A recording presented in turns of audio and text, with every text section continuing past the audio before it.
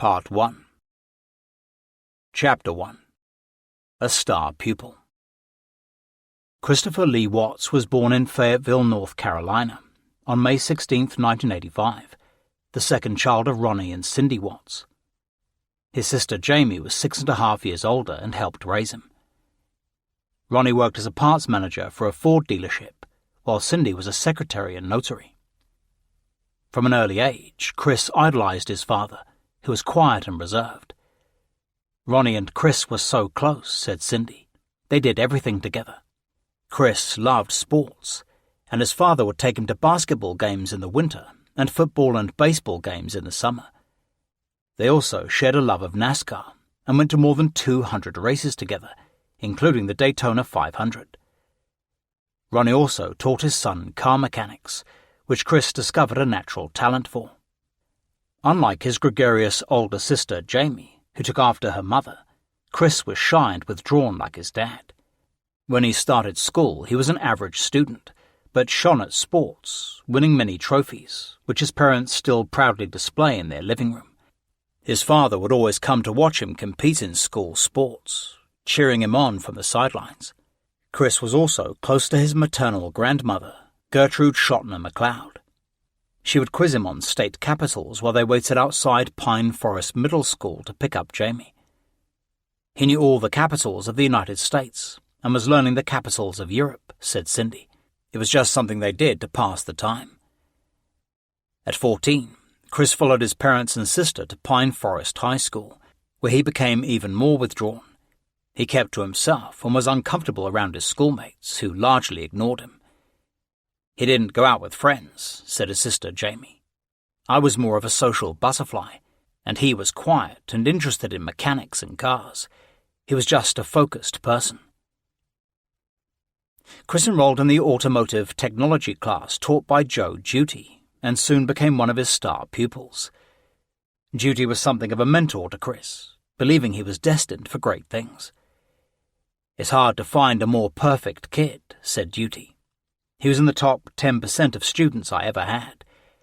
He was very quiet and introverted, but he was always completely polite and courteous. The gangly, tall teenager with braces and a bowl cut impressed his teacher with his encyclopedic knowledge of NASCAR stats and trivia. He was obsessed with the sport and would spend hours in his bedroom reading about it. He had a photographic memory, recalled Duty, and he could recite anything you wanted to know about NASCAR from memory, right off the top of his head, and I was very impressed with that. Duty was also struck by how isolated Chris was, and never saw him speak to a girl, let alone have a girlfriend. Ironically, many girls at the school had crushes on the handsome teenager, who was too awkward and shy to do anything about it. That was one thing I always wondered about, Duty recalled. Many times I would look at him and think, what's going on in his head? It was like the wheels were spinning, but he was by himself. One girl Chris did become close to in high school was Brandy Smith, who remembers him being smart and gentle. She said, most of our conversations that I recall were about music and things like that. I was a bit of an outcast and he kind of just seemed to understand me. Lance Alfonso played football with Chris and remembers him being almost too easygoing. I've never seen him get angry at anybody, he recalled. He wouldn't hurt a fly. In the 2002 Pine Forest High School yearbook, Chris appears in a group shot of Academy of Applied Technology students. He is also in a Patriots Day photo spread, taken on the first anniversary of the World Trade Center 9/11 attacks. On another yearbook page entitled Life in the Fast Lane, Chris was asked whether American cars were better than foreign ones. American sports cars, says Chris, because Fords are made in America. Joe Duty remembers Chris driving a Ford Mustang his father had bought him and helped him fix up. Unlike his older sister, Chris never rebelled as a teenager or caused any trouble, but as he grew up, Jamie often wondered if something was wrong with Chris, as he was so obsessive and controlled. I really thought he was autistic, said Jamie, like he was on the spectrum. He had to get things in order, from the way he would eat to the way he had to say his prayers at night. It was his mannerisms. It was hard to hold a conversation with him unless we were talking about cars. On March 18, 2003, Joe Duty brought 17-year-old Chris Watts and another student to Winston-Salem to compete in a North Carolina statewide automotive competition. They had spent months training for the prestigious competition. The Fayetteville Observer had featured Chris in a story headlined, "Auto Tech Students Compete for Garage Glory." When Pine Forest High School senior Chris Watts lifts the hood of a Toyota Matrix next week, read the article, he will find an assortment of problems. Their teacher, Joe Duty, can only stand on the sidelines and watch. If he gives any help, the team will be disqualified. Alongside the article was a photograph of Chris working on a car engine, and he was also interviewed. "When I was a kid, I watched car shows and went to races," he told the reporter, adding that his dream car would be a '69 Boss 429 Mustang. "It's not just a paper test," Duty said. "They get to compete. They have to perform. It tells you whether you can do the job." But, unfortunately, at the competition, the Pine Forest team placed a disappointing third out of the 4 teams competing. At the end of May 2003, Chris Watts graduated from Pine Forest High School. The yearbook has a color picture of him wearing a tuxedo and black bow tie, an enigmatic, knowing look in his eyes. A female admirer had to invite him to the prom, as he was too shy to ask. Before graduation, Joe Duty gave his star pupil a pep talk. Chris had just been awarded a $1,000 scholarship to the NASCAR Technical Institute in Mooresville, North Carolina, and his auto teacher was convinced that he would go far. "He had everything going for him," said Duty. "I told him, 'Chris, if I ever had a student who was going to be tremendously successful, it's you.' I was sure that one day I was going to read about him being a crew chief of a NASCAR team." In the summer of 2003, 18-year-old Chris Watts left home for the NASCAR Technical Institute in Mooresville, North Carolina. Lying 120 miles west of Fayetteville, the Charlotte suburb was his first taste of city life.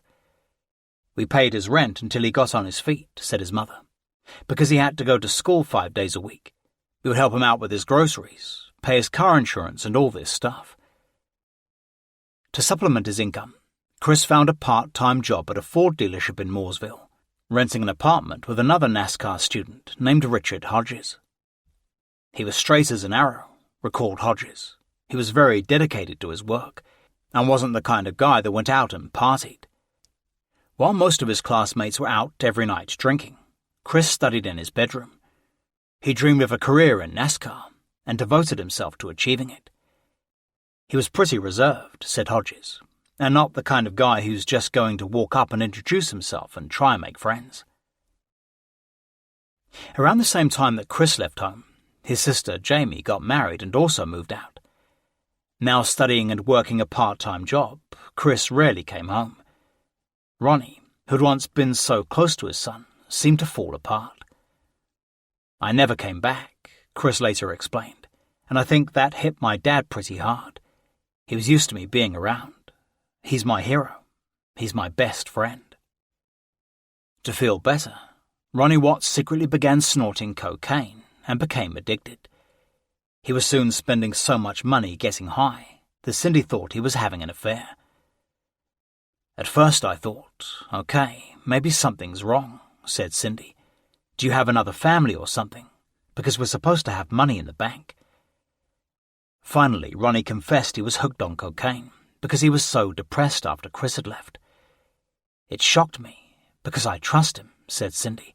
"I put Ronnie on a pedestal because I thought he does no wrong. And I realized that with Chris leaving, maybe this was an outlet and he couldn't cope. Ronnie doesn't tell you how he feels." Finally, Cindy told her children what was going on at an emotional family meeting. "You could see it in his face and eyes," said Chris. "He was losing a lot of weight. His nose was bleeding all the time." Chris staged an intervention, and Ronnie agreed to give cocaine up. "He just quit," said Cindy. "He stopped right there and then."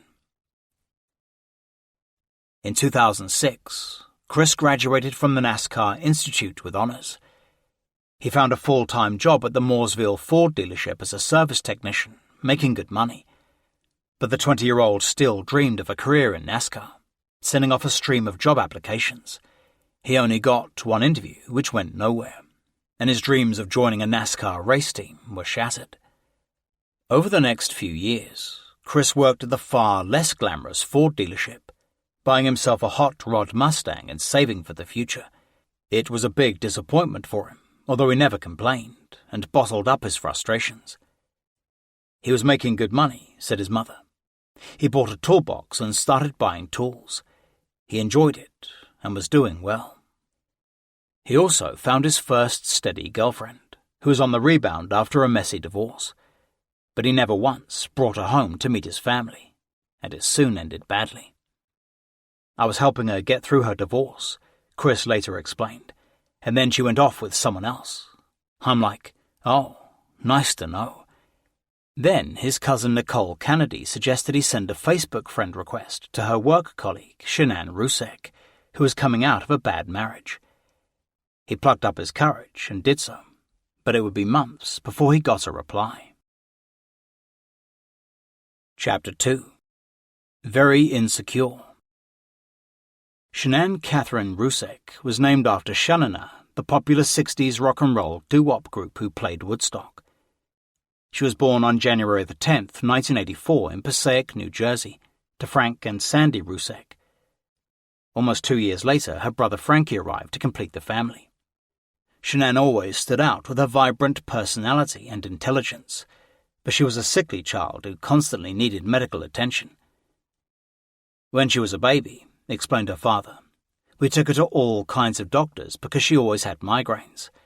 Brain surgeons, to find out why she was having these problems.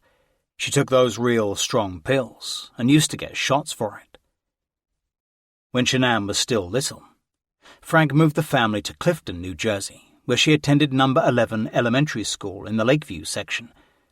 Growing up, she and her young brother formed a strong bond. We were pretty close, said Frankie. She would tell me things she wouldn't tell our parents. Shanann was insecure and often bullied at school, so Frankie became her protector, getting into numerous fights on her behalf.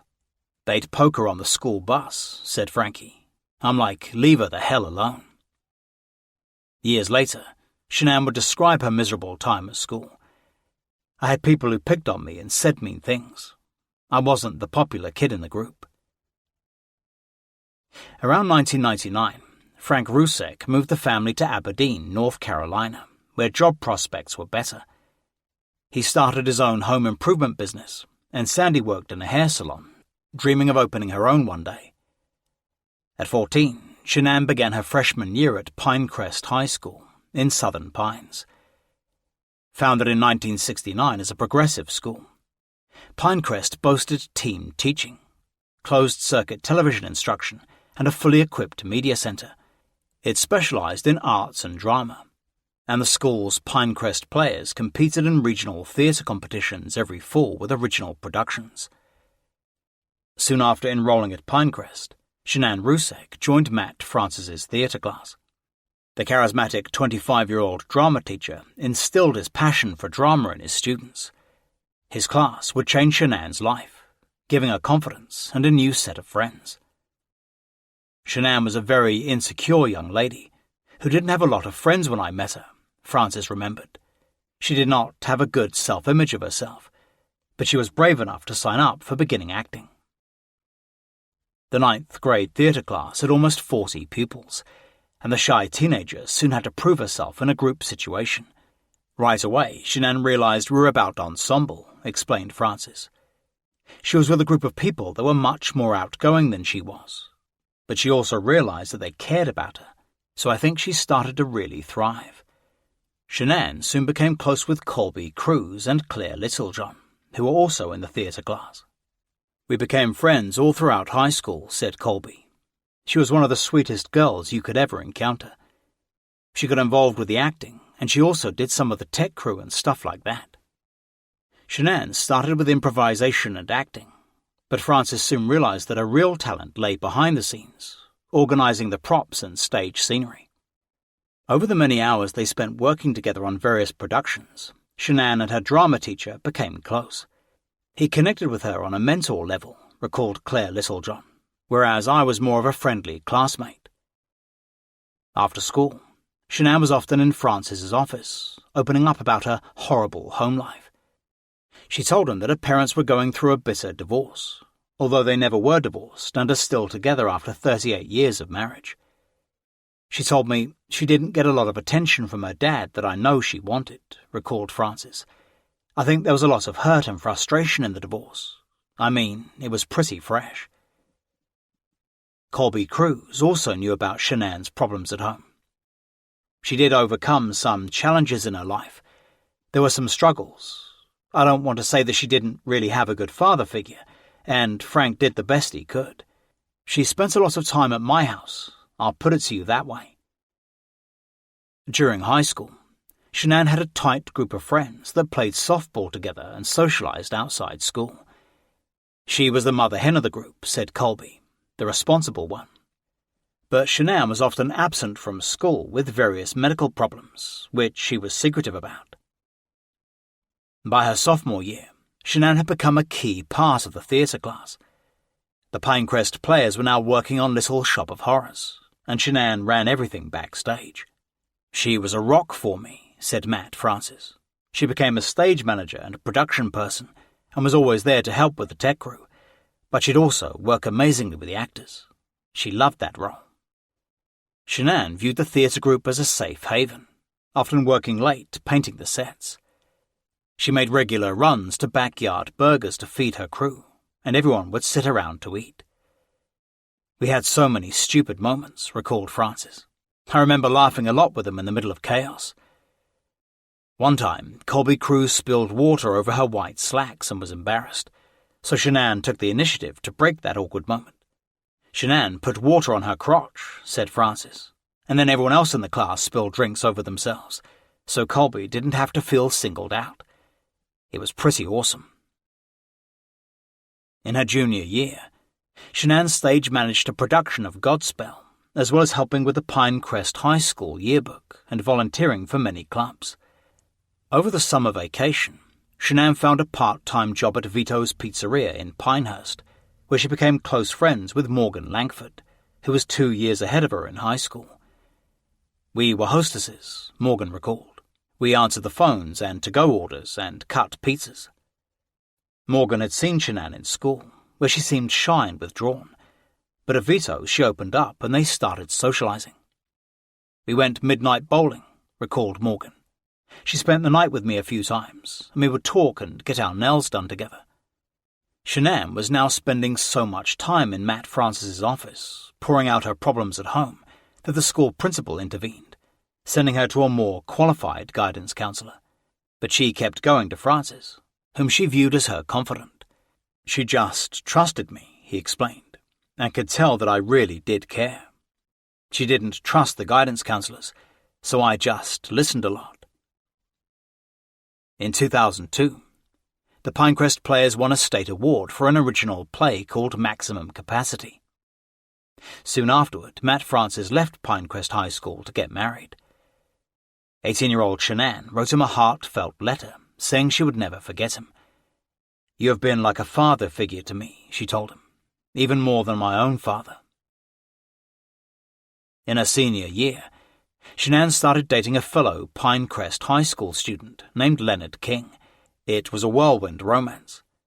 They were already engaged and planning their future when Shanann graduated. For her graduation message, she quoted Muhammad Ali. "Friendship is the hardest thing in the world to explain. It's not something you learn in school. But if you haven't learned the meaning of friendship, you really haven't learned anything." Soon after graduation, Shanann married Leonard King. Some of her friends worried that she was too young and needed to see more of life before settling down. She was adamant about starting a life and having a family, said Cruz. They got married so quickly and she was young and very ambitious. Shanann started college while her new husband joined the army as a means to go to law school.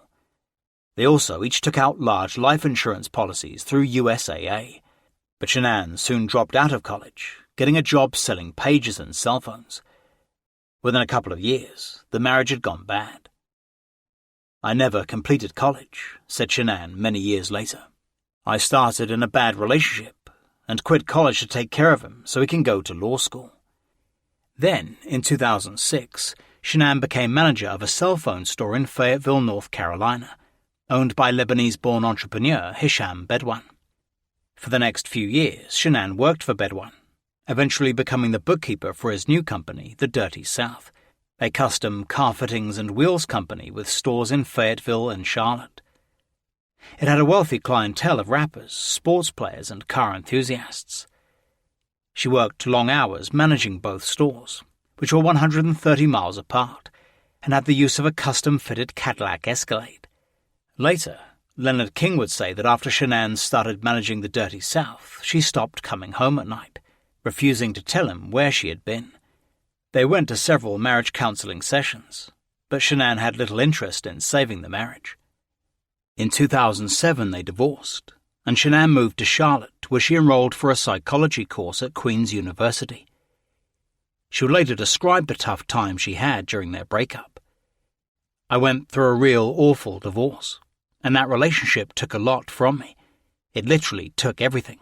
I had to start, financially, all over."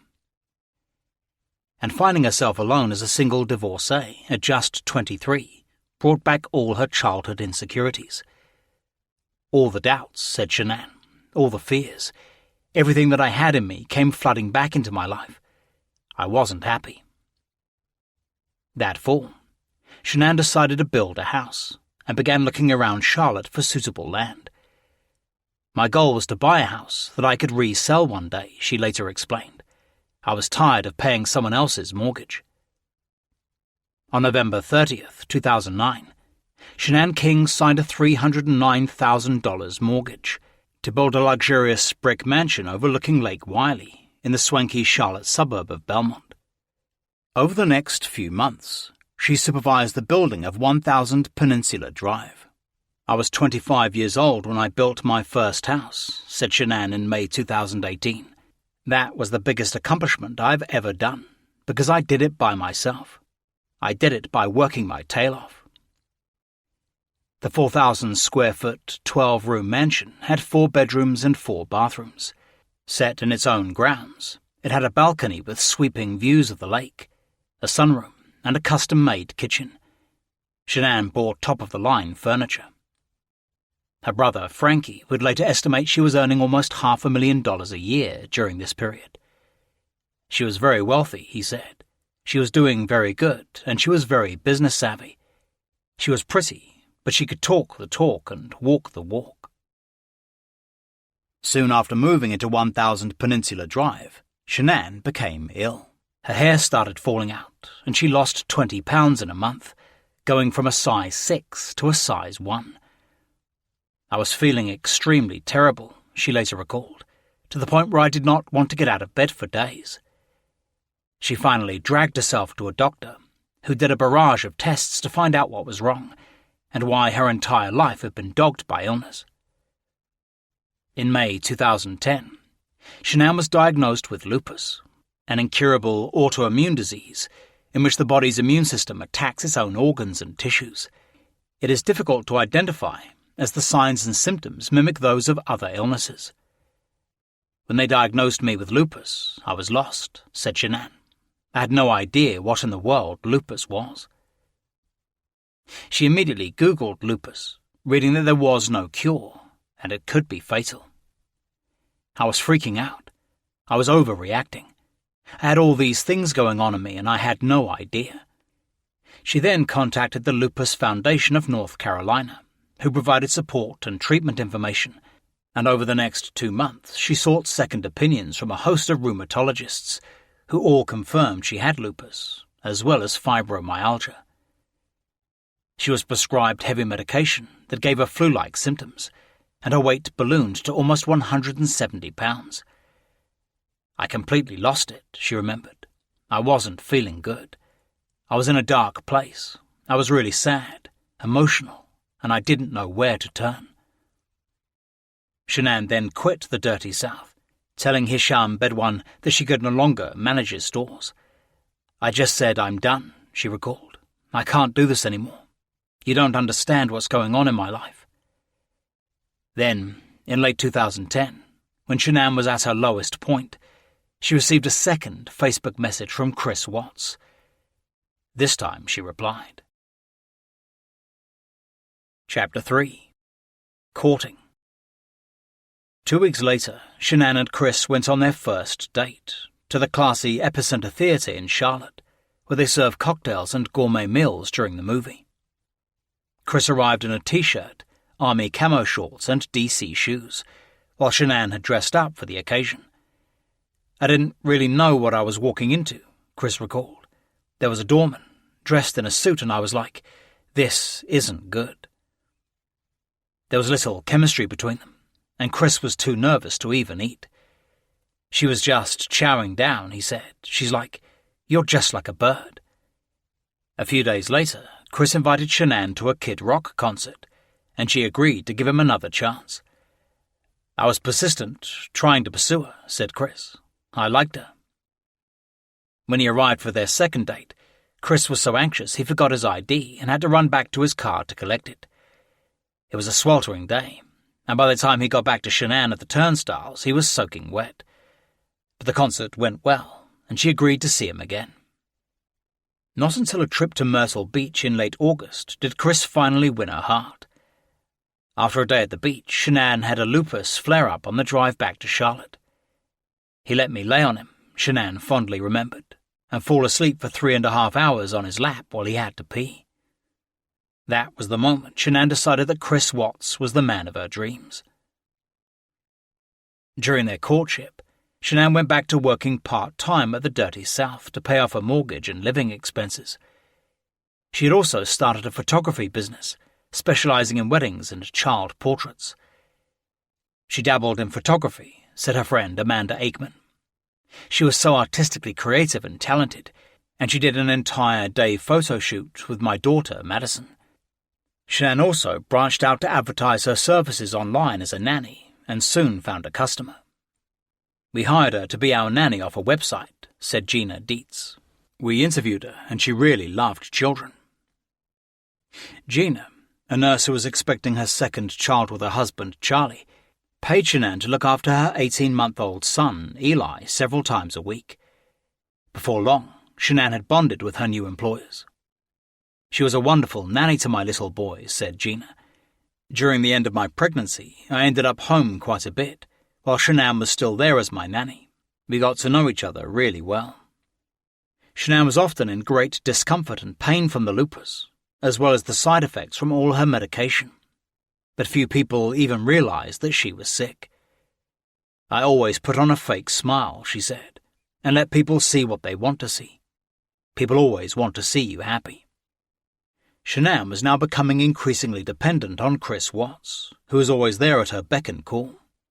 He seemed to enjoy organizing her complex regime of medications, dutifully sorting them all out in an 8-day flip-top pillbox. "I dragged him to a colonoscopy," said Shanann. "I dragged him to a rheumatology appointment, and to my spinal tap, which was awful. And I ended up falling in love with him." That fall, Chris moved into 1000 Peninsula Drive and started sharing expenses. He had saved $11,000 working at the Ford dealership, which he duly gave Shanann to look after.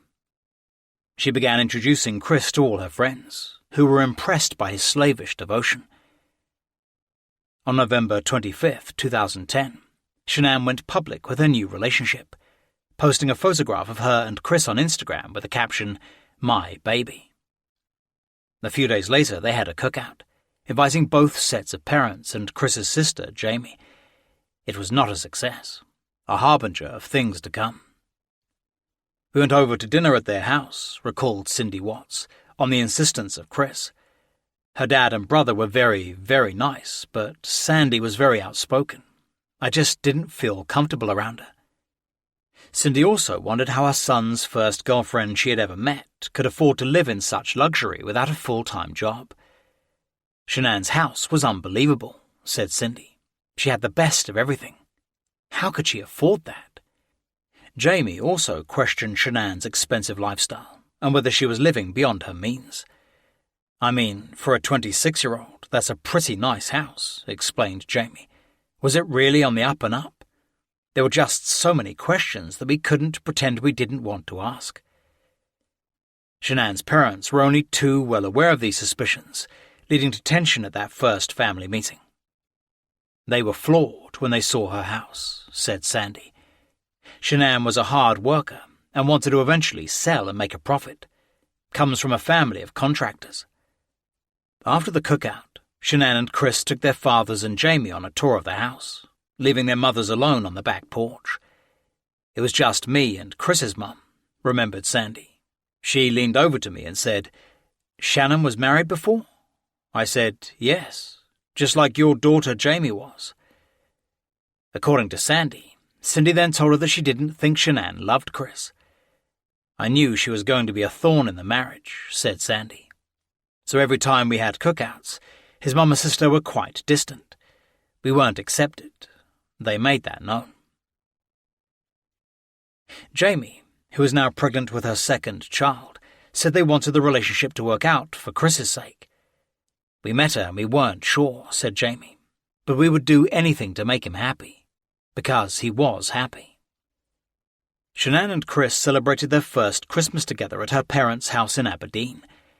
It was the first year that Chris had not spent the holidays with his family, and they missed him. He and Shanann posed for a series of romantic photographs that she later posted on Instagram, but she was in pain throughout the holidays. "My lupus was flaring," she wrote under one of the photos. "You can see it in my face." They also rang in 2011, together with Shanann's parents and brother Frankie, posting several photographs on Instagram. "Our first New Year's together," read her caption. In late February 2011, Gina and Charlie Dietz moved to Broomfield, Colorado, just a few weeks after their daughter Eva was born. Over the last few months, Shanann had grown close to the Dietzes and had become part of their family, although they still hadn't met Chris. Shanann drove them to the airport, already making plans to visit them in Colorado. "Going to miss you guys a lot," she told them on Instagram.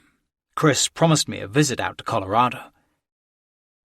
Over the next few months, Shanann was in daily contact with Gina Dietz, who kept telling her how good the fresh Colorado mountain air would be for her lupus. The trained nurse knew all about Shanann's medical condition and often advised her on treatments. "We were constantly texting and talking," said Gina, "and I brought up the idea that they should move to Colorado." Chapter 4. The Engagement. Shanann and Chris fell into an easy routine at 1000 Peninsula Drive.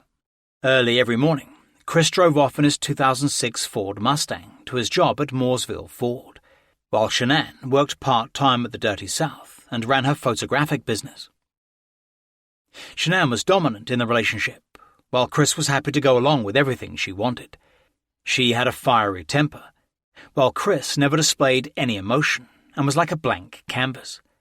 With her strong personality and his apparent lack of one, they seemed the perfect fit. At the beginning of August, they rented a house in Ocean Isle Beach, North Carolina, and Shanann's parents joined them there. Chris had now summoned up the courage to propose to Shanann on the beach and had bought an engagement ring. But first, he gallantly asked Frank Rusek for his daughter's hand in marriage. Frank immediately gave his blessing, and the Ruseks were delighted to welcome Chris into their family. "They were so in love," said Sandy. "They were a great team." That Thanksgiving, the newly engaged couple flew to Colorado to spend a week with Gina and Charlie Dietz in their new home in Broomfield. It was the first time the Dietzes had ever met Chris Watts, and they were impressed by how devoted he seemed to be to Shanann. "He was very doting," recalled Gina, "attentive, kind, but shy and introverted.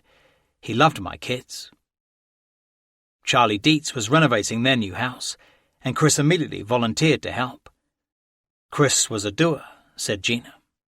"They were supposed to be on vacation, but he got on his hands and knees and helped my husband put in hardwood floors throughout the downstairs of our house." During their visit, Shanann and Chris decided to move to Colorado, as it would be good for her lupus and fibromyalgia, so they called a local realtor, who took them on a tour of available property. Chris would move to Colorado first and stay with the Dietzes, while Shanann remained in Charlotte to sell a house before joining him. When he told his mother they were moving to Colorado, she was horrified. Colorado was Shanann's idea, said Cindy Watts. Why did she want to leave and take him all the way to Colorado? Shanann and her mother were now busy organizing her engagement party. They asked Chris's sister, Jamie, to mail out the invitations and order strictly gluten-free food. It was a disaster. Later, Sandy claimed that the food Jamie ordered contained gluten, so Shanann couldn't eat anything, and most of the 80 invitations did not go out. Jamie denied it. I sent out the invitations, she said. I may have missed 1 or 2 people, but everybody was there. At the engagement party, tempers flared. Shanann and her future mother-in-law had a huge fight after Cindy accused Shanann of turning Chris against his family. I didn't want to be there, said Cindy, but we went and we were cordial and polite. Things like that happen in families. After the party, apparently at Shanann's instigation, Chris broke off all relations with his family. He stopped taking their calls and told them to leave him alone. He wouldn't even talk to us anymore, said Cindy. Shanann was very controlling, and he was in love, and there was no talking to him, and it frightened me for him. In desperation, Jamie reached out to her brother to try to repair their relationship. I was trying to open doors, she explained, so we could mend the fence to be able to go to the wedding, but I couldn't get a response. Years later, Chris Watts speculated on why he had turned his back on them. I blew up at my family, to a point where I said that I didn't need them anymore because I have Shanann. I cussed my mum out.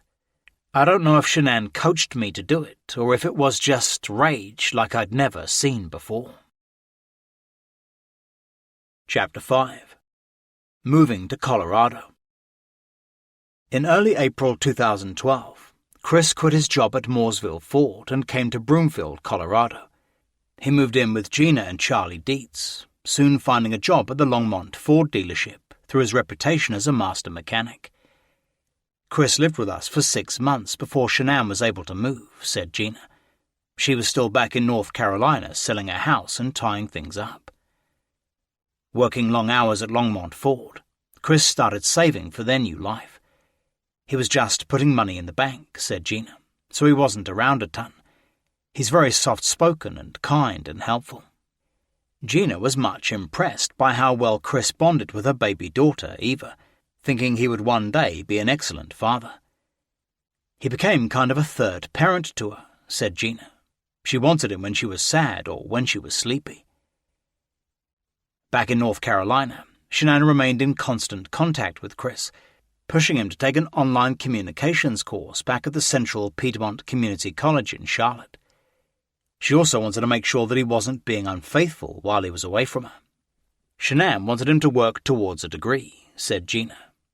She had him doing those classes while he was here as a single guy. On April 22nd, Charlie Dietz videoed Chris in the kitchen, delivering a 9-minute talk as part of his coursework, entitled Relationship, Deterioration and Repair. He needed an audience, so he asked the Dietzes to invite a few of their friends over. Wearing a short-sleeved black shirt, jeans, and looking slightly overweight from Gina's home-cooked meals, Chris read from notes on his laptop, accompanied by a PowerPoint presentation. Nervously palming his fist and rocking back and forth, Chris first tackled how a relationship deteriorates. Just a few months into his first real one, his speech would prove eerily prescient. The relationship begins to fall apart, crumble or fail, he told his audience. You have weakening bonds. You get bored with an everyday routine. Even at the job, you might meet a new person, and it could strengthen into something else and weaken the bond you have with your partner. He then moved on to interpersonal deterioration and growing apart from your spouse. You have more awkward silences at dinner. You disclose less of your feelings and show less affection towards each other. Watts told his audience that everyone in a relationship must eventually ask if he or she has the desire or moral obligation to stay in a relationship, or if it is a necessity. According to my research, sometimes the necessity can be children. Sometimes when your relationship starts to deteriorate, a child could help repair it. He then described 2 different types of deterioration, sudden or gradual. Sudden would be infidelity, if someone is not faithful to their partner. Gradual would be if you met someone at work, and as it goes on, you see that, okay, maybe this relationship has more potential than the relationship I have with my partner, and that would gradually push the old relationship out and push the new relationship in. Through his research, he told his audience it was the more attractive one that usually leaves.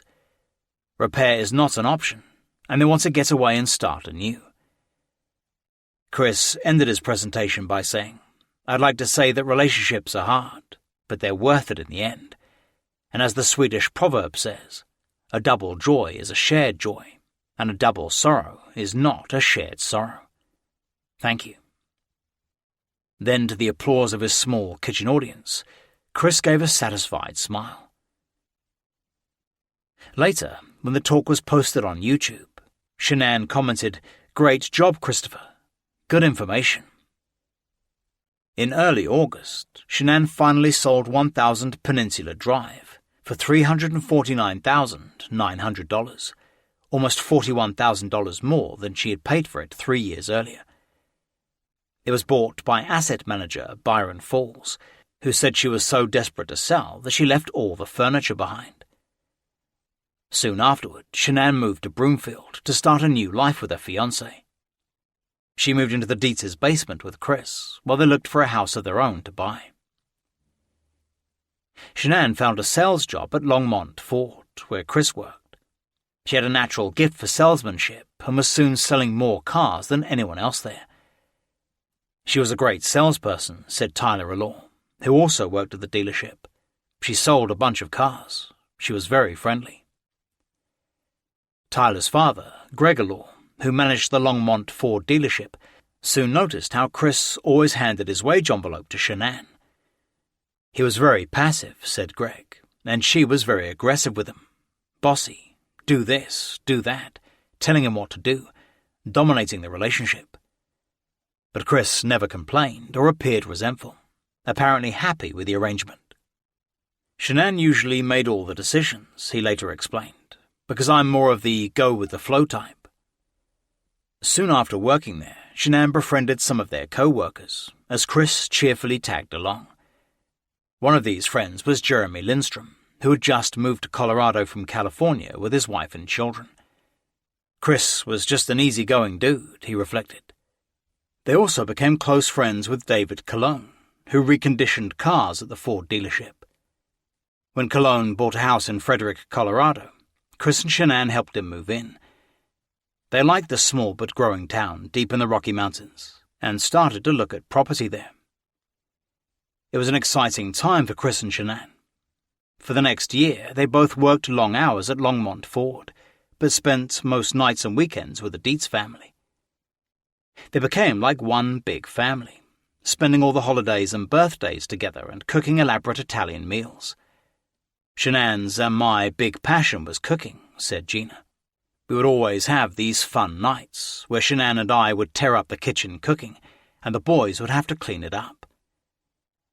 Every Monday night, Gina and Shanann watched The Bachelor, while their husbands played computer games. The Dietzes often had friends over, and it soon became painfully obvious how uncomfortable Chris was in any social situation. You almost felt sorry for him in a public setting, said Gina. Just a total introvert. Shy, almost awkward socially, but very kind and soft. Shanann would try to get him more involved with the company. She just did all the talking and introducing, explained Gina, and usually put him up to some task, which he was happy to do so that he could be doing something. He wasn't one to initiate a conversation, just very shy.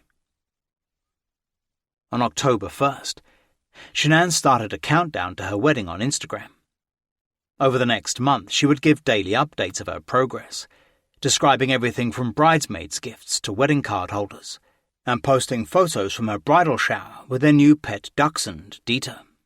Then on October 17th, Chris signed a $392,709 mortgage for 2825 Saratoga Trail in Frederick, which was still being built. It was part of a new development on the Wyndham Hill estate. Not even married yet, Shanann posted on Instagram, and at 12:30 p.m., Christopher Watts will be signing his life away to build our new home in Colorado. Smiley face. Super stoked. 2 days later, Shanann and Christopher's wedding website appeared online, and the soon-to-be bride invited everyone to check it out.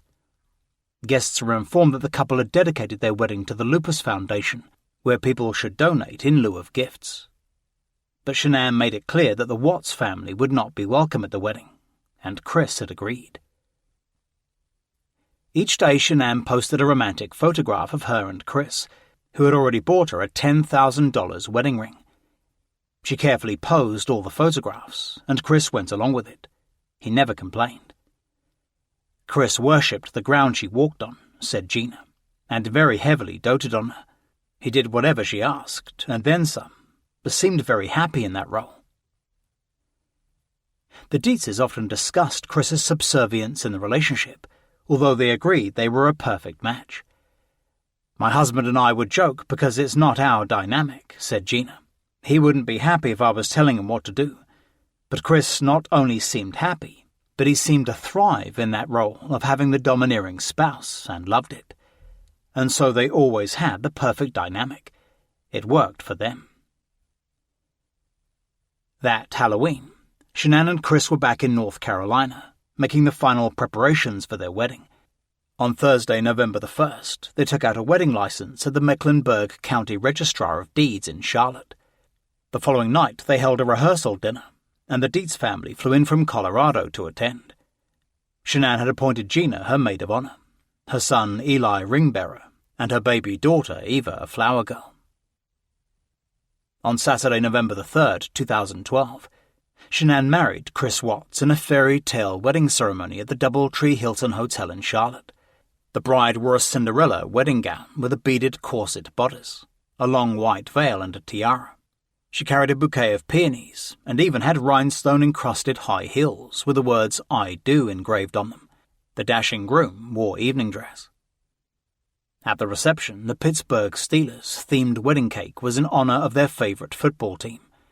Shanann had invited many family friends from New Jersey, but few were able to make it because of Hurricane Sandy, which had struck a few days earlier. The only member of Chris's family to attend the wedding was his grandmother, with whom he proudly took the dance floor instead of his mother. "I was crying," remembered Frankie Rusek, thanking God for him being in my sister's life. For once, Chris seemed to lose all his inhibitions as he performed a raunchy dance made famous by Channing Tatum in the movie Magic Mike about a male stripper. "It was unbelievable," said Frankie. "He tried to do this Magic Mike dance and he's so awkward, but he did it all for her and goofballed that. Made us all love him more." The next day, Chris and Shanann left for a short honeymoon in Myrtle Beach, South Carolina. They had planned to go to Cancun, but could not afford it. Later, Shanann posted romantic pictures of them on the beach on Instagram, thanking everyone who came to the wedding. "Chris and I had an amazing time," she wrote, "and we will never forget it. Thank you to all of our friends and families who love and support us. We had a wonderful time. Love you guys." A few days later, Chris and Shanann returned to Colorado and moved back in with the Dietzes until their new house was finished. Full of optimism and hope for the future, they started married life together. They were very happy, said Gina Dietz. They were newlyweds, and it was wonderful. That winter, Shanann tried to get pregnant. She'd been warned by doctors she might not be able to conceive because of her lupus, but she and Chris desperately wanted a baby. She downloaded an ovulation app for her iPhone to monitor her cycle and started taking fertility drugs. She didn't think she could get pregnant because of the lupus, said Chris. We had been trying for a while and nothing was happening. So, as a consolation, Shanann ordered a $7,500 supercharger for Chris's 2006 Mustang to improve its engine performance in the mile-high state. She planned to give it to him as a birthday present, and that weekend, he said later, we conceived Bella. Chapter 6 2825 Saratoga Trail. At the end of April 2013, Shanann and Chris finally moved into 2825 Saratoga Trail in Frederick, Colorado. The idyllic small town, just outside the Denver metro area, is perched up in the Rocky Mountains. Lying in the heart of Weld County, Frederick's grassy plains are littered with drilling rigs and oil wells. With an official logo of a gas lamp set against a mountain range background, the town motto is "Built on What Matters." When the Wattses arrived in 2013, the population was only around 8,000, but growing fast. The upscale Windham Hill community was a key part of the town's ambitious expansion program. It boasted a clubhouse, parks, a playground, and a swimming pool, advertising itself as a home for every dream. Their brand-new 4,177-square-foot yellow two-story house with brown trim had 5 bedrooms and hardwood flooring. Its gourmet kitchen had a double oven and granite countertops, and the huge basement had a 9-foot ceiling. The monthly mortgage was $2,800, and the deeds were registered in Chris's name. On May 16th, Chris Watts celebrated his 28th birthday, and Shanann surprised him with the Mustang supercharger which had just arrived. She had secretly stayed late at Longmont Ford the night before, placing the gift-wrapped charger by his toolbox. Shanann would do anything for Chris, said Tyler Allure. It was Chris's birthday, and he had wanted this part for his Mustang. She had got it for him and set it up on his toolbox under a wrap and everything. So when he showed up for work, it was right there. In early July, Shanann Watts, who was now 3 months pregnant, started a new job working nights at the Pediatric Call Center at Children's Hospital in Aurora. Gina Dietz got her the position in the same pediatric emergency triage unit where she worked. It paid $18 an hour, plus extra for weekends and holidays. Chris remained at Longmont Ford, but was starting to suffer from carpal tunnel syndrome from the repetitive mechanical work he did.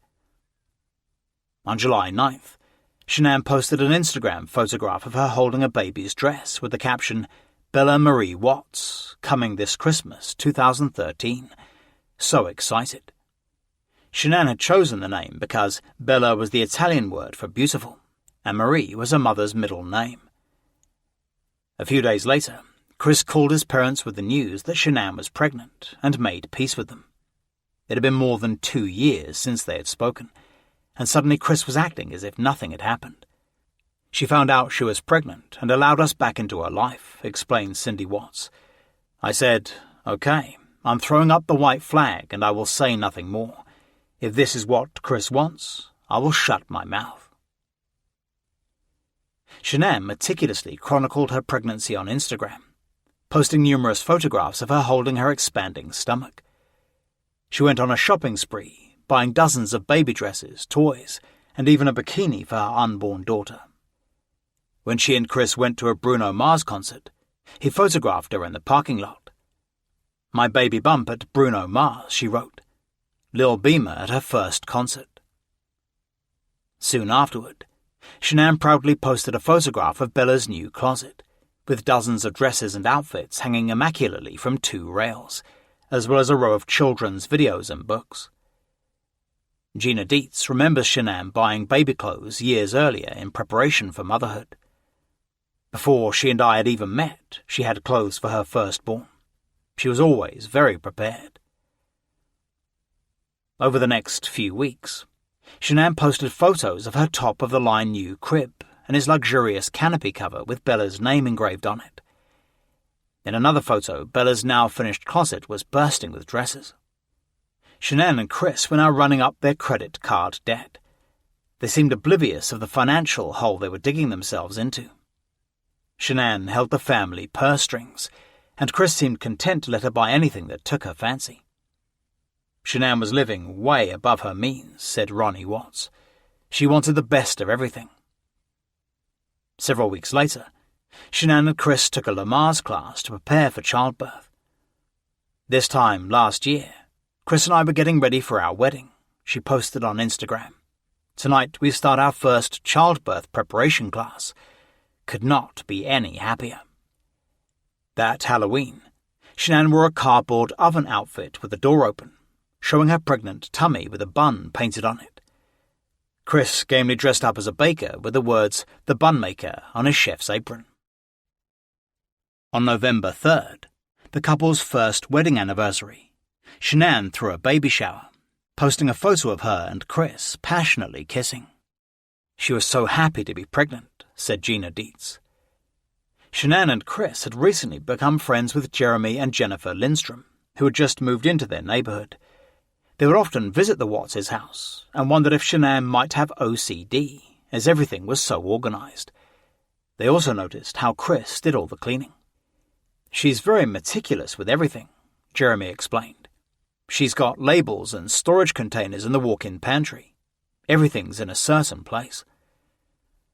On one occasion, Jeremy arrived to take Chris to the airport, but Shanann made him finish cleaning first. Everything had to be clean, said Jeremy, and he couldn't go to the airport until he was done cleaning up the basement. She's very controlling in that way, so we always thought, man, he's got to be a really good dude. She's found the right guy, with the right personality. Chapter 7. Bella Marie. On Monday, December 16th, 2013, Shanann's water broke right after she came off a night shift. Chris rushed her to the hospital, where she went into labor for 16.5 hours. Bella Marie Watts was born the following day at the Good Samaritan Hospital in Lafayette, Colorado.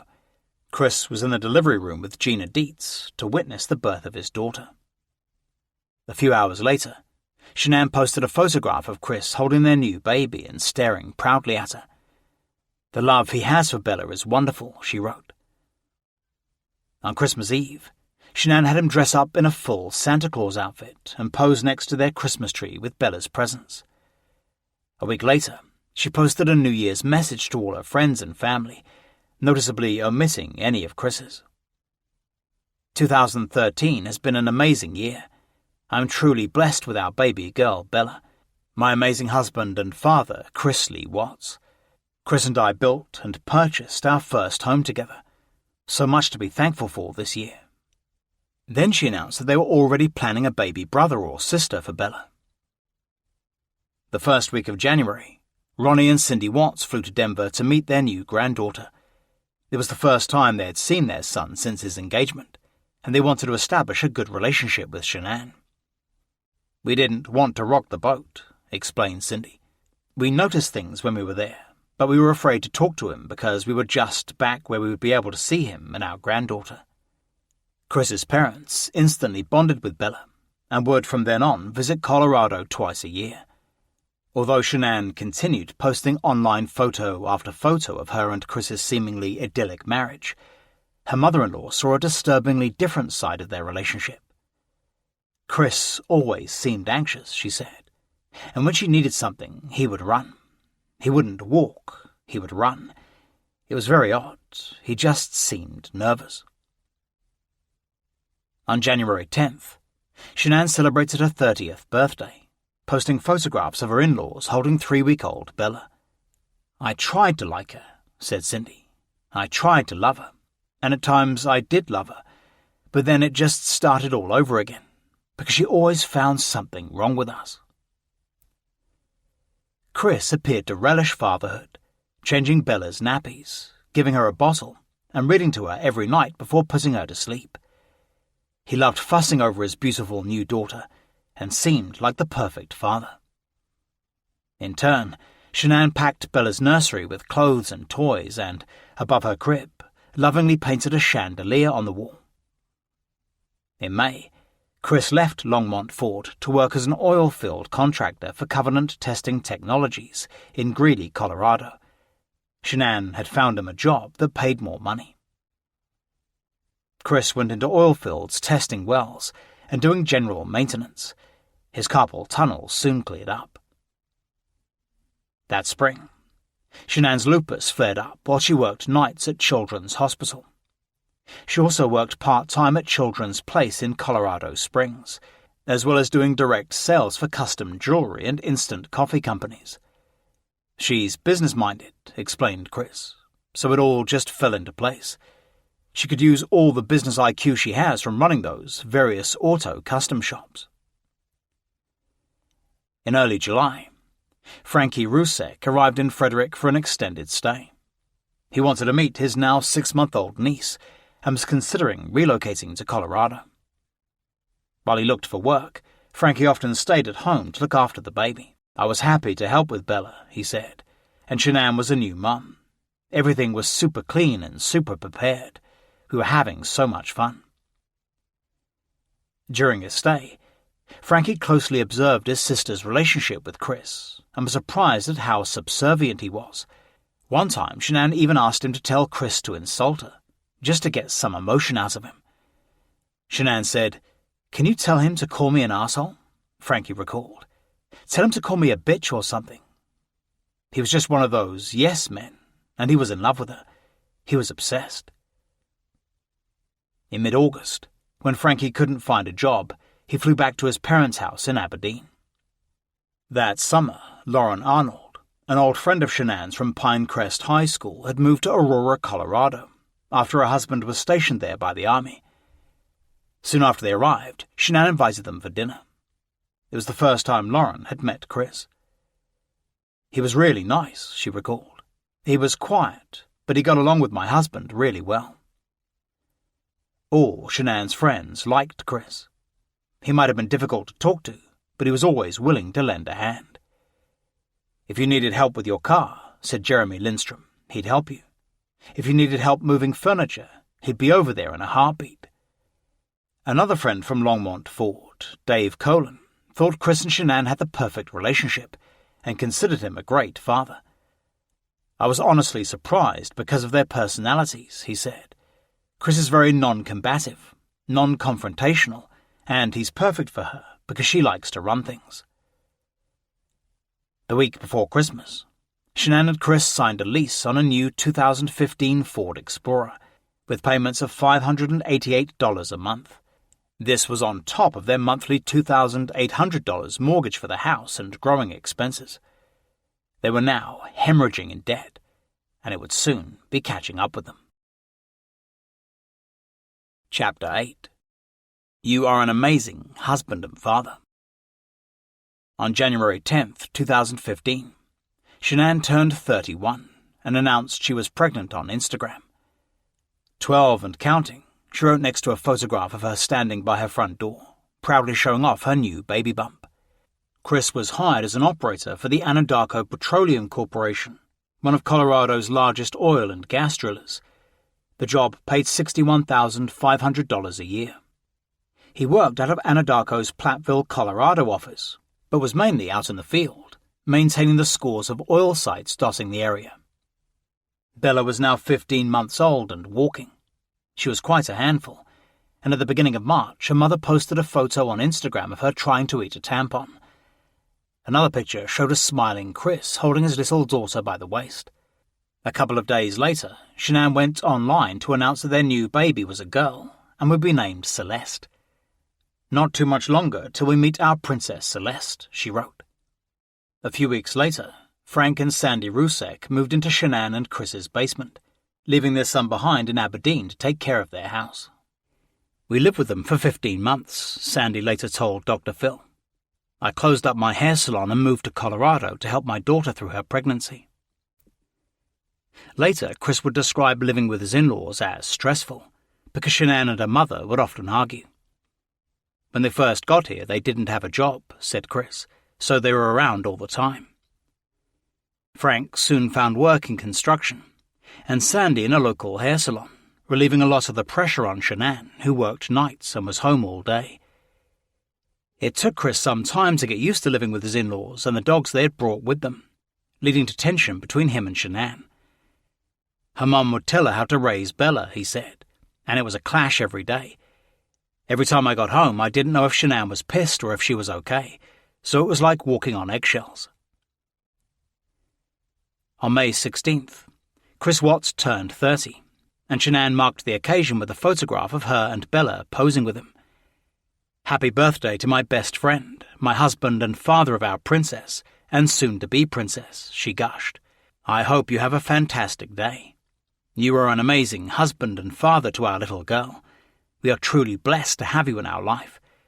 Love you, baby, and happy birthday. #Dirty30. The first week of June, Shanann and Chris filed for Chapter 7 bankruptcy. They now owed almost $450,000, including $70,000 on credit cards, medical bills, and student loans.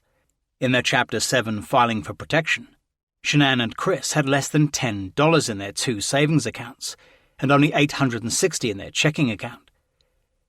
Most of their debt came from credit card purchases from a string of retail stores, including Macy's, Sears, Nordstrom, and Toys R Us. The bankruptcy filing showed their combined 2014 income was $90,000, a sharp drop from the $147,256 the previous year. Mortgage and car payments ate up most of their $4,910 joint monthly income. The Watts were expecting another child, noted their filing, and Mrs. Watts will work fewer hours. On Friday, July 17th, Shanann gave birth to Celeste Catherine Watts at a Vista Hospital in Denver, Colorado. Once again, Chris was in the delivery room to see his new baby being born. Celeste was sickly and diagnosed with eosinophilic esophagitis, EOE, an allergic swallowing disorder. For her first year of life, she had to be put on steroids to help her breathe. In August 2015, a federal judge agreed to discharge most of their debt if they each completed an online credit course. They took the course and passed, earning a financial management course certificate. 2 months later, their bankruptcy was discharged. Shanann told few friends they had filed for bankruptcy, but did discuss it with her mother. "She did speak to us about bankruptcy," said Sandy Rusek. "A lot of debt, with all the medical bills." And Shanann also told her old school friend Lauren Arnold. "She kind of presented it like, oh, it's going to help us in the long run," recalled Arnold, but she never seemed stressed out about the finances. She just mentioned that they got behind on things, and they argued about it sometimes. Later, Chris would claim that it had taken him by surprise, as Shanann handled the finances. He now felt more pressure in the marriage, especially with another baby on the way, but as usual, he bottled it all up. "Bankruptcy was something I never thought was going to happen," he said, "and a lot of it was from the wedding, because we just put it all on credit cards." He never mentioned their financial problems to his parents. "I had no idea they were bankrupt," said Ronnie Watts. "He was making decent money, but she wanted the profile, the best of everything." Chapter 9. Thrive. In mid-January 2016, Shanann signed on as a promoter for the lifestyle supplement Thrive. It would transform Shanann's life, giving her a new set of friends, a lucrative new job, and a powerful social media outlet for the attention she craved. The Thrive Premium Lifestyle Regimen consists of capsules, a drink mix, and a DFT, Derma Fusion Technology patch, worn anywhere on the body to deliver a formula directly into the body. Its parent company, Lavelle, was founded in 2013 and now claims more than $1 billion in annual direct sales. Later, Shanann would admit she was going through a rough period when she started on Thrive. "I was broke," she said, working full-time at the hospital and had a part-time job, so I was working about 60 hours a week and still a stay-at-home mum. I worked all night, took care of them during the day. So Shanann bought her first round of Thrive and persuaded her out-of-shape 245-pound husband to take it with her. "Day one," she said, "Chris started with me and definitely noticed a change right away. He took the capsules and the shake and the DFT and he was like, 'Shanann, I feel like I can run a marathon.'" Shanann then started recruiting her friends and family. Within 5 days, she'd enrolled 2 new customers and sold $800 worth of Thrive, earning her a VIP 800 award. "Huge congratulations to Shanann Watts for smashing her VIP 800, posted her team leader Amanda Aikman on Facebook. "This gal is on fire, sharing the Thrive experience. Way to go, Shanann." A week later, Shanann had achieved VIP 1600 status, recruiting another 2 customers and making more sales. She was now a convert, and started preaching the benefits of Thrive with an evangelical fervour. Later, Shanann would describe her huge aha moment when she woke up one morning at 5:30 and reached for her Thrive shake. "I did 2 loads of laundry before 7 o'clock, she enthused. "I had the kitchen rearranged. I was cleaning out cabinets. I made homemade pancakes. I wanted to enjoy my kids that day." Soon, Shanann had her parents on Thrive, posting a photograph of her and Sandy both proudly displaying their DFT arm patches. "Thriving with Mama," Shanann proclaimed. She now started posting on Facebook to a growing number of followers about her personal transformation, claiming she was no longer in pain and had stopped taking her lupus medication. "I was literally dancing around the living room," she said, "having fun with Bella, while Cece was taking a nap. I felt amazing. I had no aches. I had no discomforts. I really, really felt that feeling of bliss." By her 4th week, Shanann had progressed to 4K VIP status, earning over $1,000 in commissions as well as a free iPod. "This girl is on fire," posted Aikman. "She's a dynamo and feeling fantastic. She is running circles around her babies and living the life she deserves." Shanann began contacting all her old high school friends back in North Carolina, trying to sign them up. It was the first time many had heard from her in years. "She would call and text," said Colby Cruz. "Mostly it was about pushing for Thrive. She wanted to get me on board, but that was just not my cup of tea." Shanann was more successful with Morgan Langford. "She got me on my first month of Thrive," recalled Morgan. "She sent it to me and it helped. She was really good at promoting it." Shanann also signed up Lauren Arnold, who didn't stay the course due to the high price. "I think she had everybody on it," said Arnold. "I gave it a shot, but I didn't stick with it. I could see where it was beneficial with her because she had lupus. It seemed to help her mentally and physically." Shanann also enlisted Chris as a Thrive promoter, having him recruit his Andarko workmates. Shy and withdrawn, Chris was not a natural salesman, so Shanann wrote all his Facebook posts, and he begrudgingly went along with it. By April, Shanann had advanced to a 12K VIP, to qualify for Lavelle's VIP Auto Club, earning $800 a month toward a new car. She chose a white Lexus, and persuaded Chris to trade in his beloved Ford Mustang. His father was appalled. "He loved his Mustang," said Ronnie, and they ended up trading that in. Chris Watts had now been working for Anadarko for 16 months. He was good at his job, where he was known as the Rain Man, because of his photographic memory. His workmates didn't quite know what to make of him, as he rarely spoke, but looked up to him to solve any work-related problems they encountered. In April, Luke Eppel became his new boss, and soon considered Chris a reliably solid part of his new team. "He's a little quiet and reserved," said Eppel, "so sometimes I've got to pry conversation out of him, but he's a good employee." Each morning, Watts began his workday at Anadarko's Platteville office, where his team met to receive their assignments for the day. Chris was closest to another field coordinator, Troy McCoy, who had originally trained him. While they worked in the oil fields, Chris's sole topic of conversation was Bella and Celeste and how well they were doing. "He would just light up," said McCoy. They were the center of his world. Meanwhile, Shanann was busy establishing herself in the online Thrive community, and her natural gift of salesmanship was paying off. She started hosting phone-in events to sell the product, and her growing success gave her a new independence and self-affirmation. Naturally empathetic and caring, she believed she was on a mission to improve people's lives.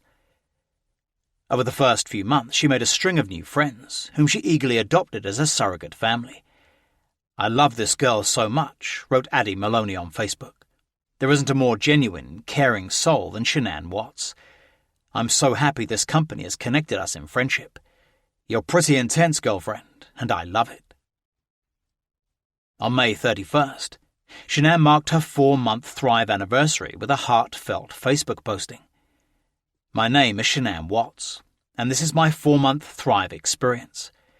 I'm a 32-year-old mother of 2 girls, 10 months and 2 years old, and married to the love of my life, Chris." She credited Chris with inspiring her to stay the course with Thrive. My only motivation to keep going was my husband, Chris, who on his first day of Thrive was a revived person. He beamed with euphoric joy, energy and mental clarity that Thrivers all speak of. I wanted to feel as good as him. Chapter 10. Daddy's Thrivin'. That summer of 2016, Shanann preached the Thrive Gospel on Facebook. She posted numerous photographs of her, Chris and their daughters extolling the product. But something about the succession of grinning pictures of Chris, drinking protein shakes or flashing his DFT patches was hollow. Later he would admit that he hated being out there in social media and only did it to help his wife's business. But as Shanann called all the shots in their marriage, he never complained and went along with her wishes. Shanann would be like, "Take a picture with your patch," he explained. So I would send her pictures and then she'd make a post about them. On July 17th, Shanann threw a party for Celeste's first birthday, and her mother invited Nicole Atkinson, who worked with her in a hair salon. Nicole immediately hit it off with Shanann, as they had children the same age.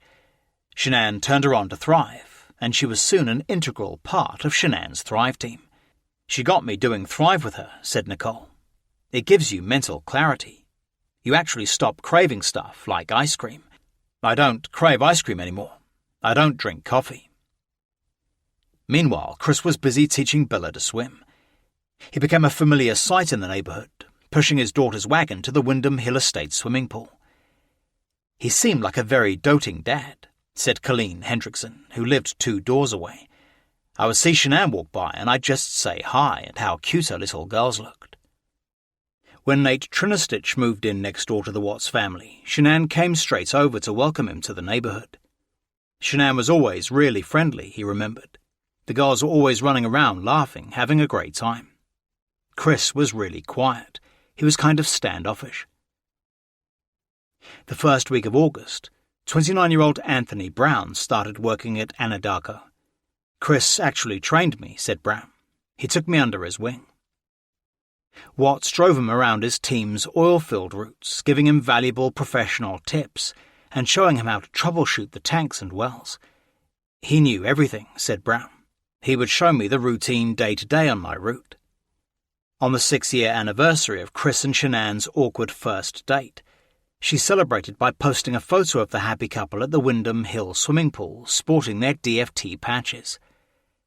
Lauren Arnold, a frequent visitor to 2825 Saratoga Trail, thought they were a devoted couple. "People that don't know her would say that maybe it's a front," said Arnold, "that she's trying to portray her perfect marriage. But that's how it was." Undoubtedly, Shanann felt she was in a blissfully happy marriage, although Chris disliked being constantly thrust into the Thrive spotlight. But he never wanted to rock the boat and assert himself, so the seeds of resentment silently grew. Over the next few weeks, Shanann posted a stream of photographs of her picture-perfect family on Facebook. Many of them showed the girls playing together in all their different outfits. "How they love each other," commented their grandfather Frank Rusek. She also photographed Chris in a muscle t-shirt, mowing his front lawn with Bella and Cece strapped to his back. "Daddy's thrivin'," Shanann wrote. "Got tired of chasing them, so he attached them." That August, Shanann and Chris enrolled Bella, now 2, at the Primrose School of Erie at Vista Ridge. Every morning at 8 a.m., Shanann would drop Bella off at the private preschool, then collect her at 5 in the afternoon. It meant Shanann could concentrate on her growing Thrive business. And during the drop-offs and pickups, she chatted to the school's director, Amanda Thayer, about the benefits of Thrive. It would take Shanann 9 months to persuade Amanda to join her team. Chapter 11. #Team Rockstars. By September, Shanann had progressed to 40K VIP brand promoter, taking her to a new level in the company. She now had scores of customers and promoters underneath her and was thinking of quitting Children's Hospital and going full-time. "One of the biggest accomplishments I've ever done," she wrote. "Next stop, 200K. On behalf of her team, Addie Maloney congratulated Shanann on working her butt off. Maloney wrote, "There is no more deserving leader. "Shan, you make us so proud. Your dedication is abundant, and it's paying off." Shanann went to great lengths to present herself and Chris as a team, adopting the hashtag Team Rockstars. She did all the work on his behalf, posting on social media and staging elaborate Thrive photo opportunities. Under her supervision, he reluctantly achieved 12K VIP status, earning his Lavelle car bonus. She instructed him never to tell anyone that she was behind his success. "She put me underneath her," he later explained. "If I wanted to talk to somebody at the mall or the pool about Thrive, I just stumble all over my words. I'm not a salesman." But on Facebook, Shanann applauded her husband's sales prowess. "So excited for my husband Chris for earning his car bonus," she wrote. "So proud of you, honey." Both Bella and Celeste were constantly ill, and Shanann was regularly taking them for medical treatment. She described one such scenario to her Facebook followers. "Up all night, long back and forth to each bedroom," she wrote, trying to help them to breathe better, soothe their cough and comfort them, hate them feeling so bad and miserable. 4 days later, Shanann took Celeste to the hospital at 4 a.m. for an eye procedure for a blocked tear duct. Then she had to go to the dentist's after busting her mouth. Soon afterward, Bella was admitted to Children's Hospital with pneumonia. Her mother posted videos of her at the hospital in a surgical mask after having chest x-rays. "Bella and Celeste were back and forth to doctors," said Sandy Rusek. "I told Shanann that they had asthma and that she needed to fire the doctors." Chris often took time off work for his daughter's doctor's appointments, telling his boss, Luke Epple, about their health issues and the problems they were causing. "Both of his kids have been pretty sick over the past couple of years," said Epple, so he would talk a little bit about the stress that puts on him and his wife. In late September 2016, Shanann began posting live Facebook videos. She boosted her presence on social media with the videos, regularly proselytizing about Thrive. Once shy and insecure, she was a natural in front of the camera, and her business increased exponentially. Once Shanann went live on Facebook, there was no stopping her. She even invented her own catchphrases such as, "I'm super excited." Her old drama teacher, Matt Francis, became a fan, impressed with how far she had come from the shy teenager he had first met. "I would encourage her," he said, and say, "I think it's awesome what you're doing." Francis, now back in touch with Shanann, followed her Facebook broadcasts avidly. She turned her self-loathing into a positive, he said. She flipped the switch and said, "I'm going to put my life out there and encourage others. Period." Shanann secretly recorded Chris in the kitchen singing the Mickey Mouse Clubhouse song, Hot Dog, with Bella and Celeste looking on. He was wearing his favorite Metal Up Your Ass Metallica t-shirt and had recently got a giant shoulder-to-shoulder Metallica tattoo on his back as a tribute to his favorite band. Unaware of being videoed, he even did a little dance at the end. Shanann titled it Best Daddy Ever, with the hashtag He's Going to Kill Me. Through their constant promotion of Thrive, Shanann and Chris had earned an all-expenses-paid getaway to New Orleans. It would be their first real vacation together, and she would finally get to meet her new Thrive friends in person. The highlight of the New Orleans trip would be a fancy masquerade ball, so Shanann took Chris shopping for a suit to wear. The night before they left, Shanann posted a picture of her nightstand, showing the books she was now reading.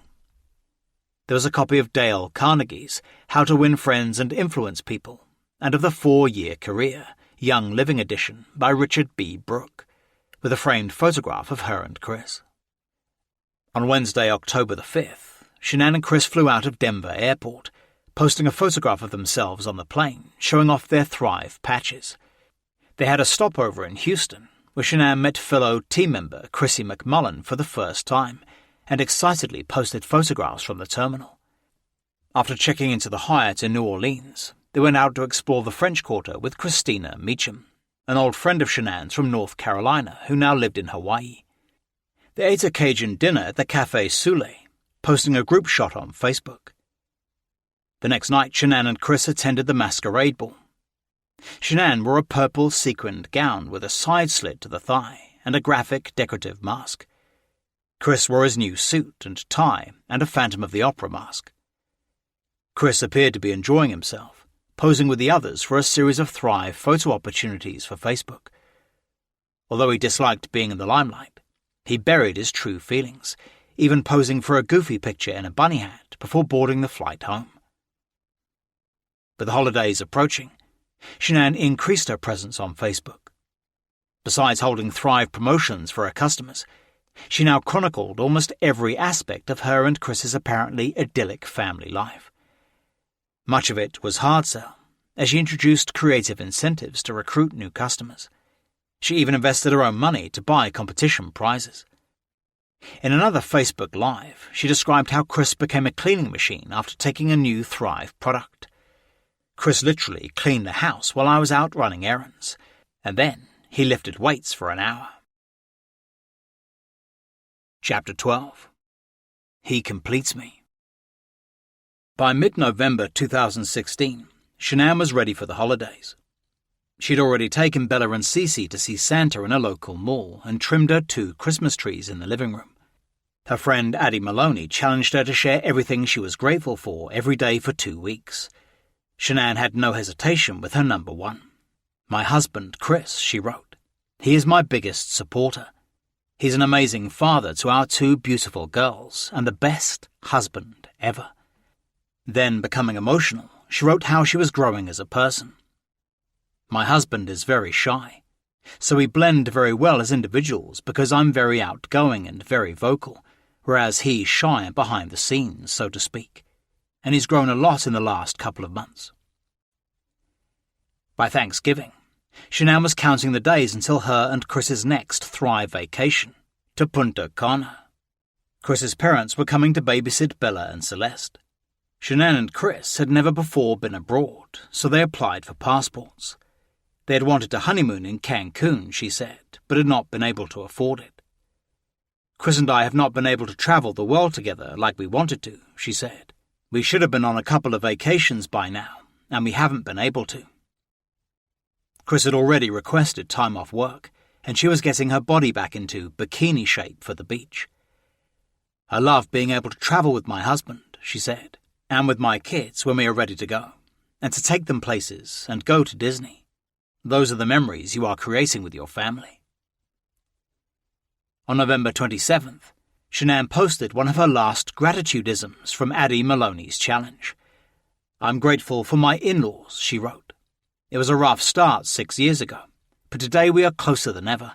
I am blessed to have supportive, motivating, and encouraging in-laws. They are amazing grandparents and amazing second parents for me." A few days later, they were buying Christmas presents in Toys R Us when Chris bought himself something special. Shanann thought it so hilarious that she went on Facebook to tell everyone. For the next few minutes, she teased her viewers about what it could possibly be, before revealing it was a fart blaster. Then, with a big smirk, she started demonstrating the toy, pulling the trigger to make fart sounds. "This is what Chris wanted?" she asked, pulling the trigger again. "Seriously, dude?" The first week of December, Celeste ate 2 small cashew nuts and had a severe allergic reaction. She was sick all over her mother and broke out in hives. Shanann rushed her to Children's Hospital, where she vomited 3 more times. "Extremely scary," posted Shanann from the hospital. "Chris came from work, which I'm grateful for. They gave her EpiPen, Zofran, and prednisone." The doctors kept Cece under observation for 9 hours, before diagnosing a severe allergy to nuts, which had caused an anaphylactic reaction. Later that night, Shanann thanked all for their support. "Officially home and showered," she wrote. "Thanks everyone for prayers and thoughts today. The scariest thing we have had to deal with." Shanann was now broadcasting longer and longer Facebook Lives from her home office. She would usually begin with her current Thrive promotion, before recounting her daily life as a wife and mother. A recurring theme was her love for Chris. "I couldn't have asked God for a better man in my life," she said in one live, "because he's so supportive. He takes care of me. He's probably the best father I could have asked for my children, and I couldn't have asked for a better man. But he completes me. I know that's a cliché, but it's the truth. He completes me. On December 17th, Bella turned 3 years old, and Shanann threw her a Princess Sophia party and invited all Bella's friends. "Happy birthday, my beautiful princess," Shanann posted. "These 3 years have taught us so much. Your love is pure and innocent. You're an amazing big sister and a wonderful daughter. Love you so much." But the very next day, Bella had to be rushed to Children's Hospital. "Bella has an ear infection," posted Shanann. "Celeste is throwing up. I'm hoping from congestion and not another virus. I have a DFT Ultra and regular DFT to keep me healthy and strong for my sick kiddos." She later announced that both girls had been diagnosed with a croup infection of the upper airways, which blocks breathing and causes a loud barking cough. On Christmas morning, Chris Watts once again dressed up in a full Santa Claus outfit to give Bella and Celeste their Christmas presents. Shanann was delighted with a present he had bought for her, a T-shirt with the words "Wife, Boss." Chapter 13. Punta Cana. On January 1st, 2017, Shanann welcomed the new year with a live broadcast from her Lexus with Chris driving. Wearing a Pittsburgh Steelers vest, she told her followers about her new vision board to help her and her family attain their goals for 2017. Endorsed by Oprah Winfrey, a vision board is a collage of images, pictures and statements of dreams and desires. The idea is to visualize goals and then attain them. "It's truly an incredible thing to do," she explained. "When you see your goals every day, you see your dreams and what you want to accomplish. I think it really sets forth a guide for the year." She planned to have 2 vision boards in her office, as well as others throughout the house. "I think the more you see what you want to accomplish," she said, "whether it's tiny or big, it really keeps in the mindset and you will work towards it. It's truly inspiring." Shanann said her first vision board a decade earlier had helped her build her first home. "And I did that at 25 years old," she said. "So I think it's very important to sit down, look at what your past year's been, what you loved and what you want to bring into 2017. Just things that empower yourself." Since joining the Thrive program, Chris Watts had toned up his body and got into shape. He was now eating healthy food, had joined a gym, and went running every morning before work. He would drink water like crazy, said his workmate Anthony Brown, 2 or 3 gallons a day. Chris would occasionally join his workmates for after-work drinks at the Georgia Boys Barbecue in Frederick.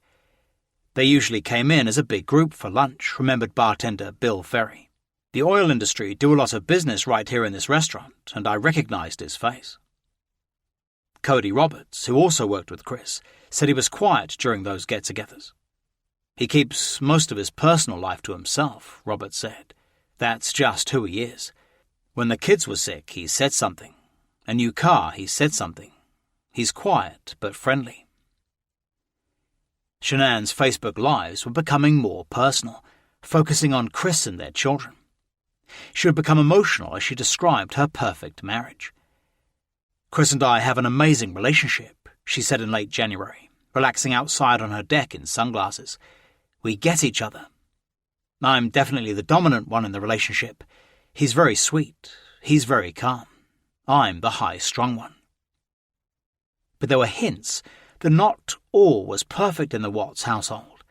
Their neighbour, Nathaniel Trinistich, and his wife sometimes heard Chris and Shanann screaming at each other late at night during raging arguments. But whenever he saw them together, they seemed loving and affectionate. At the end of January, Ronnie and Cindy Watts arrived in Frederick for 2 weeks to take care of their granddaughters, while Chris and Shanann were in Punta Cana. Shanann posted videos of Cindy, now affectionately known as Mimi, arriving at Denver Airport to be welcomed by Bella and Celeste. Shanann took her mother-in-law for a manicure and pedicure, posting a photograph of it on Facebook. Then she signed Ronnie up as a Thrive promoter. "She tried to pump everybody full of Thrive," said Cindy. "She got my husband on it, and I took it, and it made me so jittery. We did it for Chris." A couple of days later, Shanann posted a photograph of her father-in-law proudly displaying his new DFT patch on his upper arm. A huge shout-out goes out to Ronnie Watts for hitting 4K VIP and 4K rank, Shanann wrote.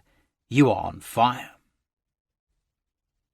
On Tuesday, January 31st, Chris and Shanann flew to Punta Cana, with a stopover in Charlotte, North Carolina. While waiting for their connecting flight, Shanann posted a playful photograph of Chris with his teeth bared, pretending to bite her face filter app bunny ears. They landed in the Dominican Republic at 1:30 a.m., welcomed by 3 merengue players. Chris did a little dance for the camera before he and Shanann took the bus to the Hard Rock Hotel and Casino. The next morning, Shanann gave her Facebook followers a tour of their hotel room, pointing out the jacuzzi and a fully stocked bar. This place is absolutely gorgeous, she gushed, like paradise. Back in Colorado, their 2 sets of parents were not getting on. Cindy and Ronnie stayed upstairs with Bella and Celeste, while Frank and Sandy remained in the basement. Shanann's mother later complained that they had not been allowed to see their granddaughters. Cindy brought them upstairs and stayed upstairs, Sandy said. She wouldn't let us hold them or anything. I found that very odd. Finally, according to Sandy, she asked Chris's mother for an explanation, and a screaming argument in front of the girls ensued. I texted Shanann over and over again, said Sandy, and she said, Relax, Mum. I'll take care of it when we get home. I never spoke to Chris's mum again. I had enough. A few weeks later, Frank and Sandy Rusek moved back to Aberdeen, North Carolina, taking their dogs with them. Frankie had been living in their house since they had moved to Colorado and was not doing well. Shanann told a friend back in North Carolina that a younger brother was having some issues and couldn't pay the bills. It was real quick, the friend said. Shanann told me they didn't want to lose their house, but I know it did bother her. I think it hurt her feelings. Chapter 14. Fat Burning Machine. In February, Shanann invited Primrose school director Amanda Thayer and her husband Nick to their house. They brought along their daughter Amelie, who immediately bonded with Bella and Celeste. Chris and Nick also got along well and started running together every morning. From then on, the 2 families became close, meeting up at weekends. Shanann soon turned them on to Thrive, and Amanda became a promoter. She thought Shanann was absolutely smitten with Chris. She just talked about how much she loved him, said Amanda, and how he was her rock. Nick was also impressed by what loving family the Wattses appeared to be. It was always fun and laughing, he recalled. They just seemed like a happy couple. The 2 couples would often go out to eat together or hang out at the Watts' house playing board games. Had a great time with our friends last night playing Uno, Shanann posted after one evening. The men cheated. That Easter, Shanann booked a session with a professional photography studio in Denver for a series of family photographs. The Wattses posed with a life-size Easter bunny, and Shanann uploaded all the photos to social media over the Easter holiday. She also started posting inspirational daily love notes, purportedly from Chris, scribbled in black marker on Thrive Lifestyle mix sachets. One read, Strive for greatness. I'm so lucky to have you. $80,000 to $200,000. Another said, Determined. Strive for greatness. 80K, 200K, no limits. I love my note my husband writes every day, she told her followers. But some wondered if she was writing the notes herself.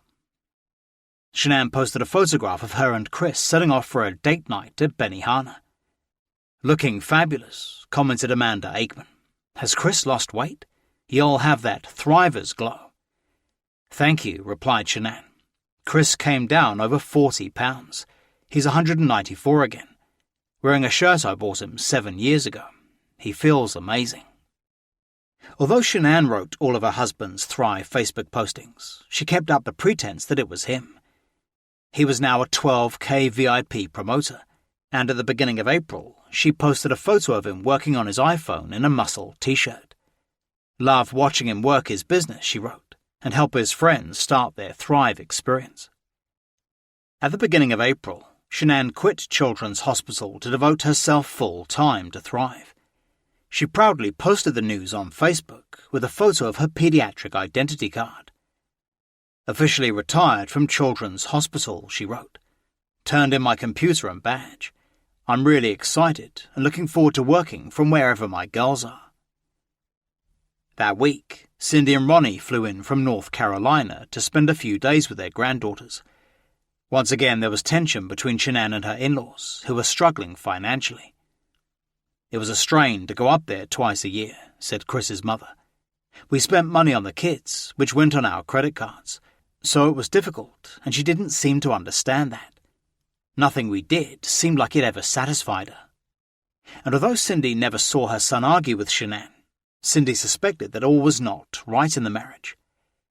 "I've never seen her scream at Chris," she said, "but I'm sure there was something in private, because she always had that angry look on her face, like she was disgusted with him, and he tried to please and please and please."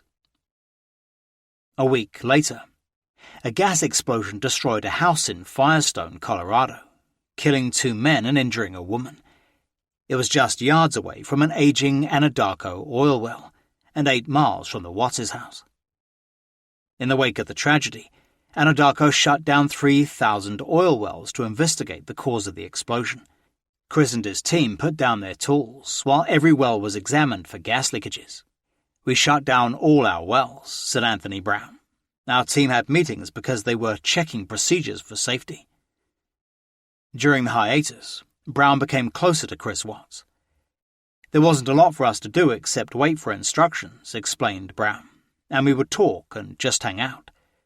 Chris was big into sports, and we talked about DraftKings and did you see this on the Rockies game?"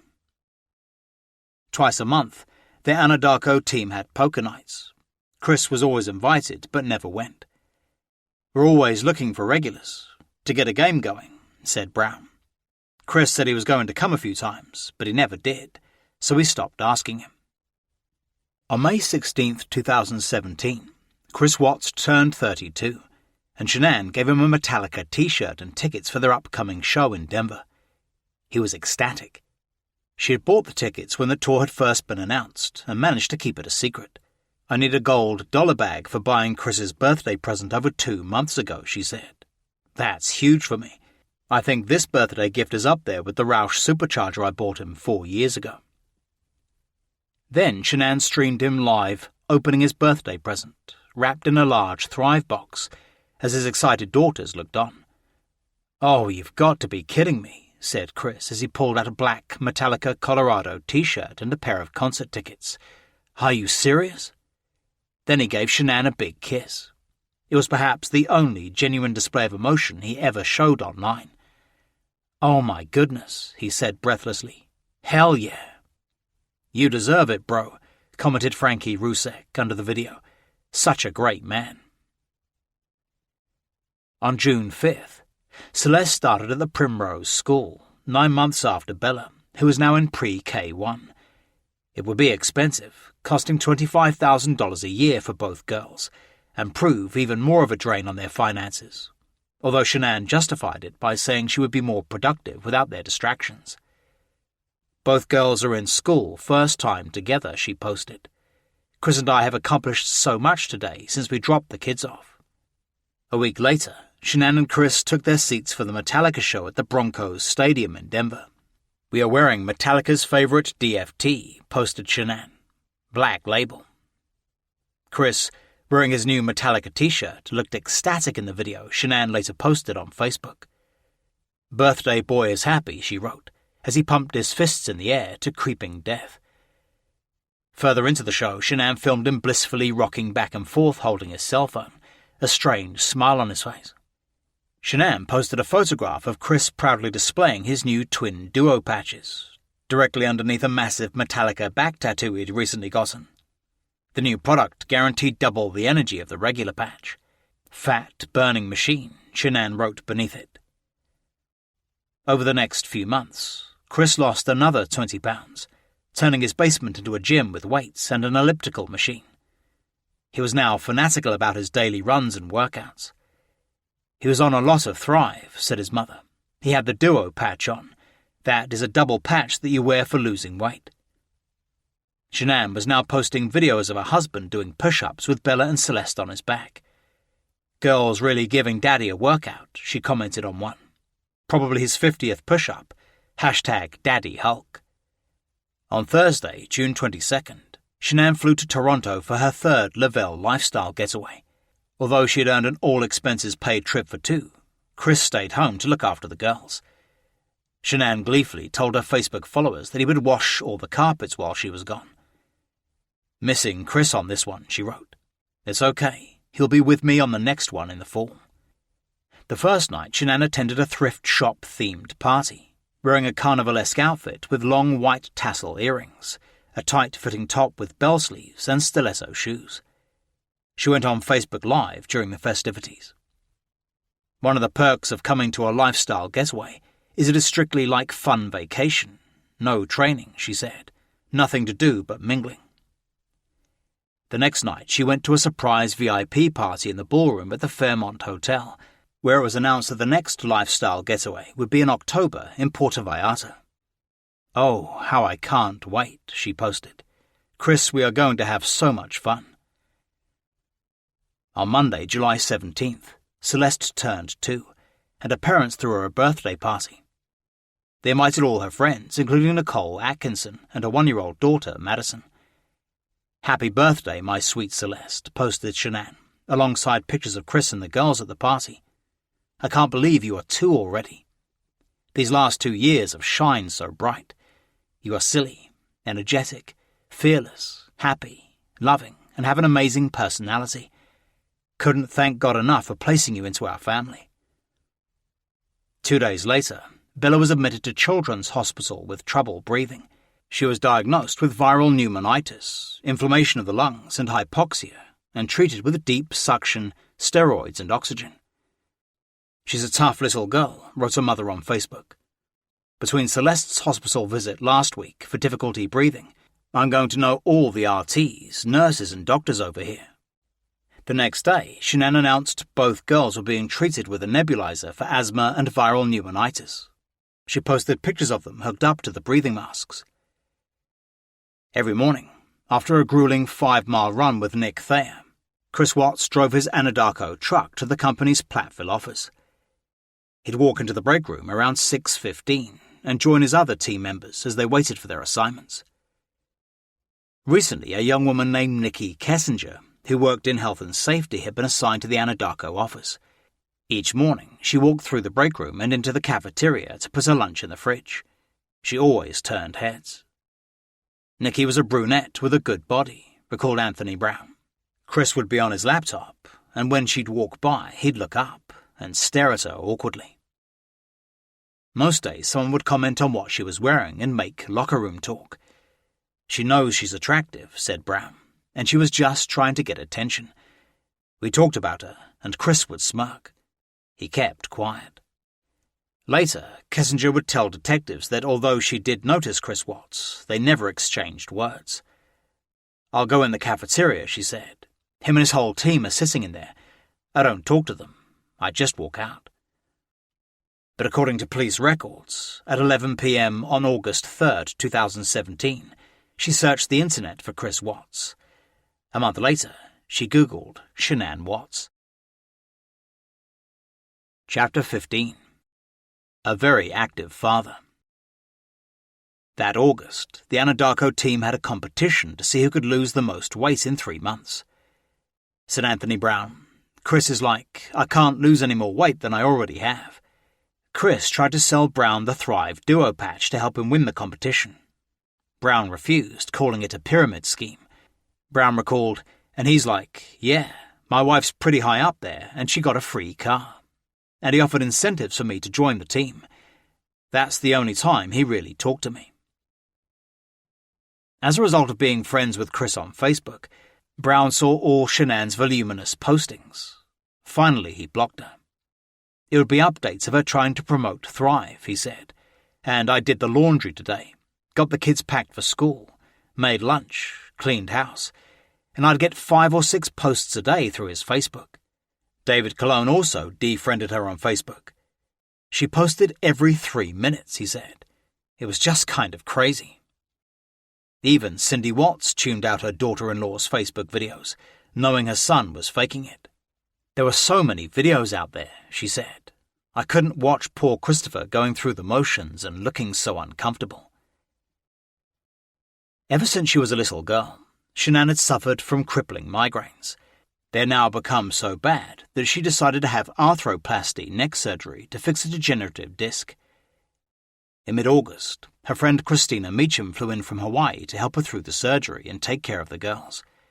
Christina brought along her daughter, Coral, who was the same age as Bella. "She's like my sister," said Christina. "I would be her right-hand person until she was healthy enough. Although Christina had met Chris casually at several lifestyle getaways, it was the first time she'd spent a prolonged period with him and Shanann. She thought they were perfect together. "They had a great marriage," said Christina. "It was amazing to see how they were as parents and as a couple." Over the next 2 months she lived with them, Christina was impressed by Chris's devotion to his 2 small daughters. He would come home from work and help them get showered and ready for bed, she said.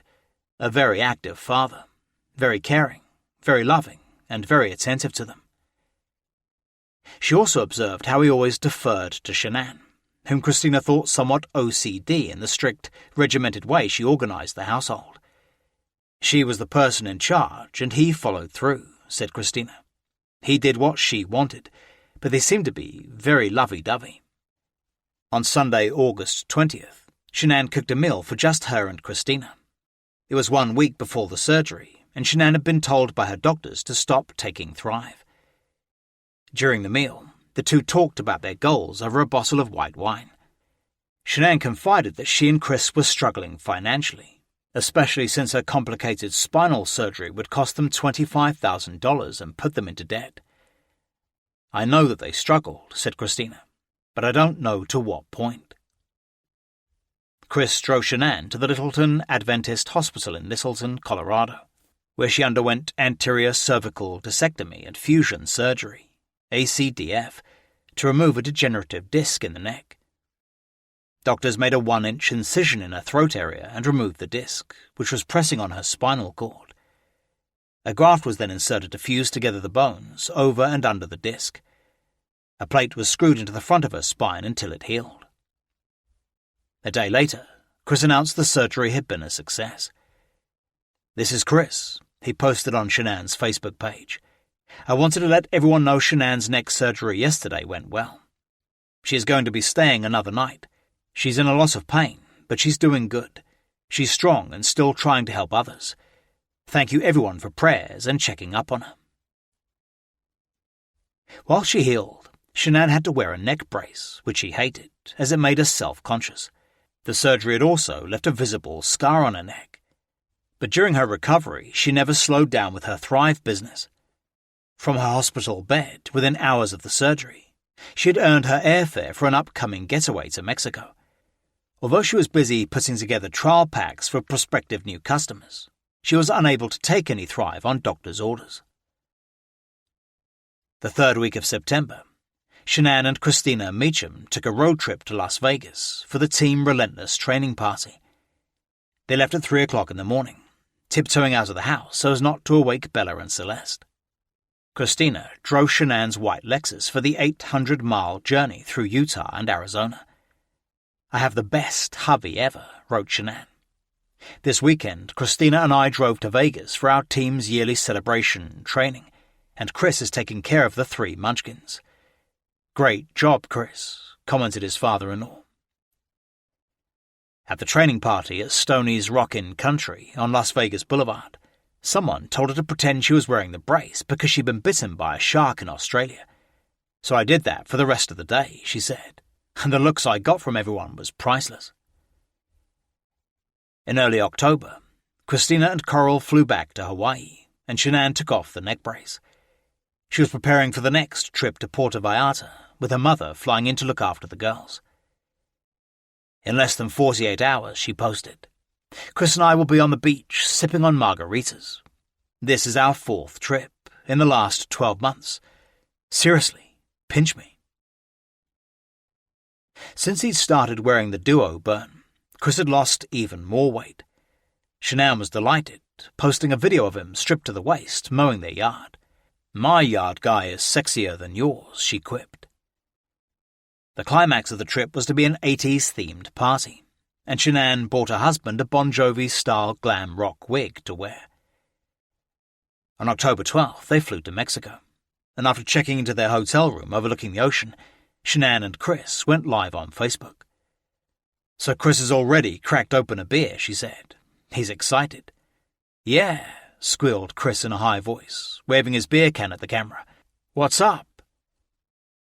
During the 4-day getaway, Shanann posted dozens of romantic photographs in an album titled Love Traveling the World with Chris. Usually shy and reserved, he stuck out his tongue for one photo at the 80s party, wearing his glam rock wig. "Chris and I are having an incredible time," she wrote, accompanying a Facebook live video of them French kissing in the pool. "Life is so short not to be happy and feel this blessed." Chapter 16. I'll see you next year. On Christmas Eve 2017, Chris Watts once again puts on his Santa Claus outfit with a huge white beard and a large red sack of presents. The beard completely obscured his face. Shanann was going live for Santa's annual visit, but things weren't going according to plan. For a brief moment, a glimpse of what was really going on in the Watts household leaked out to the world. Celeste was crying hysterically, and Bella, wearing her green elf outfit, looked distracted as Shanann turned on the Christmas tree lights and went live. This was Chris's cue to enter through the front door. "Santa's here," announced Shanann, "but the kids are freaking out." "Hey, Santa, where's your phone?" "On top of your car in the garage," replied Chris unenthusiastically, as Shanann flashed him a disapproving look. "I needed it for the picture," she said, as she went into the garage to retrieve it. Then, with her iPhone camera still running, she reversed the lens onto herself. "My husband's a genius," she snapped. "Doesn't listen." After retrieving his phone, she returned to the front room and placed her iPhone on the floor, so Santa and the tree were in focus. Then she went off to find Bella, who did not want to meet Santa. "Come on, Bella," coaxed her mother. "Santa has presents." When Bella came into the living room, Shanann tried to coax her into going over to Santa for her presents, but the little girl just stared at him in bewilderment. "Merry Christmas, Bella," said Santa. "Have you been expecting me tonight?" Then Shanann's parents came online from North Carolina and tried to get Bella to at least acknowledge Santa. Celeste could be heard crying off camera. As Bella started opening her presents, Shanann left to find Celeste for family photos. A few moments later, Shanann returned and placed her on Santa's lap next to Bella. "Hello, Miss Celeste, how are you?" asked Santa, waving his arms. Finally, after taking half a dozen photographs of Santa and the girls, Shanann had had enough. "All right, let's say goodbye to Santa," she said, gathering Celeste into her arms. "Goodbye, girls," said Santa. "Ho, ho, ho, enjoy your gifts." As Santa walked toward the front door, he turned back to address his daughters. "I'll see you next year. I'll make sure I wave goodbye on the reindeer." Chapter 17. Such a beautiful couple. On New Year's Day, Shanann Watts vowed to double her team's 2017 sales. She had sold $720,699 of Thrive in 2017, more than twice as much as the year before. "I'm focused on doubling with my team in 2018, she announced in a live, because I want to show my two little girls how to achieve their dreams and inspire them. On January 6th, she held her annual vision board party at the house. She posted a photo of Bella holding up her 2018 vision board complete with pictures. The 4-year-old wanted a pony watch, gymnastic lessons, and a trip to Disney and North Carolina to visit her 2 sets of grandparents. 4 days later, Shanann celebrated her 34th birthday on a Facebook Live with Chris and the girls. As they all sang Happy Birthday, Frank and Sandy Rusek joined them from Aberdeen. A couple of days later, Shanann posted a photograph of her and Chris sharing her birthday dinner. "Such a beautiful couple," commented Amanda Thayer. inside and out. 3 weeks later, Shanann and Chris flew to Las Vegas for their 5th lifestyle getaway. They met Sandy Rusek at Denver Airport, who had flown in to babysit. "Nona came to take care of the girls," Shanann posted, "while Pop-Pop holds down the house in NC. We are blessed." After landing in Vegas and checking into the Wynn Hotel, Shanann and Chris were reunited with Christina Meacham. They were also joined by their Thrive friends Samantha Pasley, Addie Maloney, and Cassie Rosenberg, and her husband Josh. The following morning, Chris and Shanann test drove a Tesla Model S as part of the Lavelle event. Shanann went first, with Chris streaming it live on Facebook. Then Chris got behind the wheel for his test drive. "Ever driven a Tesla?" asked the salesman. "Never driven one," replied Chris. "I've worked on cars for a long time, but never any of these." As the representative described how the all-electric car went from 0 to 60 miles per hour in just 3 seconds, Chris steered it out of the Las Vegas Convention Center and into traffic. Then the salesman asked if he wanted some music. "He likes Britney Spears," joked Shanann. "No," said Chris. "We'll get a little Metallica, if you have anything on there." "Anything specific?" the salesman asked. "Can we do Justice for All?" asked Chris. As the heavy metal beats of Metallica pounded through the speakers, Chris revved up the car onto the freeway. "That felt pretty good," he said. "That felt pretty smooth. It'll sneak up on you, rolling down the strip." Metallica's The Unforgiven came on next, and Chris started tapping the steering wheel in time with the music. After test driving the Tesla Model S, which starts at $78,000, Chris and Shanann agreed they prefer the top-of-the-line Model X, almost $10,000 more. A few days later, back in Colorado, Chris good-naturedly subjected himself to the pie-face sky-high game. He went down on his knees and put his head through a hole at the top of the 3-foot-high machine. Directly below was a container of whipped cream, which Bella would launch by hitting the base plate with a plastic hammer. As Bella prepared to cover her father's face in whipped cream, Shanann went live on Facebook as her mother cheered her on. "Hit it down there," shouted Sandy. "Hit it hard, Bella," said Shanann. Then she hit the base plate with all her strength, sending the whipped cream straight into her father's face, to Bella's delight. "Nice, nice, nice," said a smiling Chris. "Do it again." She did, scoring another direct hit. "Nice," said her father, as he proudly high-fived her. In the wake of Las Vegas, Shanann decided to trade in the Lexus for something better, out of her and Chris's combined $1,600 car allowance from Lavelle. Shanann said she loved driving a Tesla, but what she really wanted was an Audi. "I think I'm an Audi girl," she told her Facebook followers, "because they're awesome." On social media, Shanann and Chris appeared to be living the good life, but in truth they were drowning in debt.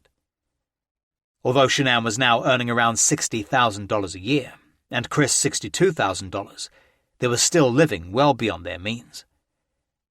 They paid around $25,000 a year for the Primrose School, as well as mounting medical bills from Shanann's neck surgery and the girls' overnight hospital stays. They now lived paycheck to paycheck, owing thousands in credit card debt. In March, they received a warning letter from Chase Bank for being 3 months behind with mortgage payments. In desperation, Shanann took out a $10,000 loan against Chris's 401k to try to catch up. They also owed the Wyndham Hill Master Association a year of monthly dues and faced a civil court action. She was stressed out about it, Chris would later explain. "That's why we took the 401k loan out. That was the max we could do, and just put it all towards the house and getting caught up." But there was no hint of any problem in Shanann's aspirational social media postings.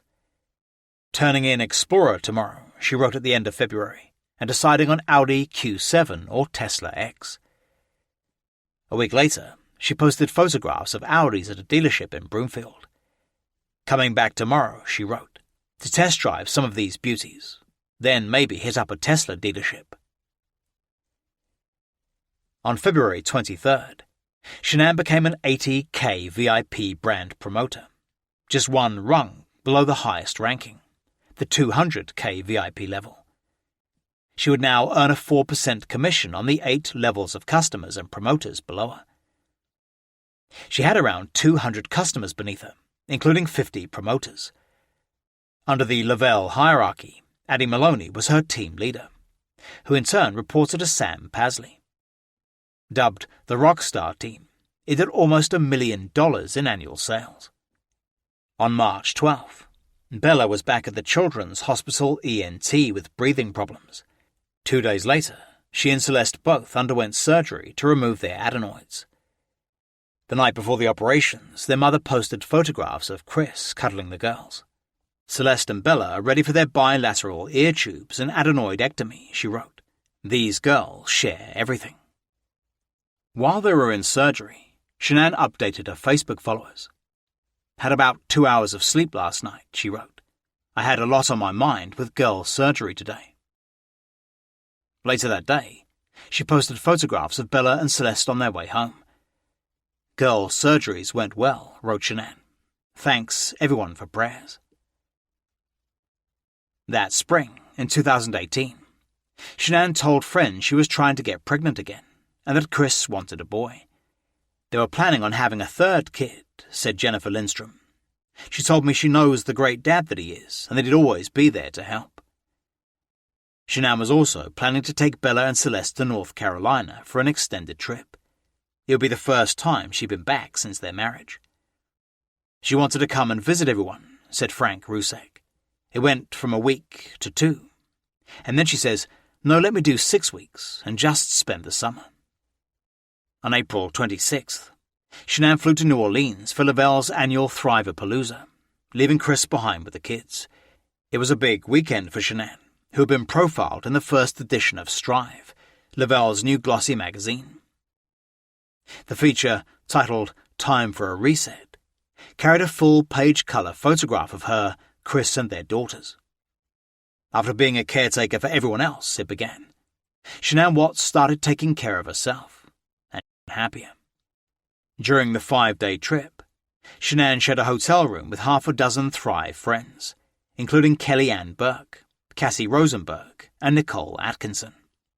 It was 6 of us in a room having fun, said Shanann, chit-chatting, girl talk. Every morning, Shanann started the day by dancing on everybody's bed to Justin Timberlake's Can't Stop the Feeling. I got up super early and woke everybody up, she said. They loved me. It was a busy 5 days, with training during the day and social events at night. On the last night, Shanann donned a sexy leopard print dress with a slit up the side. During the evening, Shanann was called up on stage to receive a blown-up, framed copy of her Strive magazine profile from Lavelle joint CEOs Paul Gravett and Jason Camper. She was terrified. It was the scariest thing ever, she said. Like walking on stage in front of 25,000 people, I'm like, holy crap, am I going to trip in these heels? Am I going to bust my face? But it all went perfectly as Shanann took the stage to thunderous applause. Good to see you, Gravett told her as he handed her a bouquet of white roses, and she posed for pictures with the 2 Lavelle founders. Dreams do come true, she wrote on Facebook next to a photograph of her holding her Strive profile. I'm beyond blessed. Part 2. Chapter 18. Oops, we did it again. On Mother's Day, Chris Watts presented Shanann with a plaque he'd had specially made, listing all the important dates of their lives in embossed gold lettering. It read, Shanann Catherine, 01-10-84. Christopher Lee, 05-16-85. Our wedding, 11-03-12.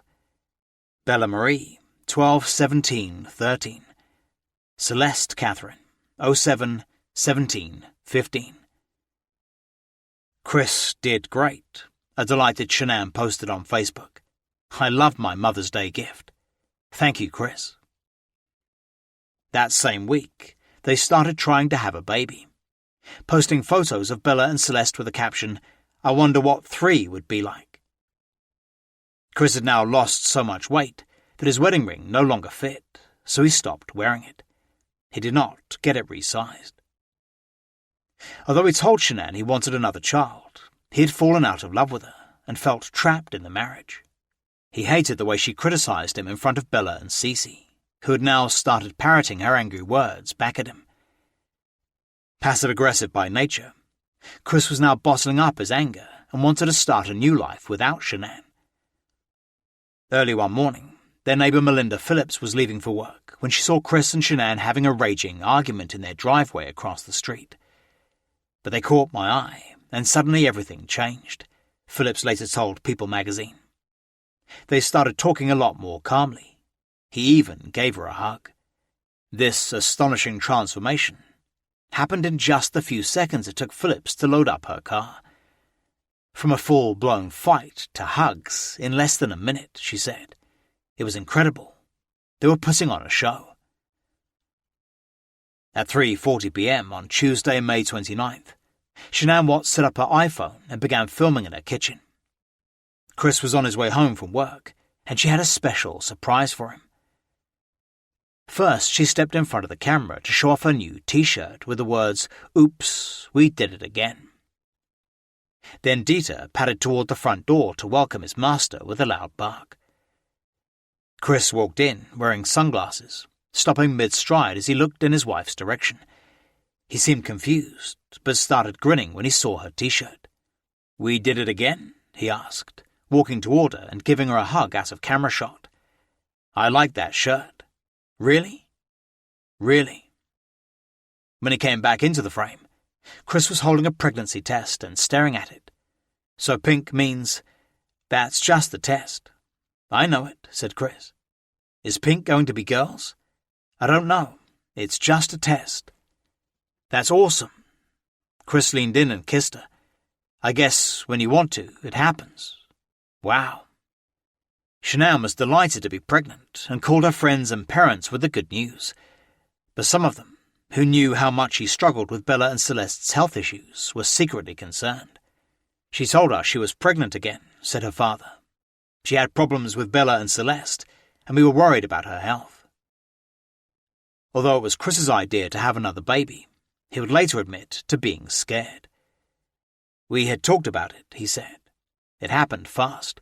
It was like once or twice, and she was pregnant. I was surprised." The next morning, he told his boss, Luke Eppel, that Shanann was pregnant, swearing him to secrecy.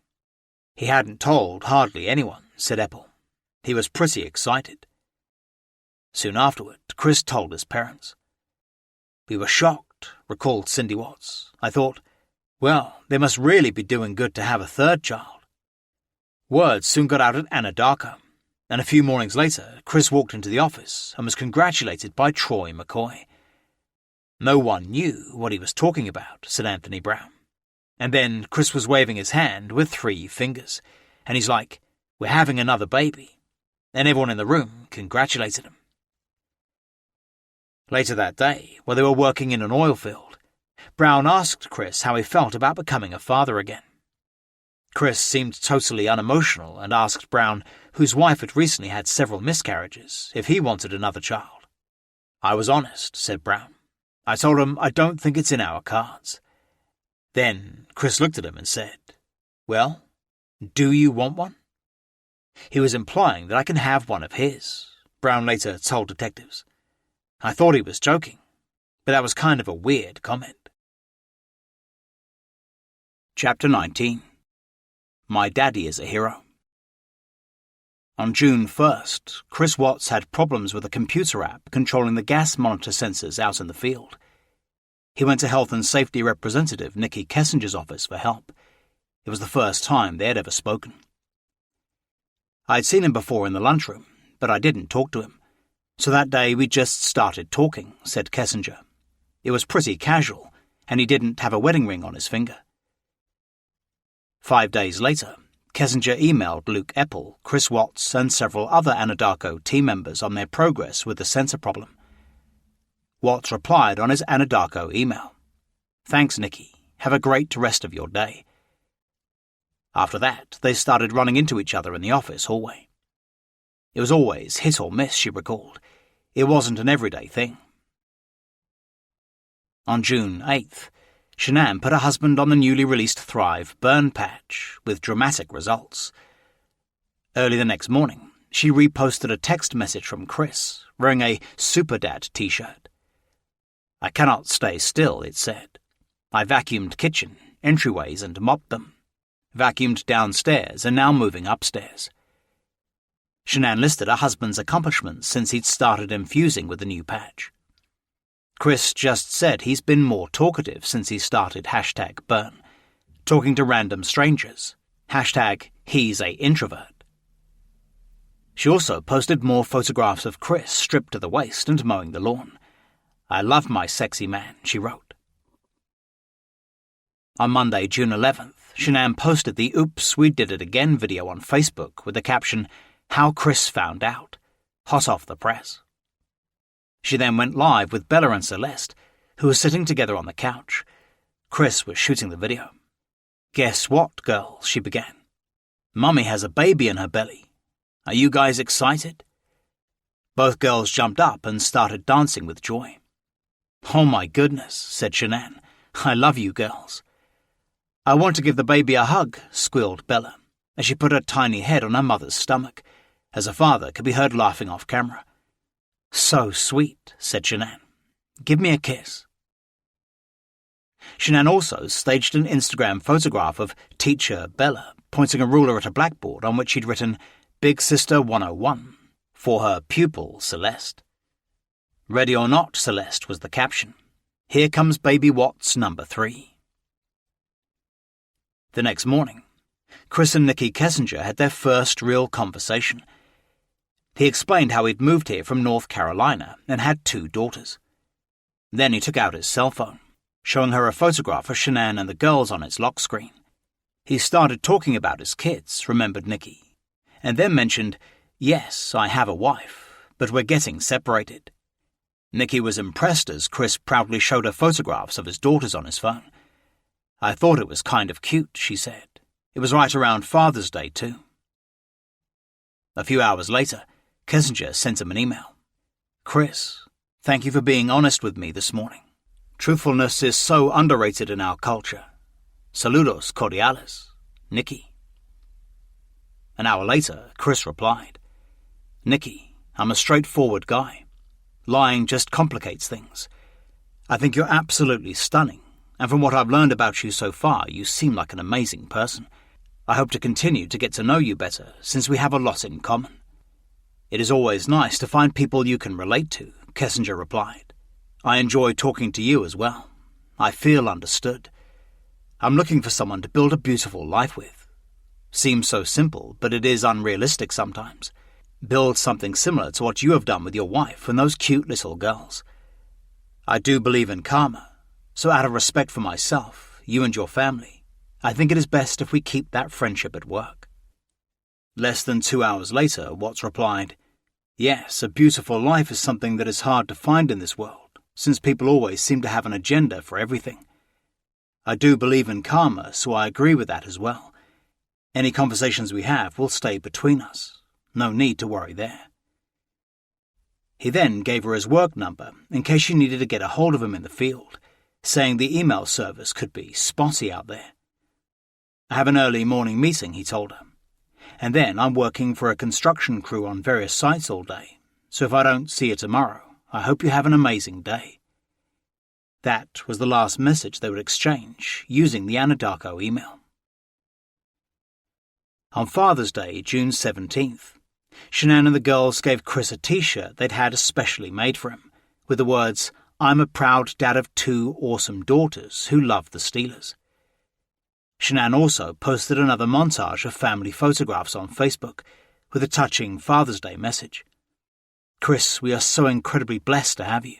You do so much every day for us and take such great care of us. You are the reason I was brave enough to agree to number 3. You are incredible, and we are so lucky to have you in our life. Happy Father's Day." She also filmed Bella, strapped in the back of the Lexus, singing a special song for her dad, which she had memorized as a present to him. "My daddy is a hero. He helps me grow up strong. He helps me snuggle. He reads me book. He ties my shoes. You're a hero through and through. Daddy, Daddy, I love you. Shortly afterward, Watts added Nicky Kessinger's mobile number to his work phone contacts, knowing Shanann constantly checked his iPhone. He was smitten with Kessinger, but he was waiting for Shanann and the girls to go to North Carolina for the summer before he made his move. I thought it was just flirting, Chris said later. I didn't think that something would actually happen. I've never been pursued by anybody before. The week before he and Shanann went to San Diego for another Thrive getaway, Chris had several flirtatious conversations with Kessinger on his work phone. Then she told him only to use his personal phone, so no one at Anadarko would know they were talking. As they got to know each other better, Chris started coming out of his shell. He felt comfortable with Nicky, and, unlike his wife, she seemed really interested in what he had to say.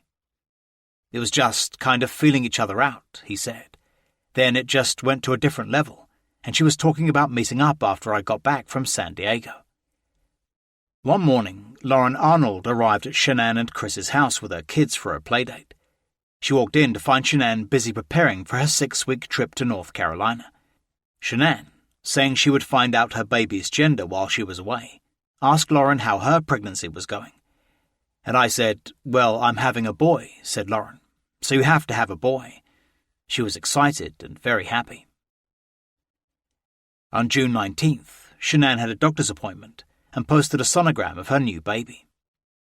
The baby's due date was January 31st, 2019, and Shanann changed her iPhone password to 013119. "Little Peanut," she wrote on Facebook. "I love Chris. He's the best dad us girls could ask for." On June 21st, Frank Rusek flew in to take care of his granddaughters while Shanann and Chris were in San Diego. It was the first time Rusek had visited for some time, and he immediately noticed a difference in Chris. They were going through this new Thrive stuff she was selling, he later told detectives, and he started getting himself all built up and lost a lot of weight. The usually passive Chris also seemed sterner with Bella and Celeste, and was now yelling at them. "What was he getting mad at the kids for?" asked Rusek. I looked at him like, "Is that you yelling at the girls? I've never heard you do that. It just caught me off guard because he never did it." On Friday, June 22nd, Chris and Shanann flew to San Diego for their 6th lifestyle getaway. During the flight, Chris secretly added Nicky Kessinger's cell phone number to his iPhone contacts under the listing APC Health Safety Environmental. They checked into the Manchester Grand Hyatt and had a dinner with Christina Meacham, Nicole Atkinson, Addie Maloney, and the Rosenbergs. It was the first time Maloney had seen Chris in 6 months, and she couldn't believe his dramatic physical transformation from dad bod to buff. While in San Diego, Chris visited an old friend, Mark Jamieson, who was stationed at the naval base nearby. The two had grown up together, and Chris considered him his best friend. I told him about Nicky, Watts would later tell detectives. I just came out with the whole story, that there was this girl at work I'd been talking to, but I didn't tell him that I was going to meet up with her. During the 4-day trip, Chris and Shanann seemed as devoted as ever. They were lovey-dovey, said Nicole Atkinson. I have tons of pictures of them on my phone. Shanann posted many romantic pictures of her and Chris, including one of him tenderly massaging her shoulders in the swimming pool. On Tuesday, June 26th, they flew back to Denver. They arrived home to find a letter from the Windham Hill Master Association, ordering them to appear in Weld County Court on August 24 for failing to pay $683.80 in homeowners' dues. The association was now suing them for a total of $1,533.80, including attorney's fees and court costs. That afternoon, Chris drove Shanann, her father and the girls back to Denver Airport for the flight to Charlotte, North Carolina. Then he returned home and immediately called Nicky Kessinger, arranging to meet her the following afternoon after work. Chapter 20. Electric Woman That Takes My Breath Away. Less than 24 hours after dropping off Shanann and the girls, Chris Watts met Nikki Kessinger at a nature preserve near a house in North Glen, Colorado. Earlier, they had exchanged texts setting out some ground rules. "Promise," said Nikki. "I'm about loyalty, truthfulness, and being dedicated. I don't like playing games, unless it's role-playing." Wink. "If you want me there, I will be there," replied Chris. In late afternoon, they sat down on a bench by a lake. It was the first time they had been alone outside of the Anadarko office. Nikki asked when he had decided to separate from his wife. Chris said it had been in late March, and since then they no longer slept together. He said they were putting their house up for sale and sorting out their finances. "I asked why he decided to separate from Shanann," recalled Nikki. "He told me she was bossy." When Nikki asked what he meant by bossy, Chris replied that she was controlling and belittled him in front of their children. He said the final straw had come when Bella and Celeste started to repeat Shanann's words back to him. Chris said that she was all about appearances in all aspects of her life, said Nikki, and that in front of her friends she was occasionally bossy, but she would turn it into a kind of joke. They hardly ever argued, he told her. The only time he tried to stand up for himself, she had thrown him out of the house for the night, so he had avoided any further confrontations. Nikki asked him when things had started going bad in his marriage. Chris said 6 years, she recalled, and the last year or two were the worst. He said he tried to talk to her many times, but it fell on deaf ears. He complained that Shanann often ignored him, preferring to talk on the phone or go on Facebook. When Nikki asked if they had tried counselling to mend the marriage, Chris said they had not. After several hours, they went back to Kessinger's house. Chris had brought 2 packets of condoms, one unopened and the other partially used. When she questioned why one of the packets was open, he said he got them when he and Shanann were still having sex, and they had been gathering dust in a closet.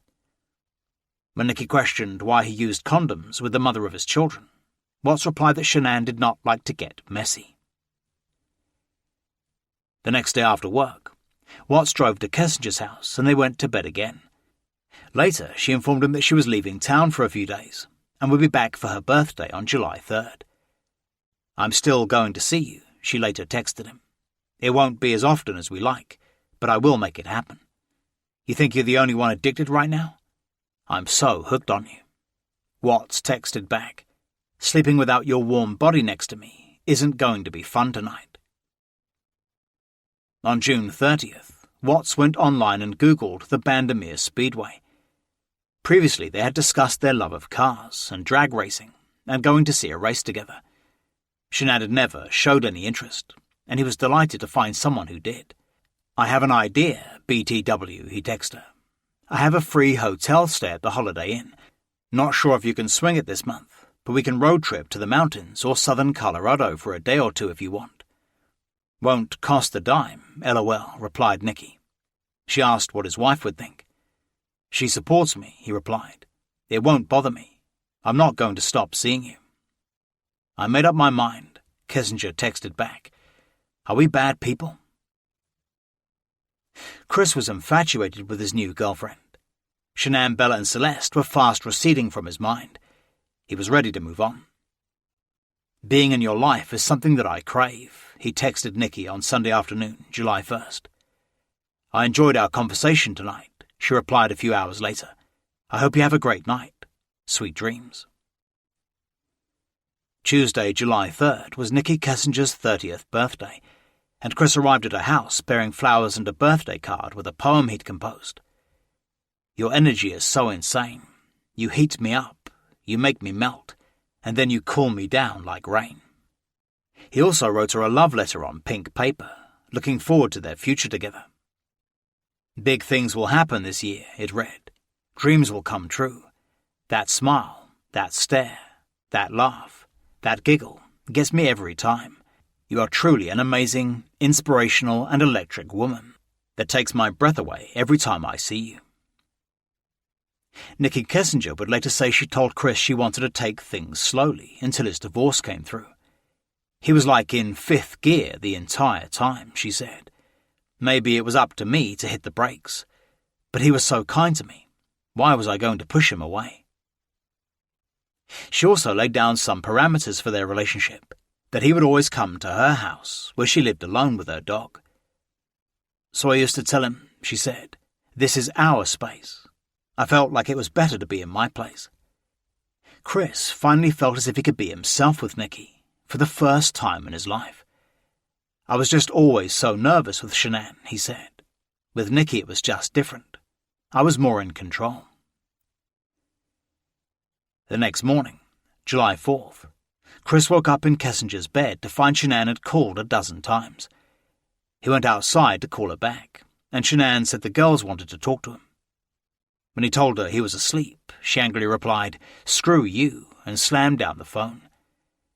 He told Nikki he had to go home. She was taking a shower and told him she was disappointed, as they had planned to spend the day together. I had to calm her down, he recalled. It made her take a step back and wonder what she was doing, and I just told her, just because I had to leave doesn't mean anything. Back at home, Chris called Shanann and the girls. He then called Kessinger and invited her over to help him set up a new fitness app she had told him about. She arrived to find him busy doing the housework. He had just cleaned his carpets, and the furniture was in the way of the door, she recalled. When he took her into the living room, she saw a framed picture of Shanann holding Bella and Celeste. I said, "My God, she's so beautiful, and your little girls are beautiful too," recalled Kessinger, and we laughed. She asked why he wouldn't want to fix his marriage, as he seemed to have the perfect life, and he's like, "I don't really want to," said Kessinger. "It's just not working out." Chris took her on a tour of the house, and she wondered how the family could possibly afford such luxury. Everything in there was very nice, she said, like it all came with a very expensive price tag. When they went upstairs past the master bedroom, Kessinger couldn't resist a peek inside at their ornate wooden four-poster bed. Chris took her down in the basement, where there was exercise equipment and a bed, which he said he had been sleeping on since their separation. Nikki weighed him for the fitness app, and he said Thrive was responsible for his drastic weight loss and suggested she try some. "I never wanted to," she said. "I was uncomfortable with it, and I even looked at their website and still didn't completely understand it." During their time together, she never saw Chris without at least 2 Thrive patches on his biceps, triceps, or lower back. Although she never questioned it, she remembered him saying that 1 was enough. "He always wore 2, she said. "Always. I remember thinking, I thought you only needed 1 of these. Why are you using 2? Then she fine-tuned his MyFitnessPal app and helped him set up a fitness regime. After lunch, Kessinger left to go to a baseball game, and later that night, Watts met Nick and Amanda Thayer to see the July 4th fireworks in nearby Thornton. Nick asked how Watts was coping with the bachelor life. He replied that it was weird, being in an empty home, but he was working out all the time to take his mind off Shanann and the girls. Nikki Kessinger had set up 2 dates on the eHarmony app for that night, but when neither turned up, she invited Chris over to her house. He came straight away, apparently unconcerned that she was still dating. Over the next 5 weeks, Chris Watts spent every night at Kessinger's house, having sex and watching movies with her. He only went home after work to change his clothes and eat dinner. Shanann's calls now mostly went unanswered, and Chris seemed distracted during their nightly FaceTime sessions. Shanann intuitively knew that something had changed in their relationship, although she couldn't pin it down. She would FaceTime every night because of the children, said Frank Rusek. A few times she did catch Chris off guard because she was like, "What's going on? Are you going to pay attention to the children?" It was like he was in another world. On Friday morning, July 6th, Cindy Watts picked up Shanann and the girls to stay with the Wattses for a weekend. Before arriving in North Carolina, Shanann had given both sets of grandparents a list of pre-approved foods for Celeste that wouldn't set off her allergies, stipulating that no nuts could be anywhere in the house. She had 2 EpiPens that she had to carry with her, said Frank Rusek. Little Celeste has severe allergies to tree nuts, so she told us all, "Get rid of anything that's got nuts." No problem. My wife cleaned the whole house out. But when they arrived at her in-laws, Shanann didn't approve of the food there and went to the grocery store, spending $375 on food her daughter could eat. That same night, Chris Watts took Nikki Kessinger out to see the new Jurassic Park movie in Westminster, Colorado. The 7 p.m. show was sold out, so they bought tickets for the next one and walked around the Orchard Town Center outdoor mall. That was our first date, remembered Kessinger. That night marked a new stage in their relationship, as Chris declared he was in love with her. He said that she made him feel comfortable for the first time in his life, and he wanted a loving relationship. He really enjoyed talking to me, said Nikki, because he felt he could get out of his shell. And it wasn't just in his home life, but in general. He said with me it made him feel like he could really just start talking about things that excited him.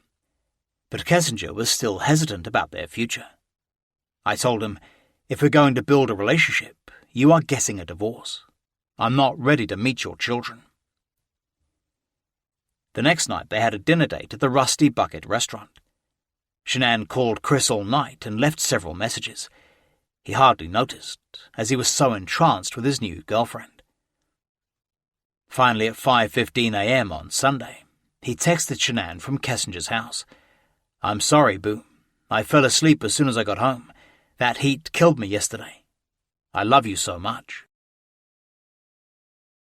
Chapter 21. Nutgate. On Monday, Chris's sister, Jamie Lynn Williams, brought her 2 children, Dalton 10 and Dylan 7, over to her parents' house for the afternoon.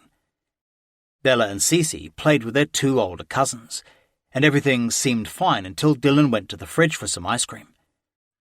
Shanann walked into the kitchen and was horrified to find Celeste about to eat the ice cream, which Shanann later claimed contained extracts of tree nuts.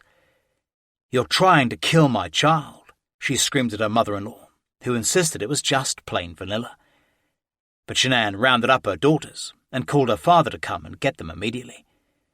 She said, I've got to go, recalled Frank Rusek. We had a blowout because she's got nuts on the table. As Shanann waited for him to arrive, she furiously vented on Facebook about her in-laws. Oh, I'm not coming back. I don't have a car since I flew here, so I'm waiting for my dad to get here to pick us up. This is the last time my kids step foot in our house. My heart is still racing 30 minutes later. As soon as she got to her parents' home, she called Chris to tell him what had happened. He told her to calm down and that he would take care of it. That night, Shanann was back on Facebook. My 2.5 is severely anaphylactic to almost all tree nuts, and we are visiting in-laws. I specifically said we can't have them in the house when we stay. My MIL stated we don't buy them. I arrived, and on the floor shelf of her center island was a bag of pistachios, big, bad ones. I removed immediately.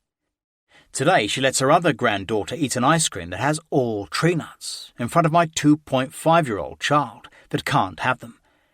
I said I don't appreciate it and removed my daughter.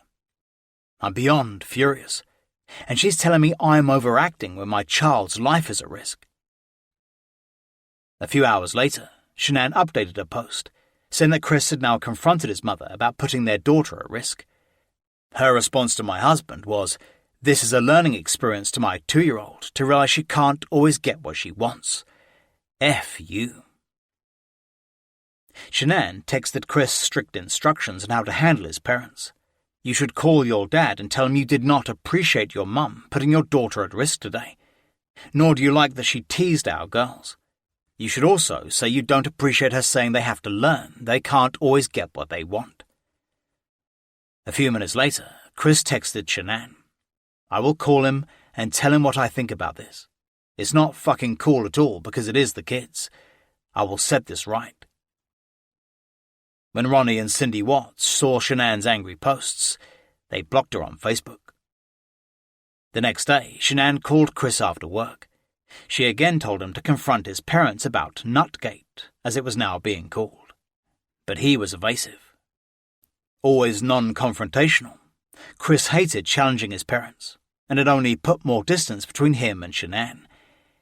He was now avoiding her calls, and they communicated mainly by text. You okay? Shanann texted him later that night. It's like you don't want to talk. I kept trying to talk and I had to dig it out of you. I'm fine, baby, he texted back. The last few days at work have put a lot of responsibility on me with new people.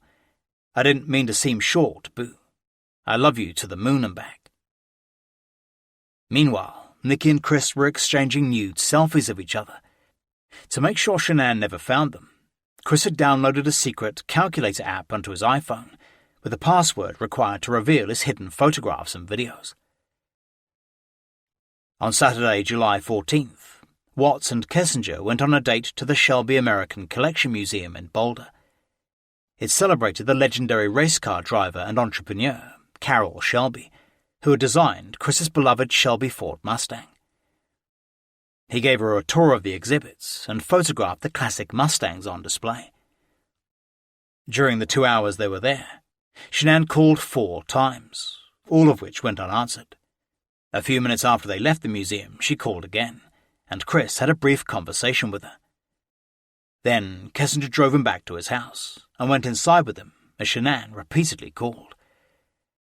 "I felt uncomfortable," Kessinger later told detectives, "as if I didn't belong there." She saw all the beautifully posed family photographs in the front room, and once again wondered why Chris wanted to trash it all. It just didn't make sense that he would walk out of such an apparently perfect life. "I took a step back," she recalled. "This man has a gorgeous house. He has beautiful babies. He has an awesome job. Why would he want to leave this?" That night, Chris Watts spent almost 2 hours looking online for a special present for his new girlfriend. He searched the high-end Denver dealer Dave Bunk Minerals and was particularly interested in dioptase, also known as the gem of the Congo. A healing crystal, dioptase helps build confidence, further spiritual attunement, and stimulate memories of past lives. On Sunday, July 15th, Shanann threw a birthday party for Celeste, inviting all Shanann's old friends from North Carolina. Notably absent was Chris's family, who were upset by Shanann's continuing attacks on Facebook. "She just pounded and pounded every day about the allergy thing," said Cindy Watts. "I told Ronnie, you go if you want to. I just can't be around her family. I don't want something to be started on Cece's birthday." Ronnie was planning to go with a load of birthday presents, but the morning of the party, Shanann posted yet another attack on Facebook. "There's no way in hell we'll show up there," said Ronnie, "and everybody would be looking at us like we were trying to kill Cece. I ended up sending the birthday presents to Colorado by UPS." During the party, Shanann FaceTimed Chris so he could wish Cece a happy birthday. He did his best to put on a good show, but his heart wasn't in it. After the party, Cassie Rosenberg texted Shanann to see how it had gone. "Great," replied Shanann. "In-laws no show." "I'm sorry they no-showed. Their loss, not mine. They are out of my kid's life now. I don't ever want to see them again." One night, Shanann visited with her old friend, Sandra Gironda, whose parents owned the pizzeria where Shanann used to work in high school. She appeared to be very happy, recalled Gironda, absolutely glowing with pregnancy. Over dinner, Shanann complained that her in-laws had never accepted her. She accused Cindy Watts of trying to undermine her as a wife and mother. "I asked her how Chris handled the situation," said Gironda. "She said that Chris was a rock, always supportive, always put her and the girls first. That was a real point of contention between her and her mother-in-law." Shanann claimed her in-laws had told her she would never be good enough for Chris, and still blamed her for taking him away to Colorado. "I suggested that she let Chris lead the way in dealing with his family," said Gironda. She said her heart broke for Chris, because she saw firsthand how it hurts him and affects their marriage. The following Saturday, July 21st, Chris Watts took his girlfriend to watch drag racing at the Bandamere Speedway. Before leaving for the track, he transferred his latest batch of nude images of Kessinger into his secret app.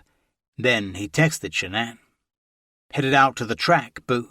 I will text you when I get there." On the way to the racetrack, the lovers had a romantic lunch at the Rooftop Tavern in Morrison. As usual, Chris paid for the meal with a grey Anadarko reward card, so there would be no record for Shanann, who still handled all their finances, to find.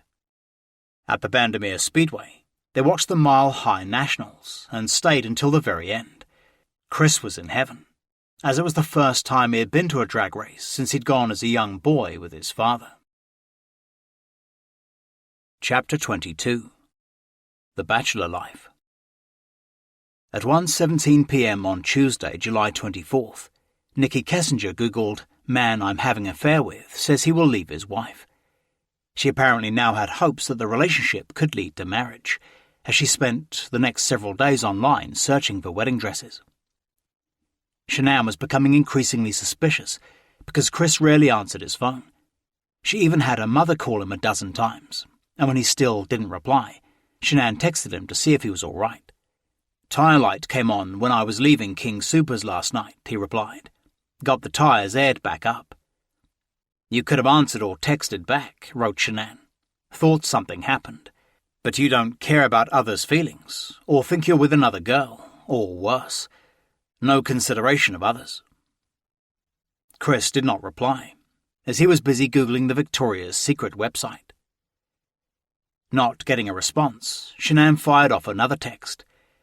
"I realized during this trip what's been missing in our relationship. It's only one-way emotions and feelings. You don't consider others at all, nor think about others' feelings." Chris then apologized and said he loved her. "I tried to give you space," Shanann replied. "But while you are working and living the bachelor life, I'm carrying our third and fighting with our 2 kids daily and trying to work and make money." She said it was easy for him to text that he loved her and missed her, but if it was a lie, they needed to talk. "I kept looking at my phone all night and no response from you," she said. "Like, seriously. We didn't just start dating yesterday. We've been together 8 years and have 2.5 kids together." A few hours later, she met Sandra Gironda again for dinner at Vito's Pizzeria. They spoke about Cece's birthday party and how Shanann's in-laws were no-shows. Gironda told her to stay positive and not let them ruin her trip. She said she just wished her mother-in-law would just get over it already, said Gironda, that they would accept that they have a great marriage, beautiful little happy girls, and a new baby on the way to look forward to. When Nicky suggested a camping trip to the Great Sand Dunes National Park, Chris was delighted. He had never been camping before and had always wanted to. It was also their last weekend together before he left for North Carolina for a week with Shanann and the girls. Kessinger would pay for gas and snacks, while Watts took care of the campsite, meals and firewood with his Anadarko gift card. On Saturday morning, they set off early in Kessinger's Toyota 4Runner for the 4.5-hour drive south to Alamosa, Colorado. To cover his tracks, Chris told Shanann that he was going on a weekend hike with a co-worker and would be out of cell phone contact. "We set up camp," said Kessinger, "and then we went to the national park. It was super windy and the sand hurt so bad. It started raining, but they toughed it out, taking selfies of themselves kissing with the sand dunes in the background. In the photos, Chris looks as if he were in heaven." Watts took a short video of their yellow tent, with the John Langston song Forever Girl playing in the background. They sheltered in the tent for the rest of the night, proclaiming their love for each other. "He told me he loved me," she later recalled. "I said I loved him, and I meant it. It was just all very new to me." On Sunday morning, they went sandboarding. On the way there, Chris replaced his iPhone home screen of Shanann and the girls with a photo of the sand dunes. Over the next couple of hours, he took more photographs and videos of his lover sandboarding in the dunes. "So damn sexy," he could be heard saying. Then he video recorded Nicky telling him what a great weekend she'd had. "Thank you so much for coming out here with me, Christopher. I'm having a wonderful time. You mean a lot to me, and I'm glad that you're having a blast." Then she blew a kiss at the camera. They began the long drive back in late morning, stopping off at BJ's Brewhouse in Colorado Springs for lunch. Watts left his wife a voicemail, finished the hike, packing up and heading home. Then he ignored a string of calls from Shanann, who finally texted him that afternoon. "I'm assuming you're safe, considering it's been 3.5 hours. There was a car fire," he replied, "and the Renaissance Festival traffic in Colorado Springs. Just got our car. Headed home."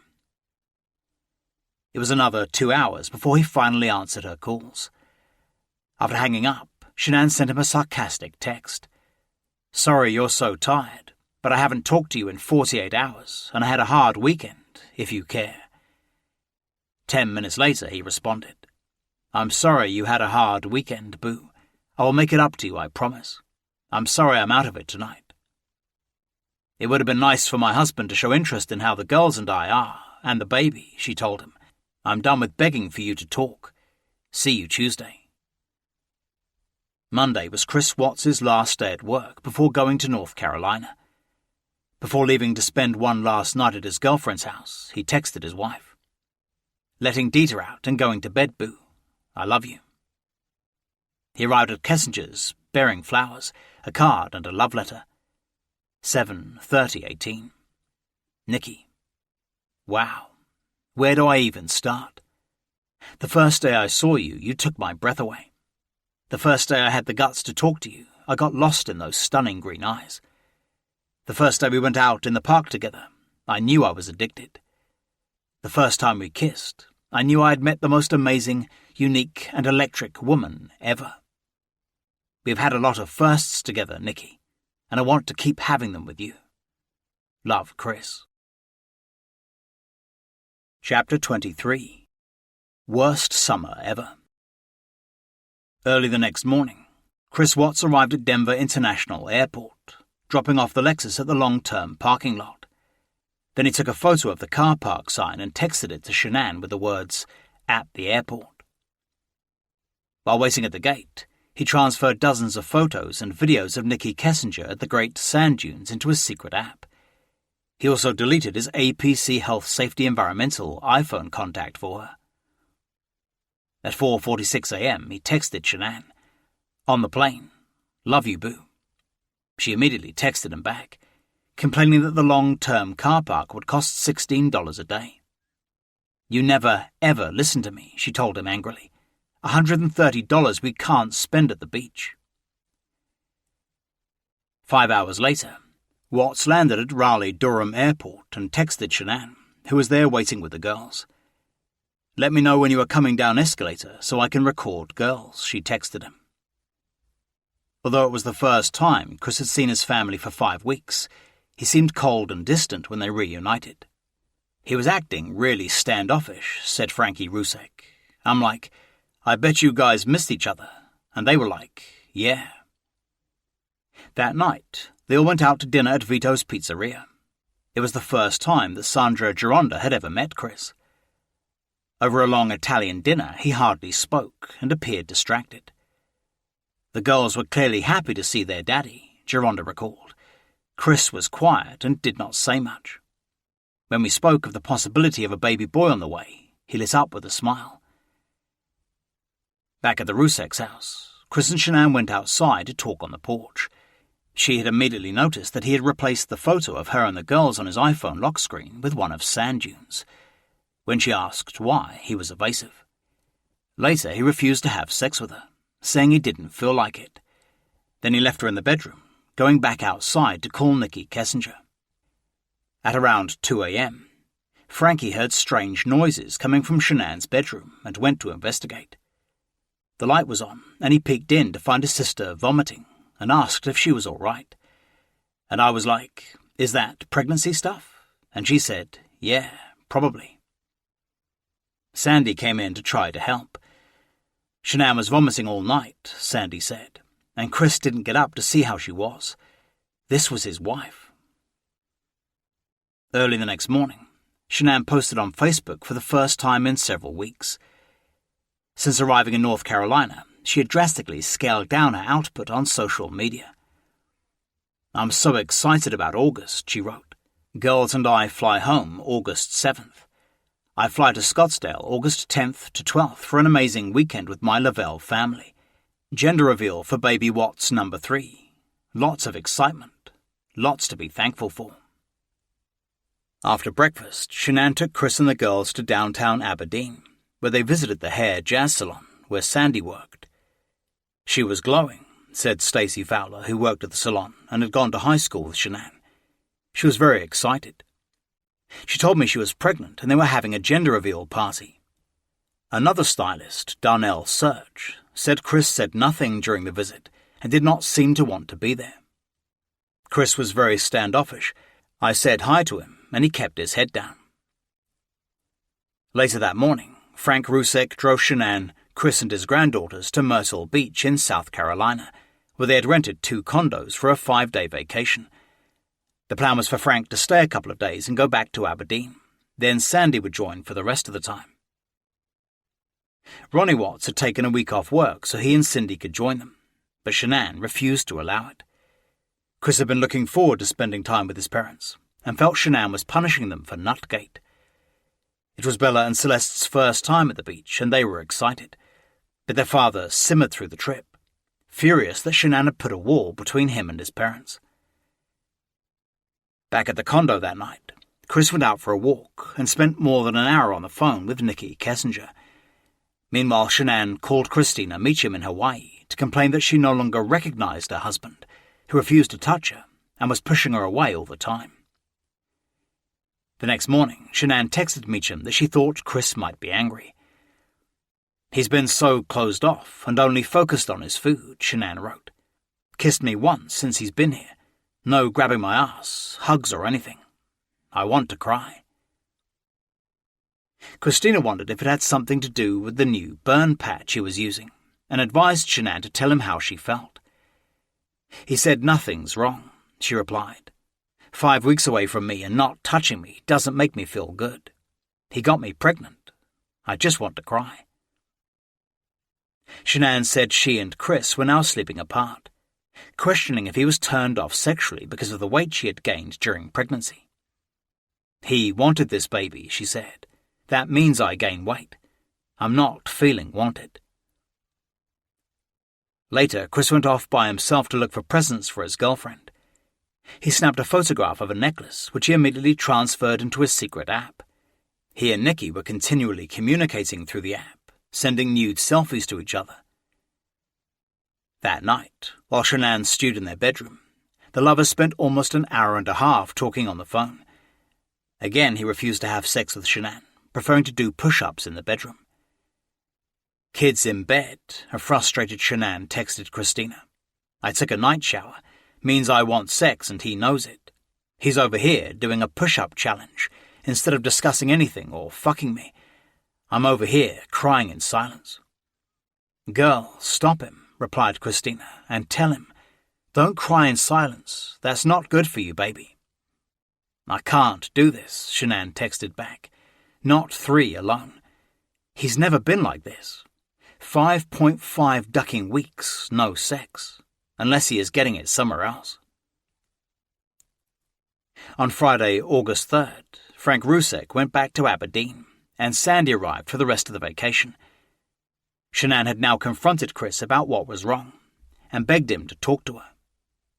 He told her that he was upset that his parents had been banned from coming to Myrtle Beach. "He looks up to his dad," she told Christina. "His dad is his hero, and he doesn't understand why his dad deleted the whole family from Facebook." Shanann was also texting Nicole Atkinson in Colorado for feedback and advice. She didn't know what was going on, Nicole later recalled. She hadn't seen him in 5 weeks, and he wasn't even sleeping in the same bed as her, which I found really odd.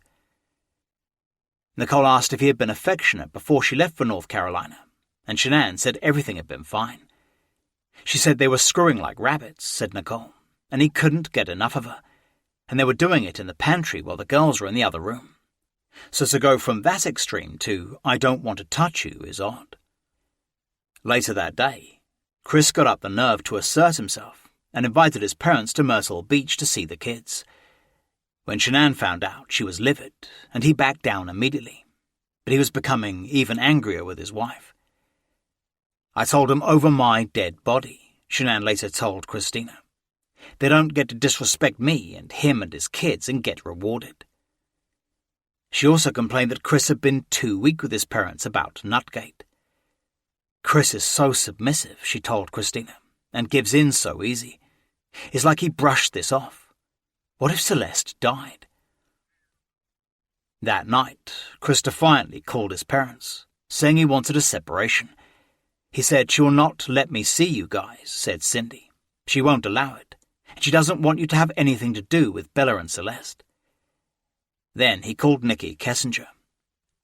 Although it is unclear what they discussed, she spent 2 hours after the call Googling wedding dresses again.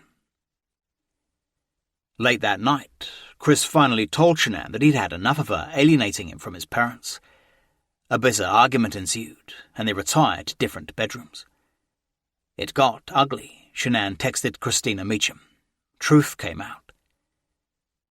Getting no reply from Christina, who was 6 hours behind in Hawaii, Shanann wrote a long text to Chris, expressing exactly what she thought. "Truth came out last night," it began. "I didn't create a dagger between you and your dad. That was done by your mum and your dad, and I won't change a thing. My daughter's life is way more important." She told him that his parents' home was no longer a safe zone for Bella and Celeste. "You can let them tell you what you want," she wrote. "You can believe I created this dagger, but I didn't do that. These kids are my world, and I have to protect them from the evil of the world. I shouldn't have to protect them from evil family." Then she confronted Chris about his recent behavior toward her and the children. "Something changed when I left. You may be happier alone, and that's fine. You can be alone." She chastised him for failing to acknowledge her pregnancy or her feelings. "The first trimester is the scariest and most dangerous," she told him. "We can lose this baby at any point till delivery. I'm not going to be treated this way for having the balls to protect our family and kids. I should get a gold ducking medal for handling it the way I did." Several hours later, Shanann added, "If you want to go hang out with your parents today, by all means do so, but without us. Don't put it on me why you can't go. You are your own person." Although staying in the same condo, Shanann and Chris were now solely communicating via text, so they didn't argue in front of their daughters and Sandy. "These kids mean the world to me and always will," Chris replied early Saturday morning. "I'm sorry for the way I've been acting. It's just been in my head, and I haven't been right at all." Before replying, Shanann forwarded his message to Christina, commenting, "He's feeling like shit." "I do not deserve to be treated the way you have," Shanann texted him back. "I have defended our daughter." Chris then thanked Shanann, 1,000,000 times 1,000,000, for protecting Cece, adding that his parents still wanted to be in their granddaughters' lives. "I'm not used to not having a relationship with my dad," he wrote. "I should have called him before it got to this point. I didn't, and that's my fault." Shanann demanded that his parents apologize for not attending Celeste's birthday party. She told him they did not appreciate him the way she did, and maybe he should move back and live with them. "No one ever protected you from your mum," she texted, "and someone should have before me.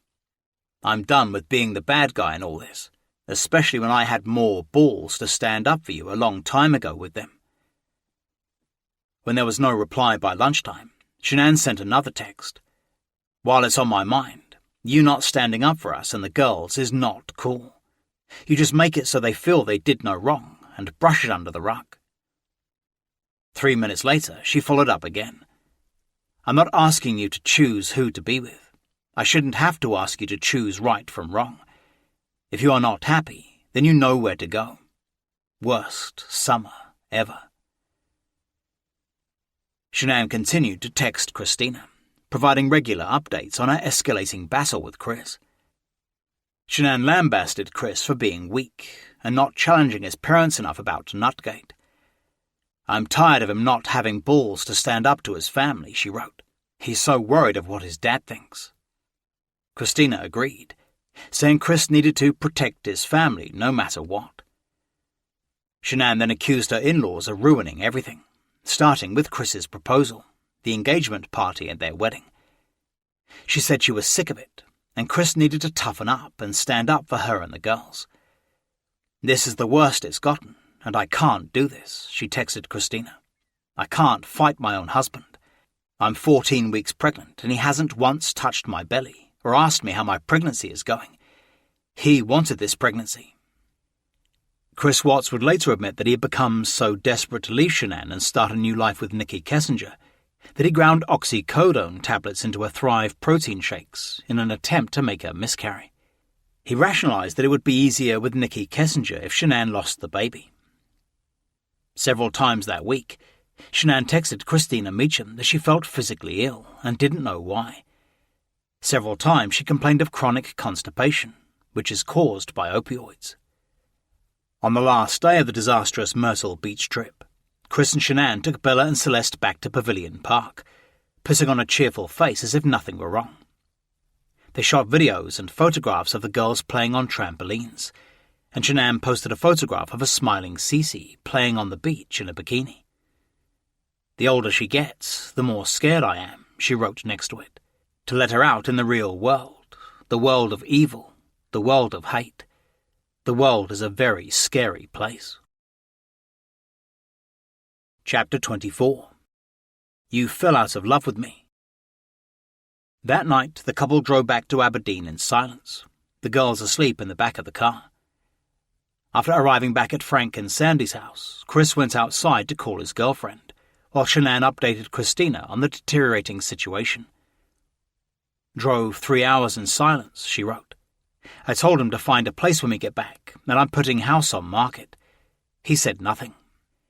Shanann was now preparing for a future without her husband. "I need to move out of Colorado," she said. "Too expensive to live alone with 3 kids. I'm not moving to NC." "OMG, and he says nothing," replied Christina. "WTF is wrong with him? He needs to wake up. He just said, 'I love the kids.' This is not the man I married." On Sunday afternoon, Shanann texted Chris to see if, before going to visit his parents, he still planned to see Mormor, his 94-year-old grandmother, Margaret Watts, who is in a nursing home with dementia. Shanann said that she and the girls would accompany him to see Mormor, but would not go to his parents afterward. "I'm standing strong with your family," she told him. "You can use the truck and see both, but I just need to know. I'm not going to be the reason you don't see them." Chris texted back that Bella and Celeste would love to see their great-grandmother one last time, asking if he should have someone pick him up at the nursing home and take him to his parents, as they only had one car. Shanann replied that he should have his parents drive him there, as she was not taking any chances of running into them. "I'm not kidding, Christopher," she told him.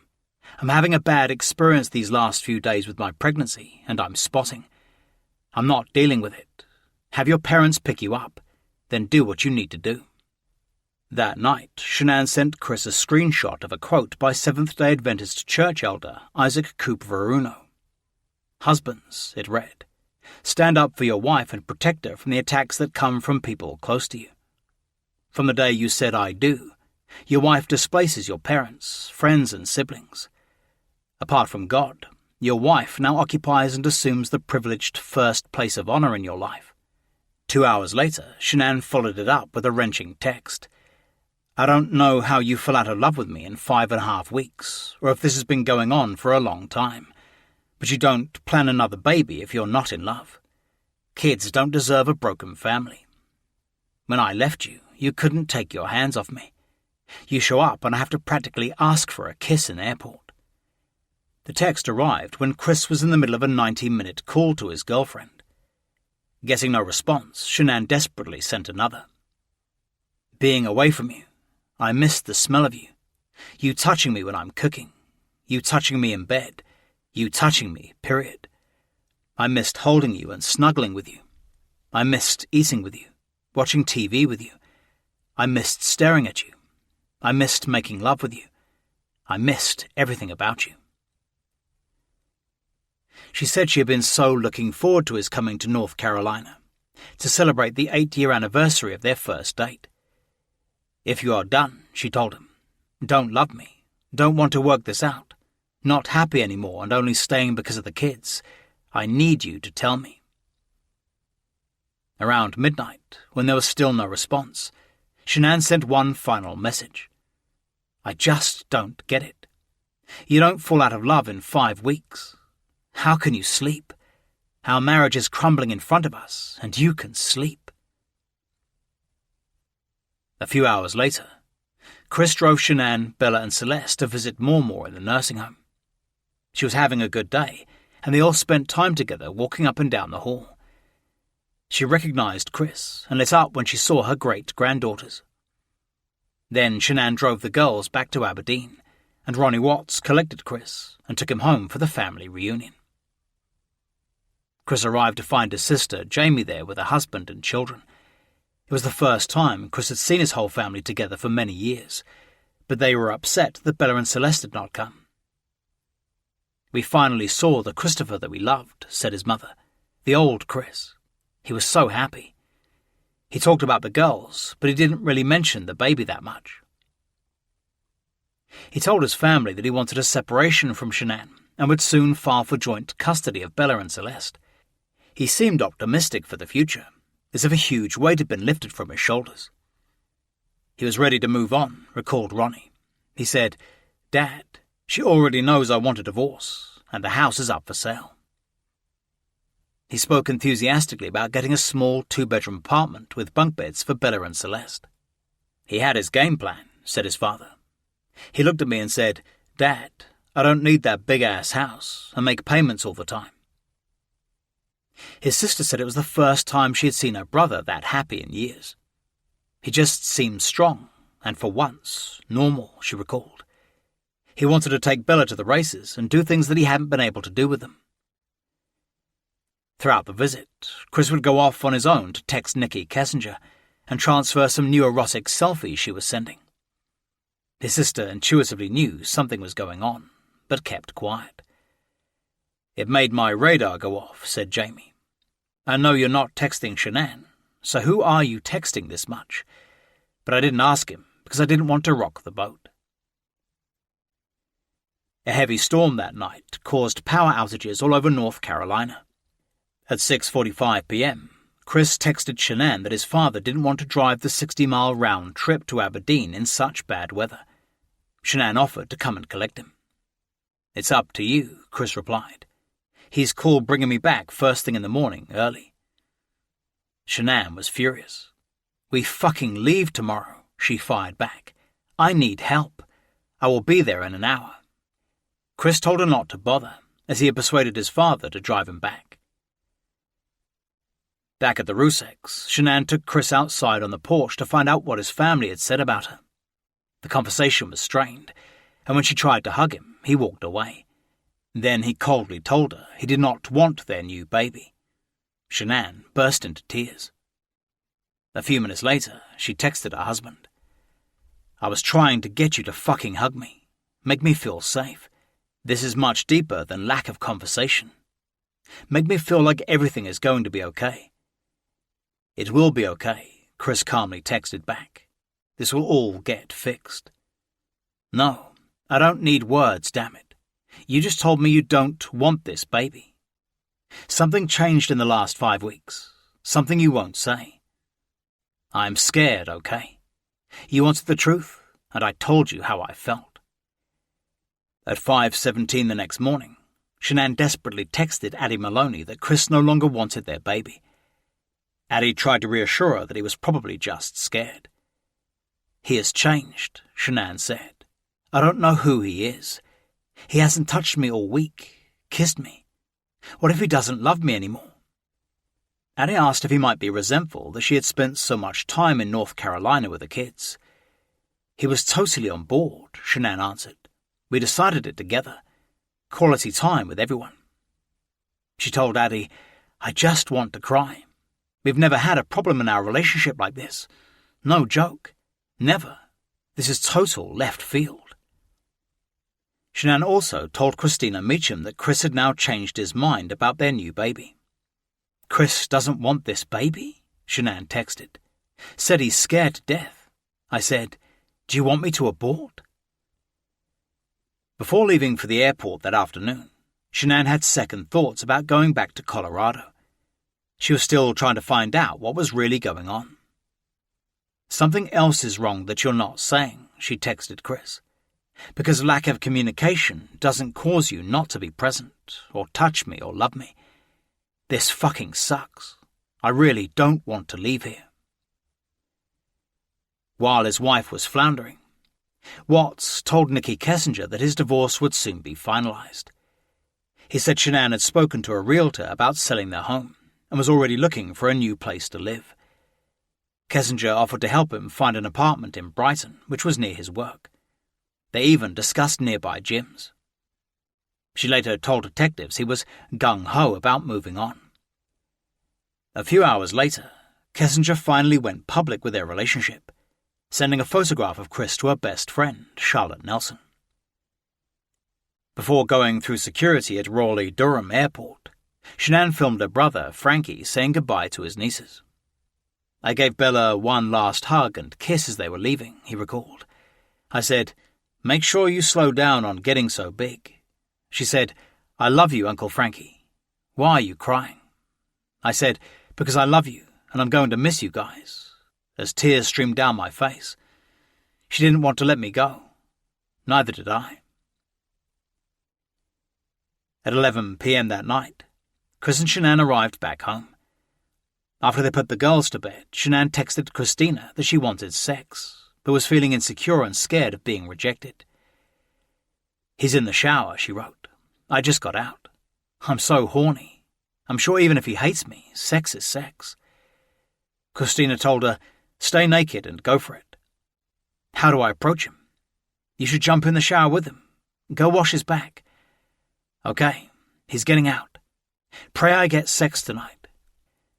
A couple of hours later, Shanann texted that Chris had spurned her advances, and she'd been bawling her eyes out for an hour and was still trembling. "Just went and woke his sorry ass up," she wrote, and asked him who he was sleeping with. He denied anyone. Chapter 25. Nico Lee Watts. On Wednesday morning, Chris Watts went back to work, and Shanann posted on Facebook for the first time in more than a week. There was no sign that anything was amiss, and she appeared her usual positive self as she raved about the effects of her Thrive Patch. But hours later, she poured out her true feelings to Sarah Nutt, who used to work with her at Children's Hospital. "Chris told me he doesn't want this baby," she texted. "I'm so sick to my stomach. Tried to have sex with him last night, and he rejected me." She said she was having an ultrasound that night to find out the baby's gender, and that Chris wanted her to abort. Sarah asked if she thought Chris was having an affair. "Honestly, no," replied Shanann. "But what else would make him do a complete 360? We couldn't get enough of each other before I left." When he arrived at the Anadarko headquarters that morning, Chris went straight into Luke Eppel's office and closed the door. He told his boss that he and Shanann were having issues. He said that if I saw anything goofy on his Anadarko truck GPS, said Eppel, that it may be because he was going to be staying with a friend. Watts also asked for Friday off to take Shanann to the airport, as she was going to Arizona for a Lavelle training weekend. After getting off work, Chris drove to Nikki's house. It was the first time they had seen her in more than a week, and they made love. After he left to take Shanann for her ultrasound, Kessinger googled, "marrying your mistress." Shanann's appointment was at 6:45 p.m, and Nicole Atkinson arrived early to look after the girls. When Chris came home, he was remote and uncommunicative. "He did not acknowledge me at all," recalled Nicole, "which is not normal for him. Usually he'll, give me a hug or say, 'Hey, how you doing?' and then go on his merry way. He did not talk to me at all that night." During the ultrasound session, Shanann grabbed Chris's hand for reassurance. He did not respond. As they left, they were given a sealed envelope with the baby's gender inside. Back at 2825 Saratoga Trail, Shanann gave the sealed envelope to Nicole to bring to the upcoming gender reveal party. Later that night, Shanann had a big argument with Chris, and she called Nicole saying she had cancelled the party. She said, "Can you tell me what I'm having?" remembered Nicole. "I need some happy news." And I said, "Yes, I can. Are you sure?" Nicole offered to drive over and tell her in person, but Shanann said it could wait until the next morning.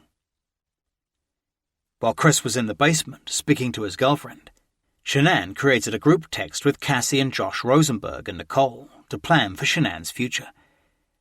They discussed the possibility of the Rosenbergs and their 2 daughters moving into 2825 Saratoga Trail, as Shanann would no longer be able to afford to support 3 kids alone in Colorado.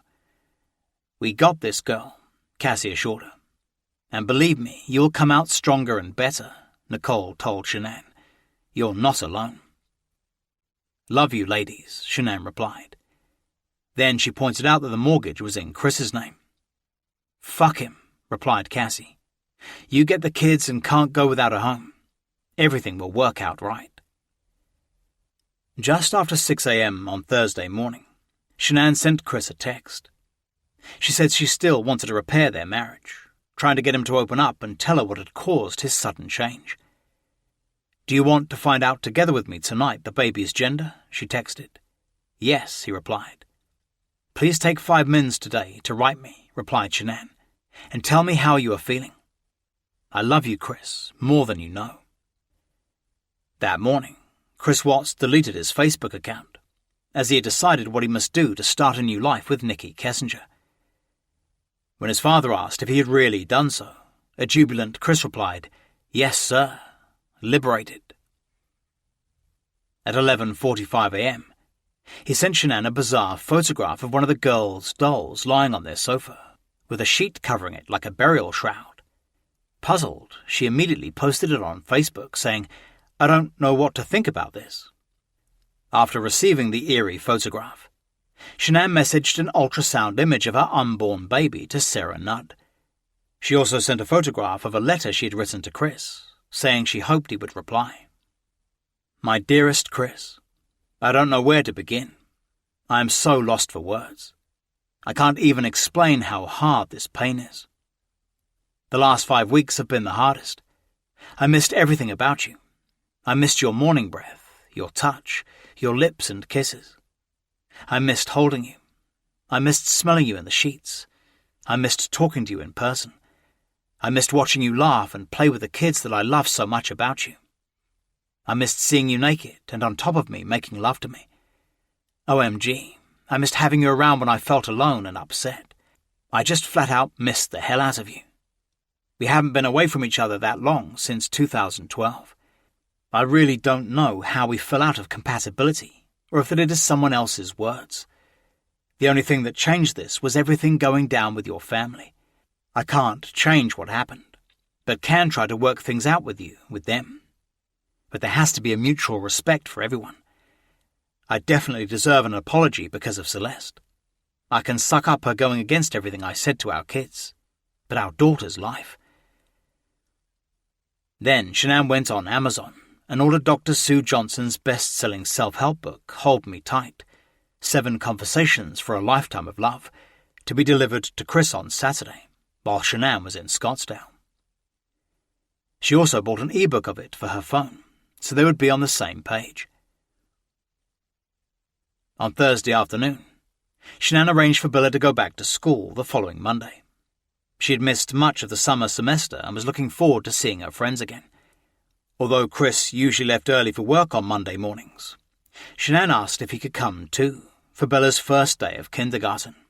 "I can make that happen," he texted back. That night, Shanann and Chris had their own gender reveal party, which she recorded and later posted on Facebook. She seemed upbeat and positive for the first time in weeks. "Nico Lee Watts," Shanann texted Cassie Rosenberg. "We are not telling the world until Monday. Tonight has been the best talk yet." At around 10:30 p.m., Sarah Nudd asked how Chris had reacted to the letter, and Shanann replied that Chris had now agreed to try to work things out. "We talked," wrote Shanann. "He told me he loved me back. Still cold, but not as cold. He even kissed me before going to sleep in the basement."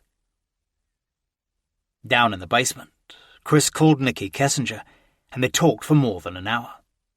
Then he Googled prices for an Audi Q7 car, before transferring his latest batch of nude selfies from Kessinger into his secret app. Chapter 26. Sweet Dreams, My Sexy Empanada. At 4:30 a.m. Friday, Nicole Atkinson collected Shanann to take her to Denver Airport for the promoter training weekend in Scottsdale. After going into the basement for a farewell hug, Shanann left her handwritten letter for Chris on the kitchen counter. Then she wheeled her suitcase outside where Nicole was waiting in her car. Shanann texted Chris while she was waiting to board. "Thank you for everything last night. I miss and love you so much. I am still in shock we are having a little boy. I'm so excited and happy. I really thought it was another girl. Thank you for letting me hold you this morning. It felt good. Your letter is on the counter." Instead of reading Shanann's letter, Chris called Nikki Kessinger and set up a Saturday night date. He explained Shanann was out of town on a business trip, and he was getting someone to look after his daughters. Then he called Jeremy Lindstrom to see if his 17-year-old daughter McKenna would be available to babysit, saying that he had won a work raffle to go to a Rockies game.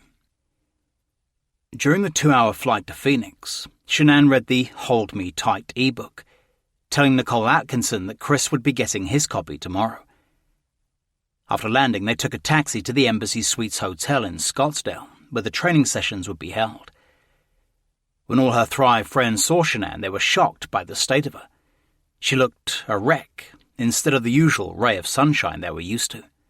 She was not eating or drinking properly, and they spent the weekend coaxing her to do so. Once in a room, which she was sharing with Cassie Rosenberg, Shanann took a selfie of her growing stomach, sending it to friends with the caption, "15 weeks baby is the size of an orange." Then from a hotel, she messaged her realtor, Ann Meadows, saying she and Chris were thinking about moving to nearby Brighton or Fort Lupton. "Hey love," Shanann texted, copying Chris. "Chris and I would like to talk to you about possibly selling the house. Before I paint baby's room and more, I think it's better to see where we are at and options." She asked if they could all meet early next week, but Meadows texted back advising that they first get pre-approval for a loan. Around lunchtime, Shanann received confirmation from Amazon that the Hold Me Tight book had been delivered. She then texted Chris to check his mail, which he did, throwing the unopened package straight into the garage dumpster. Soon afterward, Ronnie Watts texted his son to see if he and Cindy could FaceTime Bella and Celeste that night, since Shanann wouldn't be around. "Do you think that's a good idea?" asked Ronnie. "Don't want to get anything started." Chris replied that he did not think so, as Bella would likely tell her mother. "That's what I'm afraid of," Ronnie replied. "If she finds out, she would probably have a fit. Don't want to make things worse." Just after 3 p.m., Chris Watts pulled into the Safeway parking lot in Fort Lupton to meet Troy McCoy, who had agreed to show Chris how to work his new Amazon Fire TV stick. Bella and Cece were in the back seat, recalled McCoy, happy and laughing. As they were talking, McCoy received a call from Cody Roberts, an operator in their Anadarko team. Roberts said there was a leak on the bypass line on the Survey 319 oil well, but it could wait until Monday to be fixed. Overhearing the conversation, Watts immediately volunteered to go out to the oil well first thing Monday morning to repair it, although he had promised to take Bella to the Primrose School for her first day of kindergarten. That night, Shanann had dinner with her promoter friends at the Yard House in Scottsdale. Cindy Derosset, who was running the training weekend, could not believe the change in Shanann, who told them about the problems she was having in her marriage. "She was just so distraught and about to break down," said Derosset. She didn't want to lose her marriage. Back in Frederick, Chris fed the girls before he put them to sleep. Then he went online to plan his date with the Kessinger. While he was Googling upcoming shows at the Comedy Works in Denver, Shanann was searching Groupon for hotel deals in Aspen, hoping she and Chris could use the vacation to work on their marriage. She booked a room for 2 the following weekend at the Western Snowmass Resort. At around 9 p.m., Watts called Kessinger, announcing that his divorce was proceeding well, and he and Shanann had now agreed to split everything 50-50. He told Kessinger that his and Shanann's transition would begin on Monday, when she returned from her business trip. It was like a sealed deal, Kessinger recalled, getting everything finalized. At 12:40 a.m., Saturday morning, Watts texted his girlfriend, "Hope you had a great night, beautiful. Miss you. Get home safe. Sweet dreams, my sexy empanada." Early Saturday morning, Shanann messaged her husband, "Good morning, baby. Are the girls up?" Watts replied that they were in bed watching cartoons, then texted Shanann his plans for Saturday night. McKenna is coming to watch the girls for a few hours while I go to that Rockies game. At 9:30 a.m., Nikki Kessinger started preparing for her upcoming date. She spent 45 minutes Googling anal sex and how to prepare for it. Then she went on Pornhub looking for threesomes with double penetration and interracial porn. In Scottsdale, Cassie Rosenberg and Nicole Atkinson looked after Shanann the entire weekend. Now 15 weeks pregnant, she was complaining of severe migraines, dehydration and constipation, all possible side effects of the oxycodone Chris claimed to have given her. Nicole carried a water bottle for Shanann's headaches, for which she was taking Imitrex. Cassie was a trained nurse and feared Shanann's blood sugar was dropping as she wasn't eating properly. She would take a couple of bites and say she was full up, said Nicole. Normally we'd go out and do something, but we stayed in the hotel the entire weekend. Although Shanann gamely attended training sessions, she spent most of her time alone in a hotel room, reading Hold Me Tight and writing another letter to Chris about how to mend their marriage. At 4:25 p.m., Jennifer Lindstrom dropped her daughter McKenna off to babysit Bella and Celeste. Chris gave her a tour of the house before giving Bella and Celeste, already in their pajamas, their medicine. He instructed McKenna to put them to bed at 7 p.m., showing her the baby monitor hooked up to cameras in their room so she could keep an eye on them. Then he ordered pizza from Papa John's. He told me to distract the kids while he left, recalled McKenna, so they didn't get upset. All through the evening, Shanann texted McKenna, checking in on the girls. Shanann even had her take a photo of Celeste, which Shanann later posted on Facebook. She also asked McKenna to babysit the following Friday, as she and Chris were going to Aspen for the weekend. Chris Watts drove straight to Nikki Kessinger's house, dressed casually in a white t-shirt and jeans. He apologized that he could not stay over that night, explaining that the babysitter didn't do overnights. After they had sex, Kessinger weighed him to update his fitness app that she'd helped him set up. He'd lost 13 pounds since the beginning of July and was now down to 180 pounds. I was concerned that he was losing so much weight, she said.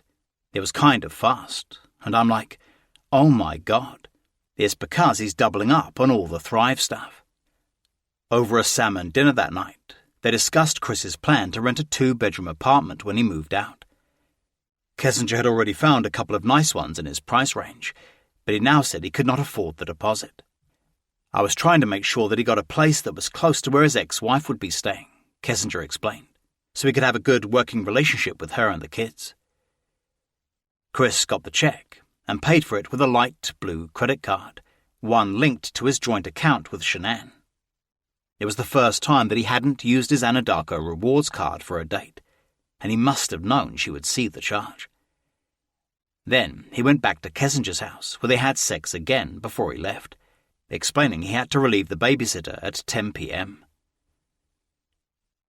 Back in her Scottsdale hotel room, Shanann received an alert from her bank that their credit card had been used. She immediately checked her bank statement, seeing that Chris had spent $68 on his dinner. She thought it seemed unusually high for just one person. Just after 10 p.m., she texted McKenna and discovered that Chris was not yet home, noting that the Lazy Dog restaurant where the card had been used was only 15 minutes away from their house. Shanann called Chris, who was by then on his way home, asking what he had eaten for dinner. He said salmon and a beer. Then she went on the Lazy Dog website, finding the meal would cost less than $30. She was immediately suspicious.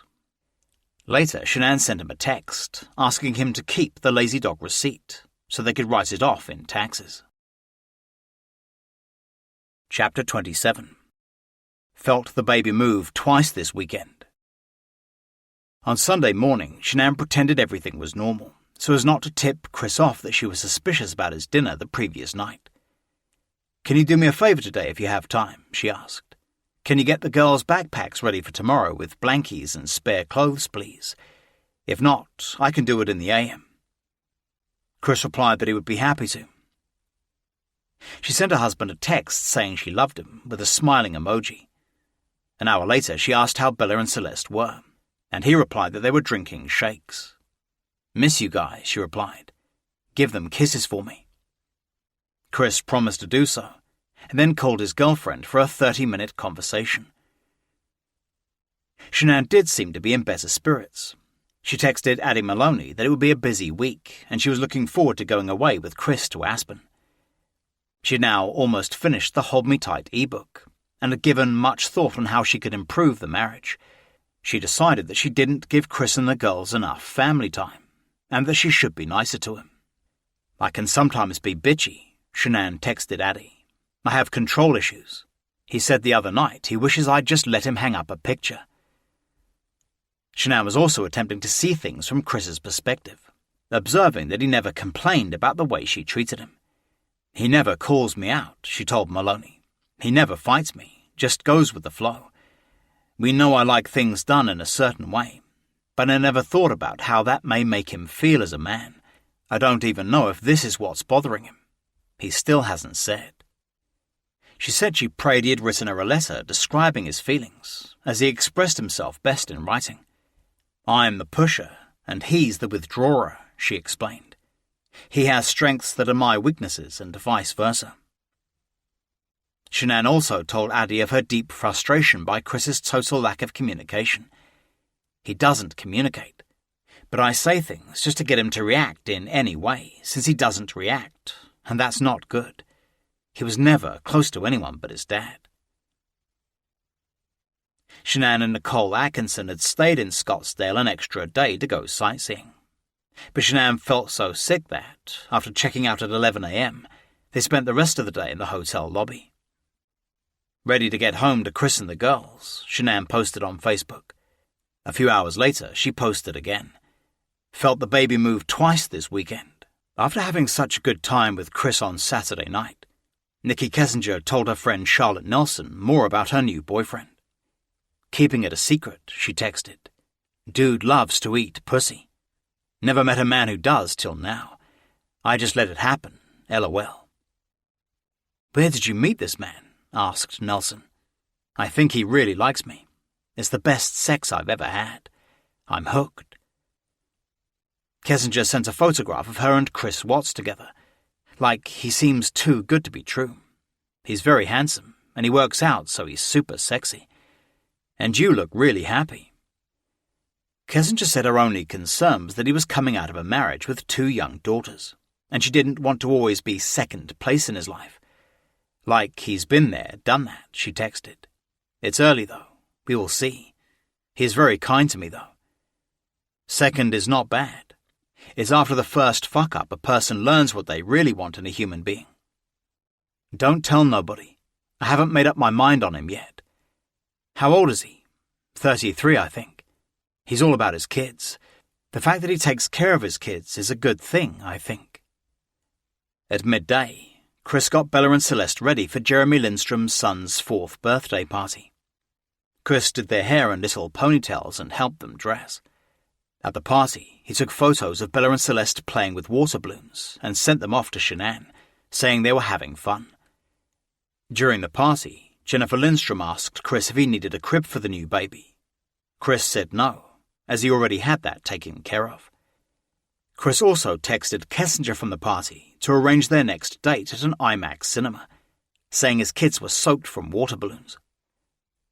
At 4 p.m., Chris drove Bella and Celeste home, feeding them cold pizza from the night before. While they were eating dinner, Shanann's parents FaceTimed them from North Carolina.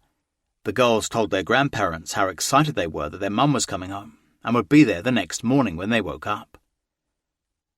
Just after 5 o'clock, Chris Watts texted Cody Roberts about his plans to check out the oil leak the next morning. Investigators now believe that he was putting into action his plan to get rid of Shanann and his daughters. "I'm going to go straight out there from my house," he told Roberts. "No sense in both of us going out there, LOL." 900 miles away, Shanann Watts was having an early dinner with her friends before boarding the plane home. As soon as they sat down, she showed them her bank statement from Chris's $68 charge for dinner. "She thought that was a little suspicious," said Addie Maloney, "so she asked us what we thought, and if he was with somebody." Shanann ordered a chicken Caesar salad and some water with lemon. Her flight back to Denver had been delayed because of a bad storm, and all the restaurant lights went out for a few minutes. She was really anxious to get back, said Maloney. She was super nervous she wasn't going to get back and be able to talk to him and work things out. At the end of the meal, Shanann and the others posed for a photograph, giving the Lavelle sign. Shanann posted it on Facebook, commenting, "Best way to leave Arizona, with loss of power while eating dinner." 2 hours later, Shanann was at the gate at Phoenix Airport, still waiting to find out when her flight would be leaving. She texted Chris and asked him to send pictures of the girls from the party. He replied with a picture of Bella. "Great job on Bella's hair," she told him. "Really bad dust storm, rain, thunder and lightning. Praying it doesn't cancel the flight." She then called him, but Watts was angry that she had interrupted his workout and said he had to go. "Sorry I bothered you," she texted back. "I just wanted to talk to you." While she was waiting at the gate, Shanann composed a rough draft of what she planned on telling Chris when she got home. She sent it to Addie Maloney for feedback. "Can you please tell me something?" it read. "This is making me crazy. I know you need time. I want to give you what you're asking for and respect your space." She said her being in a bad place was unhealthy for her and their new baby. "I need you to give just a little bit of what I did, or didn't do, so I'm not going crazy in my head to figure it out. I know I can't fix this by myself, that we are going to have to work together." At 9:28 p.m., Shanann called Chris, but he didn't answer as he was in the midst of a 2-hour call to his girlfriend. Almost 2 hours later, she finally boarded the flight back to Denver. Ready to be home with Chris and the girls, she posted on Facebook. Then she texted Chris, "Finally on plane and about to take off. Thank God. Prayers for safe flight. Love you." After finishing his call to Nikki Kessinger, Watts finally replied, "Holy crap, sorry. I passed out on the couch. That's gonna be late." Shanann and Nicole finally arrived at the Denver airport at 12:45 a.m. on Monday. At 1:25 a.m., Shanann texted Cassie Rosenberg, "Landed."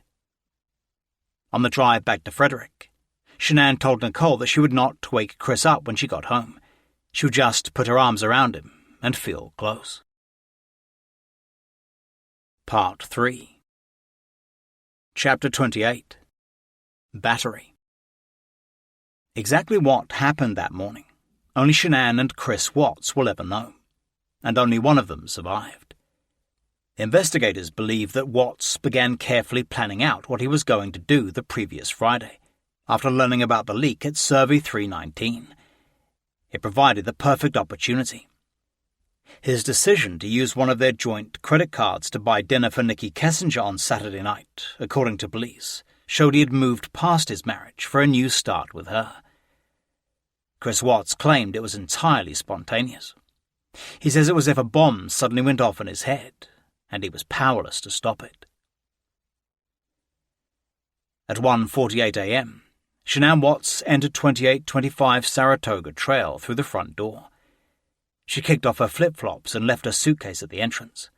Then she went into her office to buy some hair care products, but her credit card was denied. She tiptoed upstairs, careful not to wake Bella and Celeste, who were both light sleepers. Chris Watts was lying in bed in the master bedroom when he heard Shanann come up the stairs. He looked at his iPhone to check the time. "I felt her get into bed," he later told detectives. "I could feel her stirring around a little bit." By now he was certain Shanann knew about his affair, after she'd questioned Saturday night's lazy dog charge on their credit card. "She started rubbing her hand on me," he said, "and we ended up having sex." Watts thought Shanann was testing him, to see if he had been faithful, as it was the first time they had made love since she'd left for North Carolina. "I felt totally strange," he remembered. "I didn't know who I was. I didn't know who I'd become. It didn't feel right with me."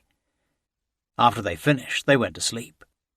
A couple of hours later, Chris woke up and put on a blue fire-resistant shirt, pants, and a pair of old boots. He went downstairs into the kitchen to prepare his lunch. Then he came back to the bedroom and woke Shanann up, saying they had to talk. "I told her," he recalled, "I don't feel like this is going to work. Can we cancel the trip to Aspen?" Shanann told him that she knew there was someone else and started crying. She said she was leaving with Bella and Celeste and he would never see them again. Then, according to Watts, he told her that he didn't love her anymore as he put his 2 hands around her neck and began to strangle her. Using all his strength, he stared deep into her eyes and watched them turn bloodshot as tears of mascara ran down her face. Shanann never struggled during the 2 to 4 minutes it took her to die. The sheer horror she must have felt, staring helplessly at the man she loved and the father of her children as he choked the life out of her, is unimaginable. Bella, who had been woken up by all the commotion, walked into the bedroom and saw her mother lying dead on the bed. "What's wrong with Mummy?" she asked. "Mummy don't feel good," replied her father. Then he took the top sheet off the bed and wrapped Shanann's body in it, leaving the pillows and the comforter on the floor. He attempted to pick her up and carry her downstairs, but she was too heavy. He dragged Shanann's lifeless body down the stairs and into the garage as his 4-year-old daughter trailed behind. She was crying a little bit, Watts recalled. She's like, "What's wrong with Mummy?" I said she doesn't feel good, but she's a smart girl and she knew what was going on. At 5:17 a.m., Watts opened the garage door with his remote. He backed his Anadarko truck into the driveway in front of Shanann's white Lexus, where it remained for the next 28 minutes. He put his wife's body in 2 black garbage bags, one over her head and the other over her feet. He lifted her into the back of the truck, dropping her on the floor behind the driver's seat. Then he went back inside the house and grabbed his lunchbox and water jugs and put them in the truck, along with a gas can. He could hear Celeste and Bella walking around upstairs, so he went back up to collect his daughters, bringing along Cece's pink blanket and her favourite barking dog toy. Then he turned out all the lights and went into the garage. "I grabbed the kids," he said, and put them on the bench seat in the back. Shanann was on the floor. The girls kept asking if Mummy was okay, and Watts reassured them that she was fine. At 5:45 a.m., Watts reversed out of the driveway and onto Saratoga Trail, closing the garage door behind him. It was still dark when Chris Watts turned right onto Windham Hill Parkway. He took another right on County Road 7, and then a left to County Road 52 out of Frederick, for the 40-mile journey to the Survey 319 oil well. As he drove the deserted roads, the girls were in the back, whimpering and falling asleep in each other's laps, their feet resting on their mother's dead body. They were pretty quiet, Watts remembered. They just laid next to each other. When we were driving, Bella said, "Daddy, it smells." As Watts drove through Hudson and turned north onto I-76, it began to get light. Dry, flat scrubland was on both sides of the road. At 6:29 a.m., he turned off onto the rural Route 386 to Roggan and began reaching out to his co-workers to ensure that no one would disturb him for the next couple of hours at Survey 319. He made the first of 3 unanswered calls to Cody Roberts before texting him, "Where you at?" "Just got fuel in Kersey," Roberts immediately replied. "Okay, I'm in Survey," tapped Watts. "Where you going first?" "DPC State." Watts responded with a thumbs-up emoji. Roberts said he was calling Chad McNeil to see if he was still planning to go to the Survey oil wells to pump one out. At 6:39 a.m., afraid that McNeil might disturb him at Survey 319, Watts called his cell phone, but there was no answer. "You headed out to Survey?" Watts texted McNeil. "I'm out here. Cody said something about pumping out the 10 to 29. "Well, since you're out there," McNeil texted back, "you want to fire it up?" "Okay, I will." At 6:53 a.m., Chris Watts drove through the front gates of the Survey Ranch and out to the 319 oil well. He unlocked the gate and proceeded through the barbed wire surround into the 3/4-acre well site. He parked by the wellheads of the twin tanks. Telling Bella and Celeste he would be back soon, he got out, opened the back of the truck, and lifted out Shanann's body. "What are you doing to Mummy?" asked Bella. There was no reply.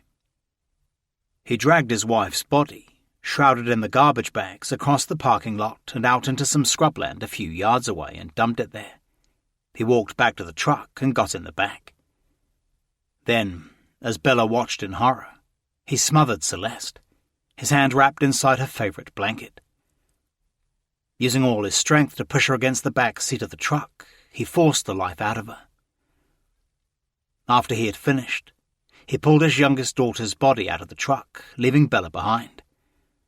He calmly carried Celeste across the parking lot to the towering 20-foot-high oil tank on the right and walked up the stairs. At the top, he opened the thief hatch and slowly lowered Celeste feet first through the 8-inch opening.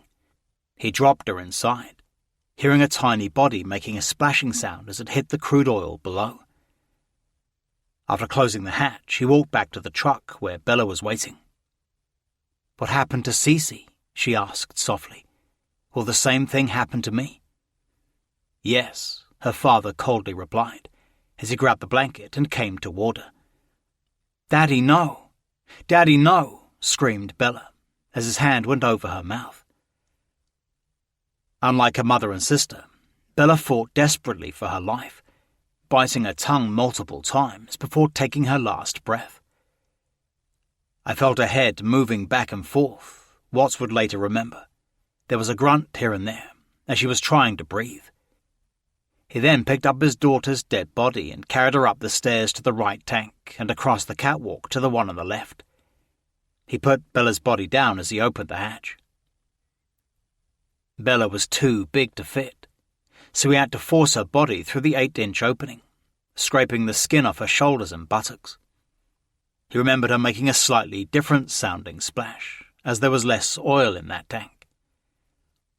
Then he turned his attention to Shanann's body. He walked over to it and started raking away some weeds. He picked up a shovel and dug a hole 27 inches deep. When he had finished, he pushed her body into the shallow grave. He glanced down and saw that she had miscarried their son, Nico. He covered them both in earth, smoothing over the ground to make it blend in with the rest of the scrubland. After he finished burying her at 7:40 a.m., he sent a text to Shanann's iPhone. "If you take the kids somewhere, please let me know where they are at." Then coldly, methodically, Chris Watts began contacting his Anadarko team to cover his, despite the absolute horror of what he had just done. Watts had already detached himself from his family and compartmentalized the act, carrying on as if it were just another morning at work. He first made a 2-minute call to Troy McCoy to see how far away he and the other members of his crew were. McCoy replied that he was about 40 minutes away and would see Watts soon. Then Cody Roberts texted Watts to see if he would come over and join him at the nearby Survey 1029. "Yeah, I'm at 319, Watts texted back. "1 sec." Then he took a photograph of the leaking pipes by the wellhead and sent it to Roberts. 10-4, replied Roberts. "How's it look?" "Fresh, LOL."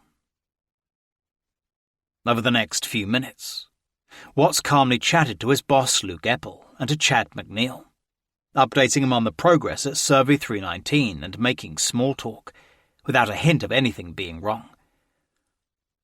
At 8:25 a.m., Watts called Shanann's phone again, leaving a 23-second voicemail. Then he Googled the Primrose School and called the main number. The owner, Shannon Meyer, answered, and Watts announced that Bella and Celeste would not be returning to school, as he and Shanann were moving out of the area. He asked if his daughters had come to the school that morning. Meyer checked and said that they weren't clocked in. She told him they would be missed by their teachers, asking if he wanted to put them on the waiting list in case anything changed. Watts replied that she might as well, and hung up. 5 minutes later, Chad McNeil and Melissa Parrish arrived at Survey 319 to find Watts digging a small hole with a shovel where the bypass line was leaking. He seemed to be in good humour, chatting about his weekend and describing the Rockies game, which he had not gone to, as epic. A few minutes later, Troy McCoy pulled into Survey 319, immediately noticing Chris Watts' truck was parked far away from the bypass line he was working on.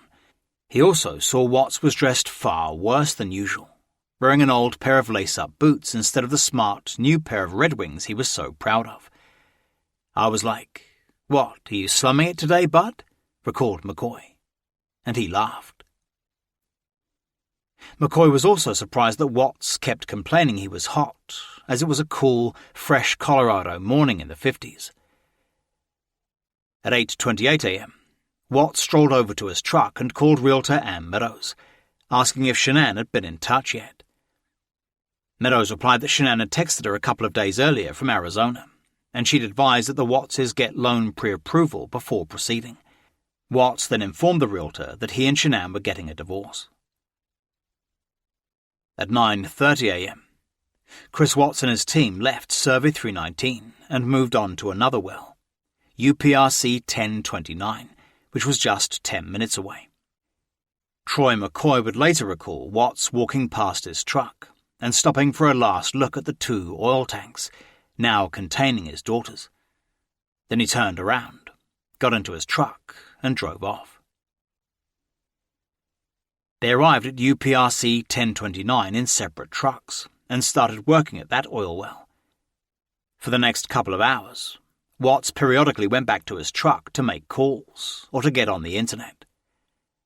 At 10:10 a.m., he made half a dozen Google searches for the lyrics of the Metallica song Battery, about killing a family. Lunacy has found me. Cannot kill the family. While he was reading the lyrics, Sandy Rusek texted him, "Is Shanann okay?"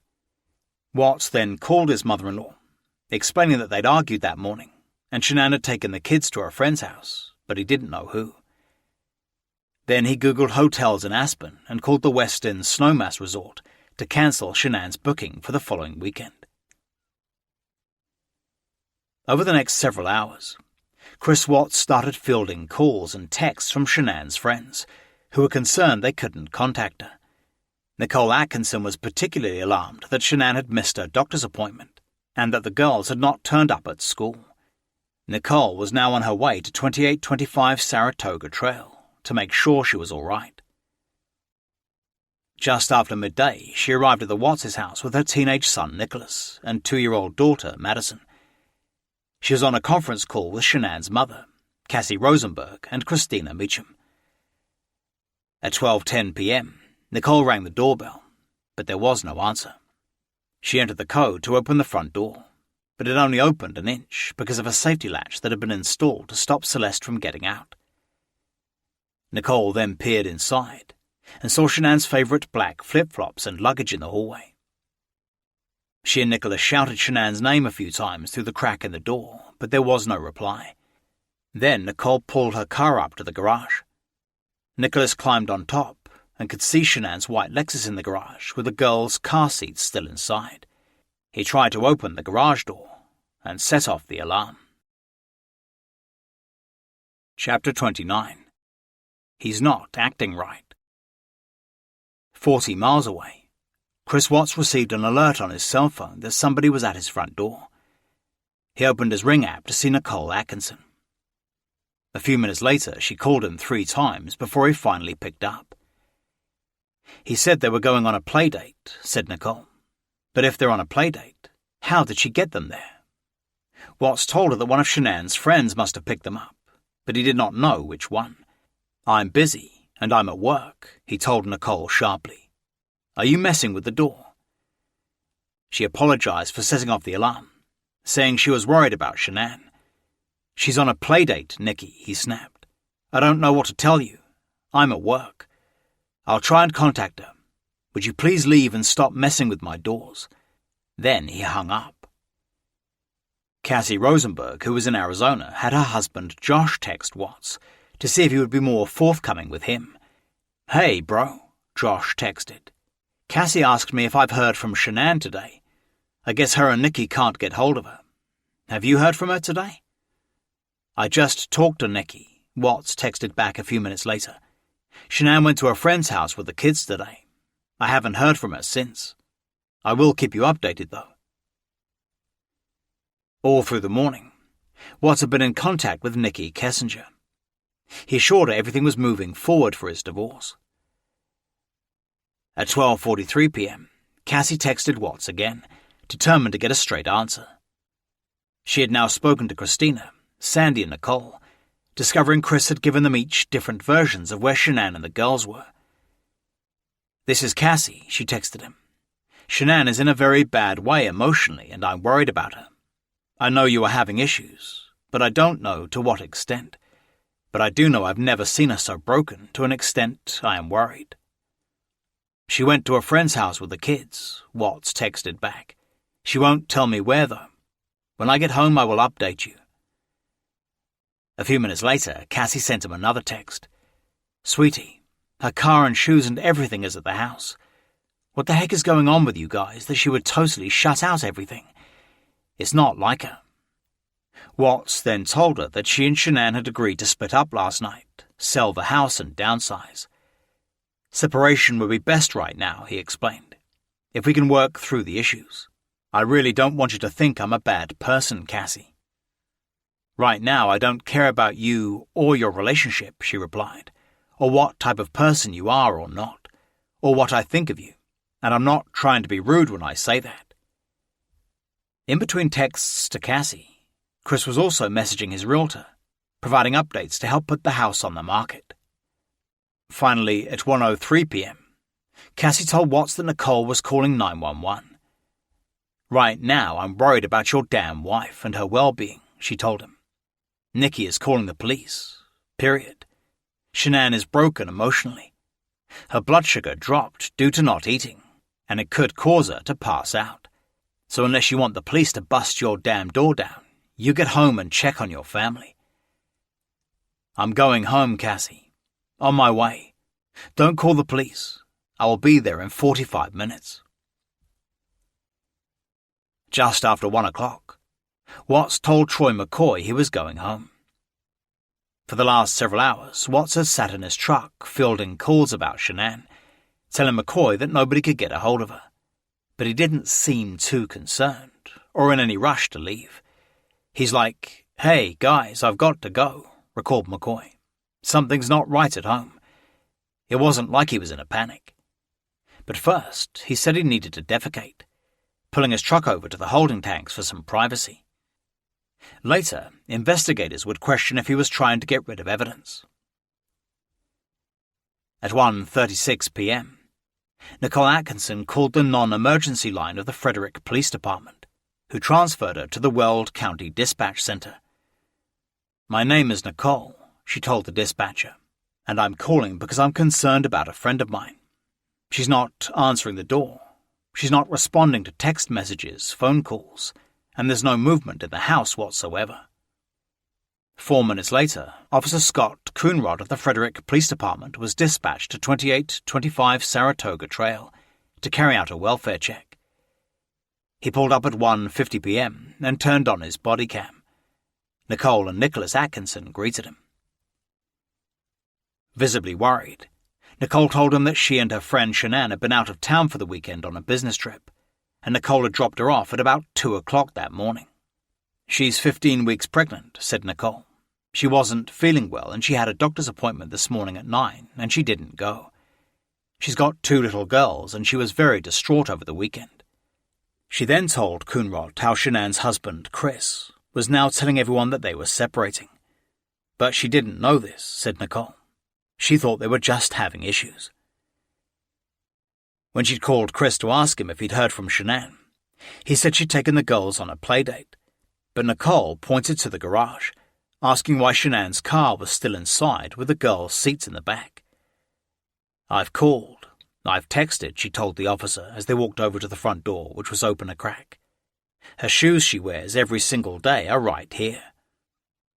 "Okay," replied Officer Coonrod. "No answer on the phone? Her husband's on his way?" "Supposedly," said Nicole, adding that he kept changing his arrival times. Then the officer asked Nicole to call Chris for the garage pass code and permission to enter. She did, telling Chris that the police were at the house and couldn't get in. Watts said he was only 5 minutes away and didn't want them to break down the door. Then he hung up and sent another message to Shanann's iPhone. "Where are you?"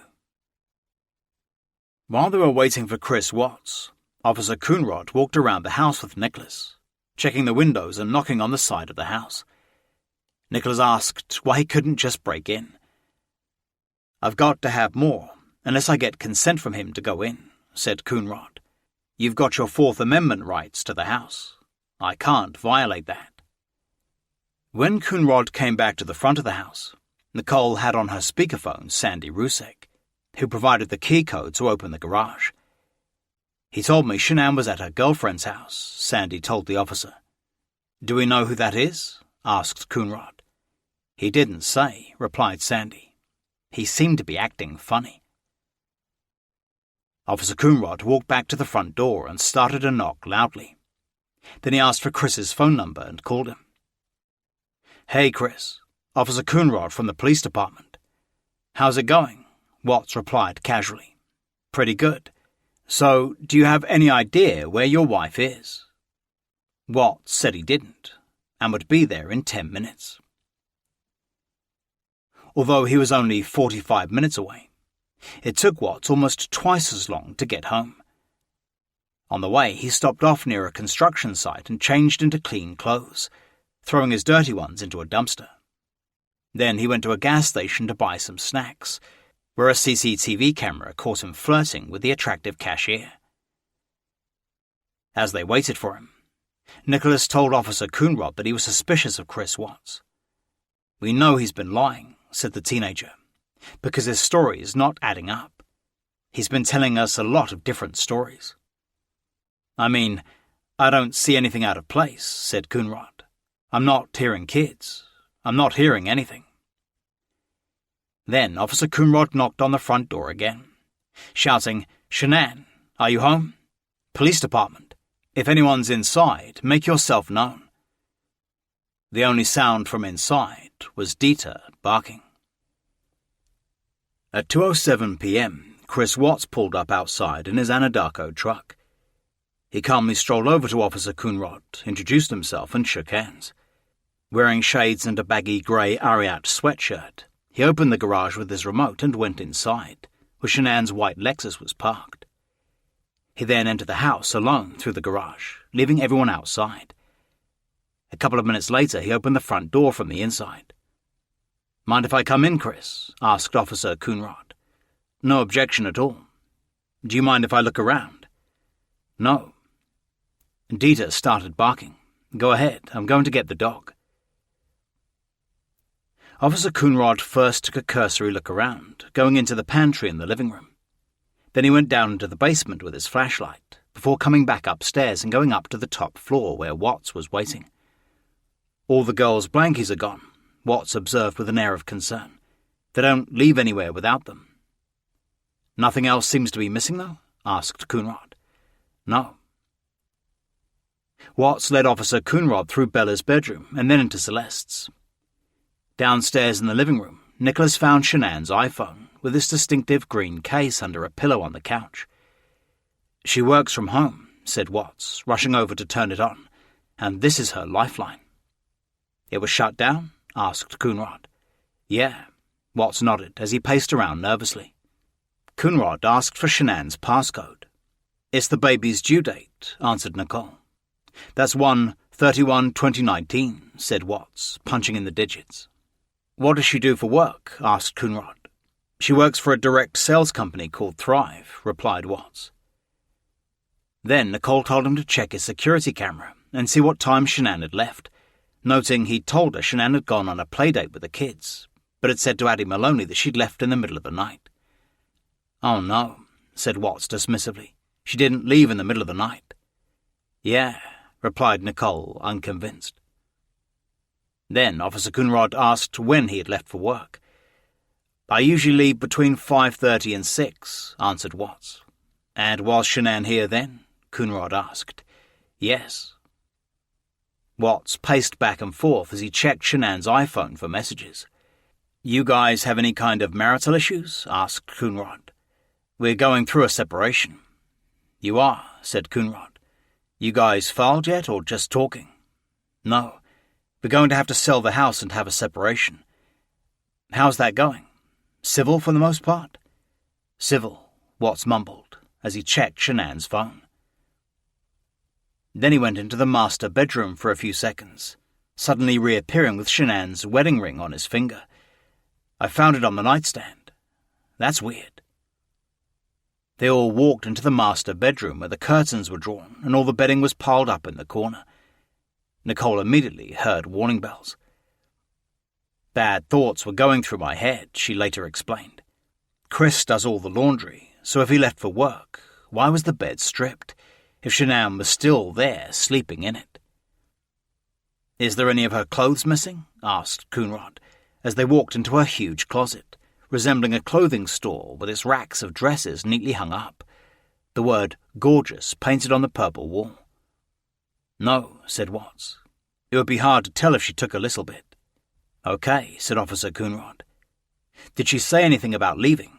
Moving out?" "Not moving out. The last time I talked to her was this morning. She said she was going to take the kids to a friend's house, but the car's still here, unless someone came and picked her up." "Any kind of behavioral changes?" asked Coonrod. "We're going through a separation. That's been the only change." A few minutes later, Officer Coonrod and the others went next door to neighbour Nathaniel Trinistitch's house to watch his CCTV camera video of the driveway outside the Watts garage. They all gathered around his television in his living room as Trinistitch played his surveillance video. The video started at 5:17 a.m. that morning, when the camera's motion detector began recording the Anadarko truck backing into the driveway. "This is him at 5:17, said Trinistitch, as Watts's truck came on screen. "I loaded my stuff up with the coolers, my water jugs," explained Watts, as he nervously played with his iPhone. "My bug bag, some of the tools I had from the toolbox. I knew I was going to have to do some pumping in the rubbers today because I was out so far. I usually park out there on the side," said Watts, his hands on the back of his head and not looking at the screen. "I just went to get all the tools I had to bring in." After several minutes, he asked what was going to happen now. "My detective just showed up," said Coonrod, who had summoned backup, "so he'll probably want to talk to you." As Trinistitch flipped through his remote, he stopped at the 1:48 a.m. mark, when the camera was activated by Shanann's walking into the house.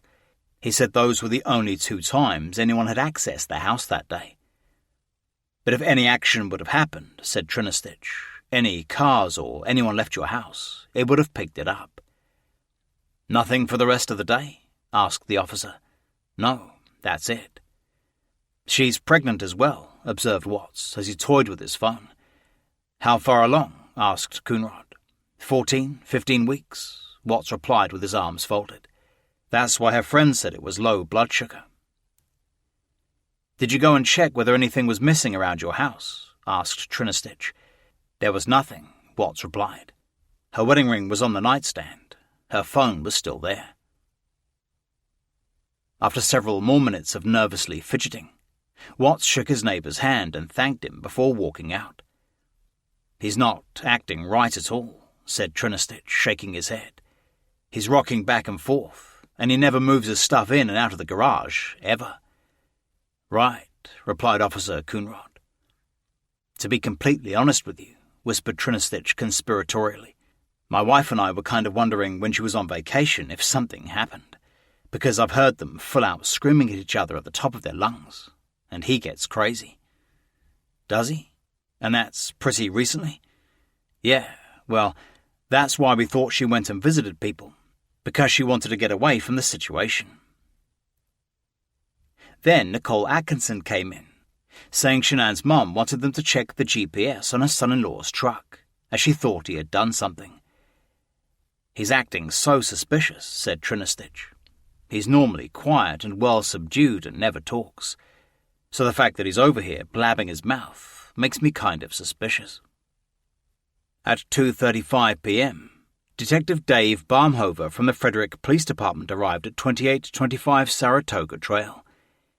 He was briefed by Officer Coonrod, who told him that Shanann's cell phone, purse, wallet and wedding ring were still in the house. Then they went upstairs and into the master bedroom, where the bedding lay on the floor.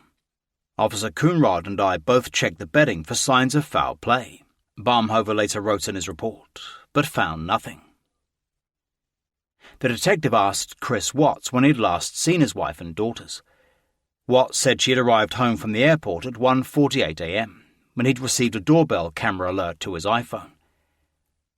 At approximately 0400 hours, wrote Barmhover, he informed Shanann he wanted to initiate a marital separation, and they were both upset and crying. Watts said that Shanann had then informed him she was taking the girls to her friend's house that day, and did not say who.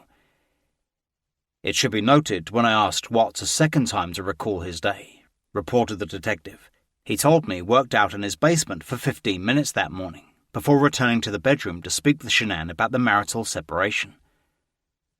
Watts then said that they were having financial difficulties and planned to downsize and sell their house. I asked if they were planning on living together during the separation, wrote Barmhover. Watts said he would get an apartment somewhere, and Shanann and the girls could move into a smaller house, and they would share custody of their kids. Watts showed the detective an email from realtor Ann Meadows on his cell phone to prove they wanted to sell the house. He also pointed out an alert that his garage door was left open at 5:27 a.m., as well as another for the basement door earlier. He appeared to be puzzled by both alerts, noted Barmhover. Asked where he had gone that morning, Watts said he had driven to an oil well site near Hudson, but could not remember the name of it. I asked Watts if anyone could vouch for his arrival, wrote the detective. He said no one else was at the site until later, and he had gone early to check on a repair before starting his normal duties. Detective Barmhover then interviewed Nicole Atkinson, who said Shanann could only have left the house through the garage because the front door safety latch was still on. She also told him that Watts never backed his truck up to the garage, as the noise woke up the girls. Nicole was adamant Shanann would not leave the house without her phone or medications, noted the detective, or take the girls anywhere without their car seats. Officer Coonrod requested Weld County Dispatch to hold a bolo, be on the lookout for Shanann, Bella and Celeste Watts. For the next several hours, Coonrod canvassed the neighborhood, knocking on doors and looking for any leads. He also left business cards at any nearby houses with video surveillance. Soon afterward, Christina Meacham texted Chris Watts for any news about Shanann. "What's going on? We are so worried." "Cops are here," he replied. "Call you when I know." At 2:55 p.m., when she hadn't heard anything further, Christina sent him another text. "Anything?" "Police searched the house up and down. Missing persons report filed in the morning, more likely. This is so unlike her. I'm extremely worried. We are praying for all of you. Thank you, Christina. I'm praying so hard right now." Chapter 30. Please pray. At 3:45 p.m., Chris Watts asked Nikki Kessinger to call him.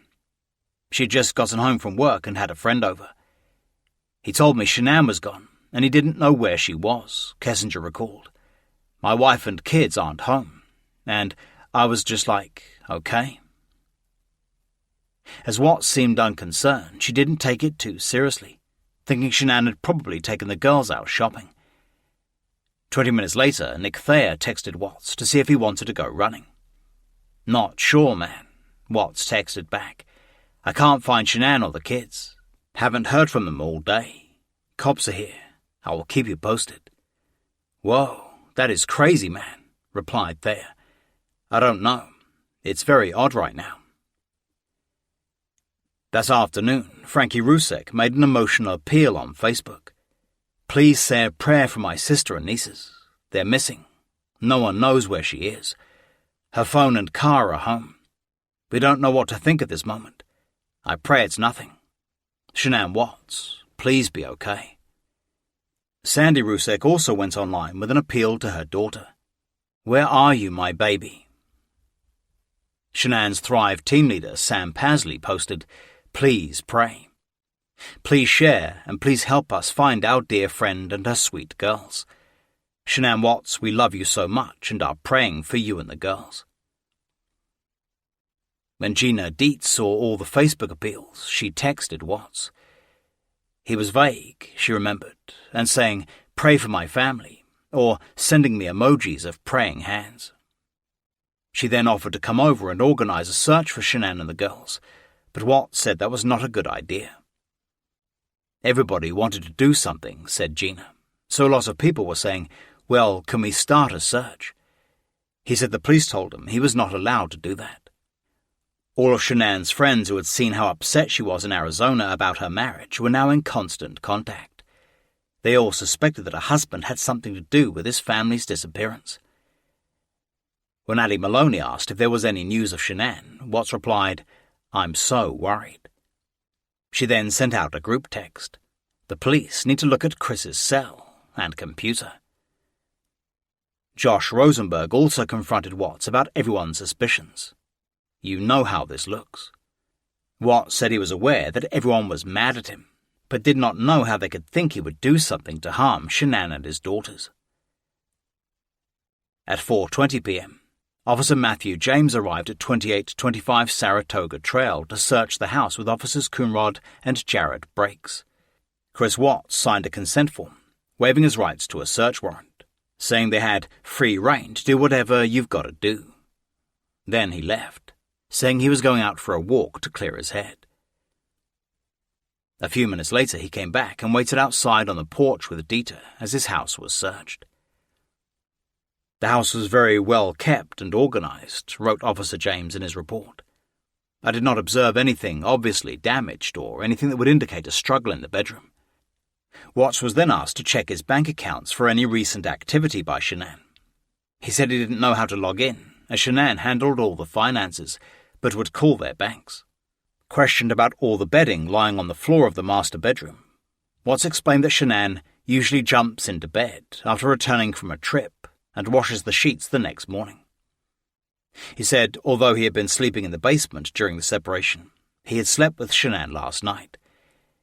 In the morning, he said, they had discussed separating and selling the house. After the search, Officer James gave Watts his business card, telling him to have Shanann call him immediately if she turned up.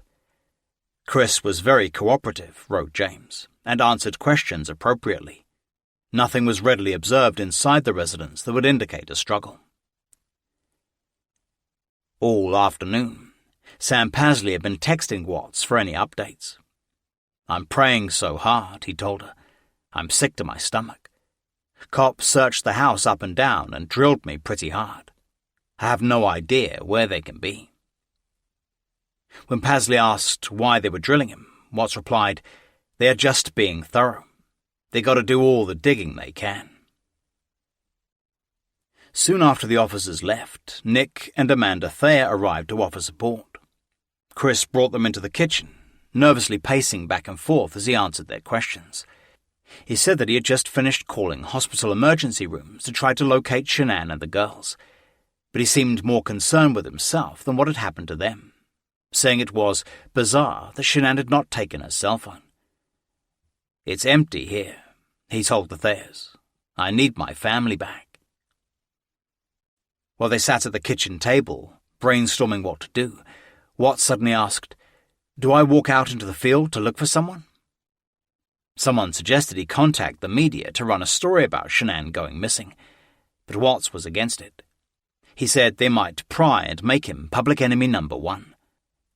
Then Lauren Arnold arrived, after seeing all the Facebook posts that Shanann and the girls were missing. "Chris answered the door and gave me a hug," she recalled. "I asked the logical, 'Are you okay?' questions. He said no." Then Lauren saw Shanann's flip-flops and suitcase by the stairs, and a toy under a chair in the living room. "And then I just glanced upstairs," she said, "and he said, I had to close all the doors upstairs, as I can't handle going up there and seeing all the toys and stuff." She asked if he had gone out to search for them, but Nick Thayer replied that the police had told them not to. Amazed, Lauren asked Watts why he was not out searching for them. And he said, "No, they told me not to." She said, "That didn't really seem logical to me, but okay." Lauren was also struck by his lack of concern, and that he was planning to go back to work tomorrow. "He wouldn't make eye contact with me while we were talking," she later told detectives. "He looked at the floor the whole time. His behavior was very suspicious." Nick and Amanda Thayer finally left at around 8 p.m. They immediately called the Frederick Police Department and left a message. During their 3 hours with Chris, something seemed wrong, and they felt it was their duty to report it. After they left, Watts called Nicky Kessinger. He was calm, she later told police, but you could just hear it in his voice that he was concerned for his kids. The lovers talked on and off for the rest of the night, spending several hours on the phone together. At 9 p.m., Luke Eppel texted for any updates. "He called me back immediately," said Eppel, and said they're still gone. "The police came and searched my house. They had a warrant. They searched the vehicles." Watts said he planned to work tomorrow morning, so he wouldn't have to stay home. "It's like something out of a movie," he told his boss. "She's just gone. And the purse is here. Her ID is here. Her car is here. The kid's medicine is still here. She just disappeared." Late Monday night, Jeremy Lindstrom saw Sandy Rusek's Facebook post asking for prayers for Shanann and the girls. He then called Dave Colon, who also hadn't heard about Shanann's disappearance. Both men decided to go to Chris Watts' house and offer support. At around 9:30 p.m., Colon arrived to find Watts vacuuming the carpet. "He was keeping himself busy," said Colon. "I totally understood that." And then, about 30 minutes later, Jeremy showed up. As Watts made a protein shake in the kitchen, he matter-of-factly described how Shanann and the kids had been there when he left for work, but gone when he got back. "He was pretty blank," recalled Colon. "He was not like, 'Oh, I knew this was coming. I don't know why she did this.'" Then Lindstrom asked if the girl's medicine had been left behind, as he knew about Celeste's allergies. Watts said it was all still there. "I didn't want to grill him with questions," said Lindstrom, "because obviously he's going through something." Then Watts said he just wanted to finish cleaning the house and go to bed. "I'm like, okay, I guess some people get nervous, get weird, start cleaning," said Lindstrom. "I don't know." After they left, Chris Watts FaceTimed his girlfriend. He was lying on a bare mattress in his master bedroom, wearing a black and white wife-beater shirt. He explained he was cleaning the house to keep his mind occupied. "He wanted me to talk to him," she remembered. "He's like, 'I just wanted to see your face.'" Then Kessinger asked why there were no sheets on the bed. He said, "I had to wash the kids' sheets," said Kessinger. "They smelled." "I'm like, this man keeps that house so clean. Why would his kids' sheets smell so bad?" Then Kessinger said she would call back, as he was making her feel uncomfortable. "It was kind of weird," she recalled. "I didn't really know where this was going. He was just, like, really fixated on me." Kessinger called him back at 11:09 p.m., and they spoke for almost an hour. It was past midnight when she got off the phone, and immediately Googled Shanann Watts. Back at the Frederick police station, Officer Matthew James was calling Shanann's friends for more information. They all told him how she was worried about her marriage and that Chris was having an affair. Cindy Derrisett described how upset Shanann had been during their training trip to Arizona. She was about to break down. He's been saying things, that they're not compatible anymore, that she was blindsided by him. Derrisett said that Shanann would never have left without the girl's medicine, her purse or her cell phone. "She's the most OCD, like really routine person that I've ever met. She's like a helicopter mum, and would never have left the house without the girls having everything they needed. We're trying to be reasonable and not hysterical, but none of this makes any sense at all." Derrisett also told the officer about the bank alert Shanann had received, after Chris had supposedly eaten dinner alone after the Rockies game. He spent more money than he should have for his own meal. That was just curious to her. Her suspicions are everywhere. Addie Maloney told Officer James that if Shanann had gone on a playdate, she would definitely have taken Bella and Celeste's car seats and medicine. "She's the best mum that I know," Maloney said, "and he's always been a great dad. This is why this is so alarming. I don't even know what to say. I just hope that we find her." Christina Meacham said that when she had stayed at the Watts' house, Shanann never varied her routine. "Nothing adds up. That the latch was on doesn't make any sense to me, because she comes in and out of that door every day. The routine was completely off, and that's not normal." The officer then asked if Shanann planned to leave Chris or try to mend the marriage. She wanted their marriage to work, and I just told her, "You just need to talk to him, give him space and work things out. But Chris is very, very quiet. You don't see many emotions from Chris." Like the rest of Shanann's friends, Christina had wondered if Chris might be responsible. "I don't think Chris has it in him. I think Chris is a good guy, so it's kind of hard for me to even imagine that he would hurt his family, especially those girls." That night, Frederick PD patrol officers continued canvassing the neighborhood without any results. Several officers were also discreetly watching 2825 Saratoga Trail in shifts from a vantage point 100 yards north on Steeple Rock Drive. Their brief was to log and document any unusual activity. Watts was seen packing up blankets and a cooler inside the white Lexus before closing the garage door. Before going off duty, Detective Dave Baumhover decided to call in the Colorado Bureau of Investigation, CBI, and the FBI if Shanann and the girls had not turned up by morning. The detective now had Chris Watts firmly in his sights and was certain that he knew more than he was saying. "I knew something was really wrong when I went out there," he later explained, "and so did Officer Coonrod, which is why he called me, and it's just a matter that you have to check off certain things." Detective Baumhover said that he had to consider whether Shanann had taken the kids to just mess with his head after Watts asked for a separation, or if it was murder. "I had already made the decision that if she had not returned by the morning," said Baumhover, "we were going to initiate a full-blown investigation." Frederick Police Officer Ed Goodman had already started preparing a missing persons report for Shanann and the girls. At 2 a.m., he called Chris Watts' cell phone several times for their physical details. The line was busy, as Watts was talking to his girlfriend. A few minutes later, Watts called him back on his work phone, explaining something was wrong with his iPhone. "Has anything else come to mind?" asked Officer Goodman, "to help us try to figure out what's going on, where she is?" "Nothing's come across," Watts coolly replied. "Just a bunch of text messages from friends reaching out to me and just seeing if they could help, but nothing new." "It should be mentioned," wrote Officer Goodman in his subsequent report, "that he did not ask me if I had been calling because I had any information concerning his missing wife and daughters, or if I was calling because they had been found."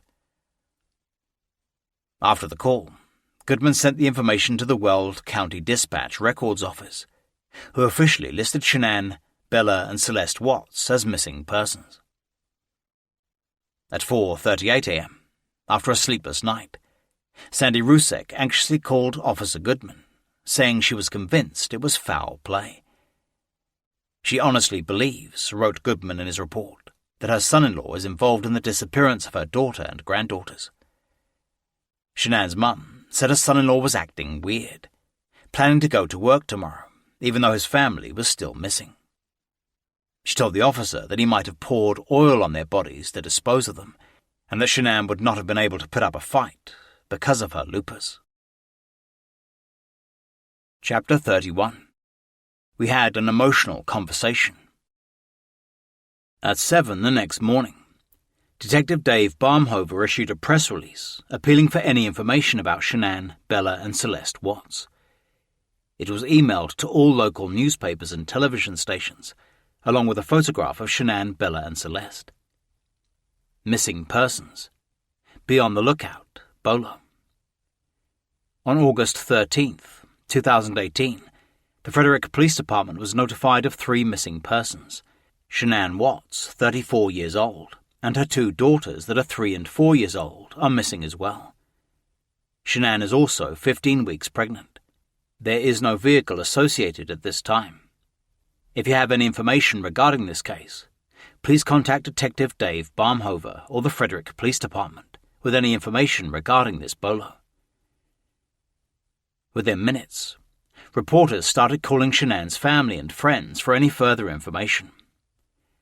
I started getting all the phone calls from reporters, said Lauren Arnold, who had posted on Facebook about Shanann's disappearance. So a lot of Tuesday was spent being driven crazy. When Nick and Amanda Thayer received calls from the media, they drove to 2825 Saratoga Trail to see how Chris Watts wanted to handle it. They arrived just after 9 a.m. to find him tired, not himself, and overwhelmed. He was frustrated that Anadarko had ordered him to stay home until his family was found. Then the 3 of them sat around the kitchen table, discussing if and when Chris should do media interviews. Soon afterward, a reporter from Denver's Fox 31 TV station called, and Watts gave a brief phone interview. "My heart is racing a mile a minute," he told the reporter. "It's not something I could ever fathom would happen in my lifetime." Back in Aberdeen, Shanann's parents and brother were being bombarded with media requests and appointed a cousin, Lou Valentino, as family spokesperson. She posted a press release online.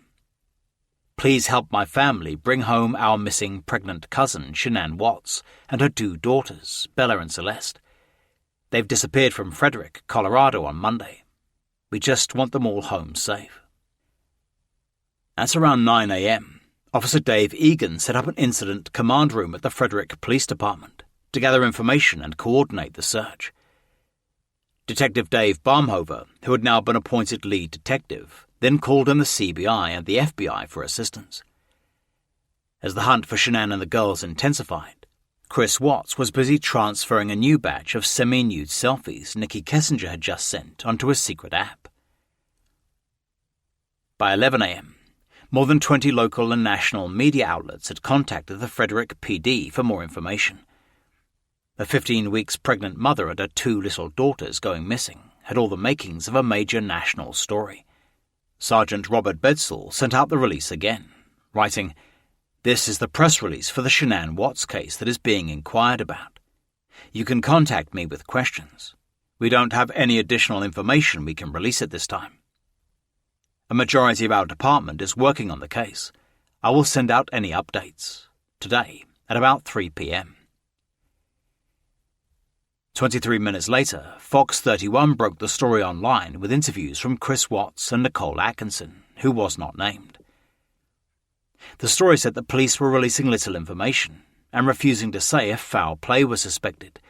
It quoted a close friend as saying she had dropped off Shanann at home at about 2 a.m. Monday after returning home from a work trip and seen her go inside. They were supposed to have met later, but Shanann stopped answering her phone. The story quoted Chris Watts, saying he hoped his wife and daughters were okay. "She said she was going to a friend's house with the kids," he said, "and that's the last thing I heard, and that was it. It was very vague." During her lunch break, Nikki Kessinger went online and read the fast-breaking news stories. She was shocked to learn that Shanann was 15 weeks pregnant. "When I read the news," she later told detectives, "I thought, if he was able to lie to me and hide something that big, what else was he lying about?" She immediately confronted him, and he denied that the baby was his, asking if this would ruin their relationship. And I was like, "You need to focus on finding all 3 of your kids," she said. I kept emphasizing he had 3 kids. Finally, Watts admitted the baby was his, and he had known about it the whole time. Once again, he anxiously asked if this would ruin their relationship. Kessinger said no. And in the back of my head is like, "Yeah, I'm done," she later said. "But his situation is so critical right now, I'm not going to ruffle his mental feathers." For the next 4 hours, Kessinger closely monitored online news coverage, realizing that everything Watts had ever told her was a lie. "I got so sick," she said. "I packed my stuff and left work and went home. I just needed some time to process what was going on." Over numerous texts and calls to his girlfriend that afternoon, Watts showed zero emotion about his missing family. He swore that he would never hurt them. "It seemed off," said Kessinger. "He was telling me so many lies that I eventually told him that I did not want to speak to him again until his family was found. I told him, 'I'm scared because I feel like I don't know who you are anymore.' Then she deleted all his texts, photos and videos from her cell phone, as well as anything she had ever sent him."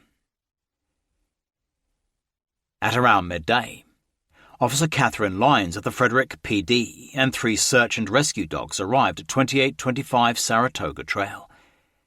Watts had obviously been cleaning up, and the television was tuned to a sports channel. Watts gave permission for the canines to search his home.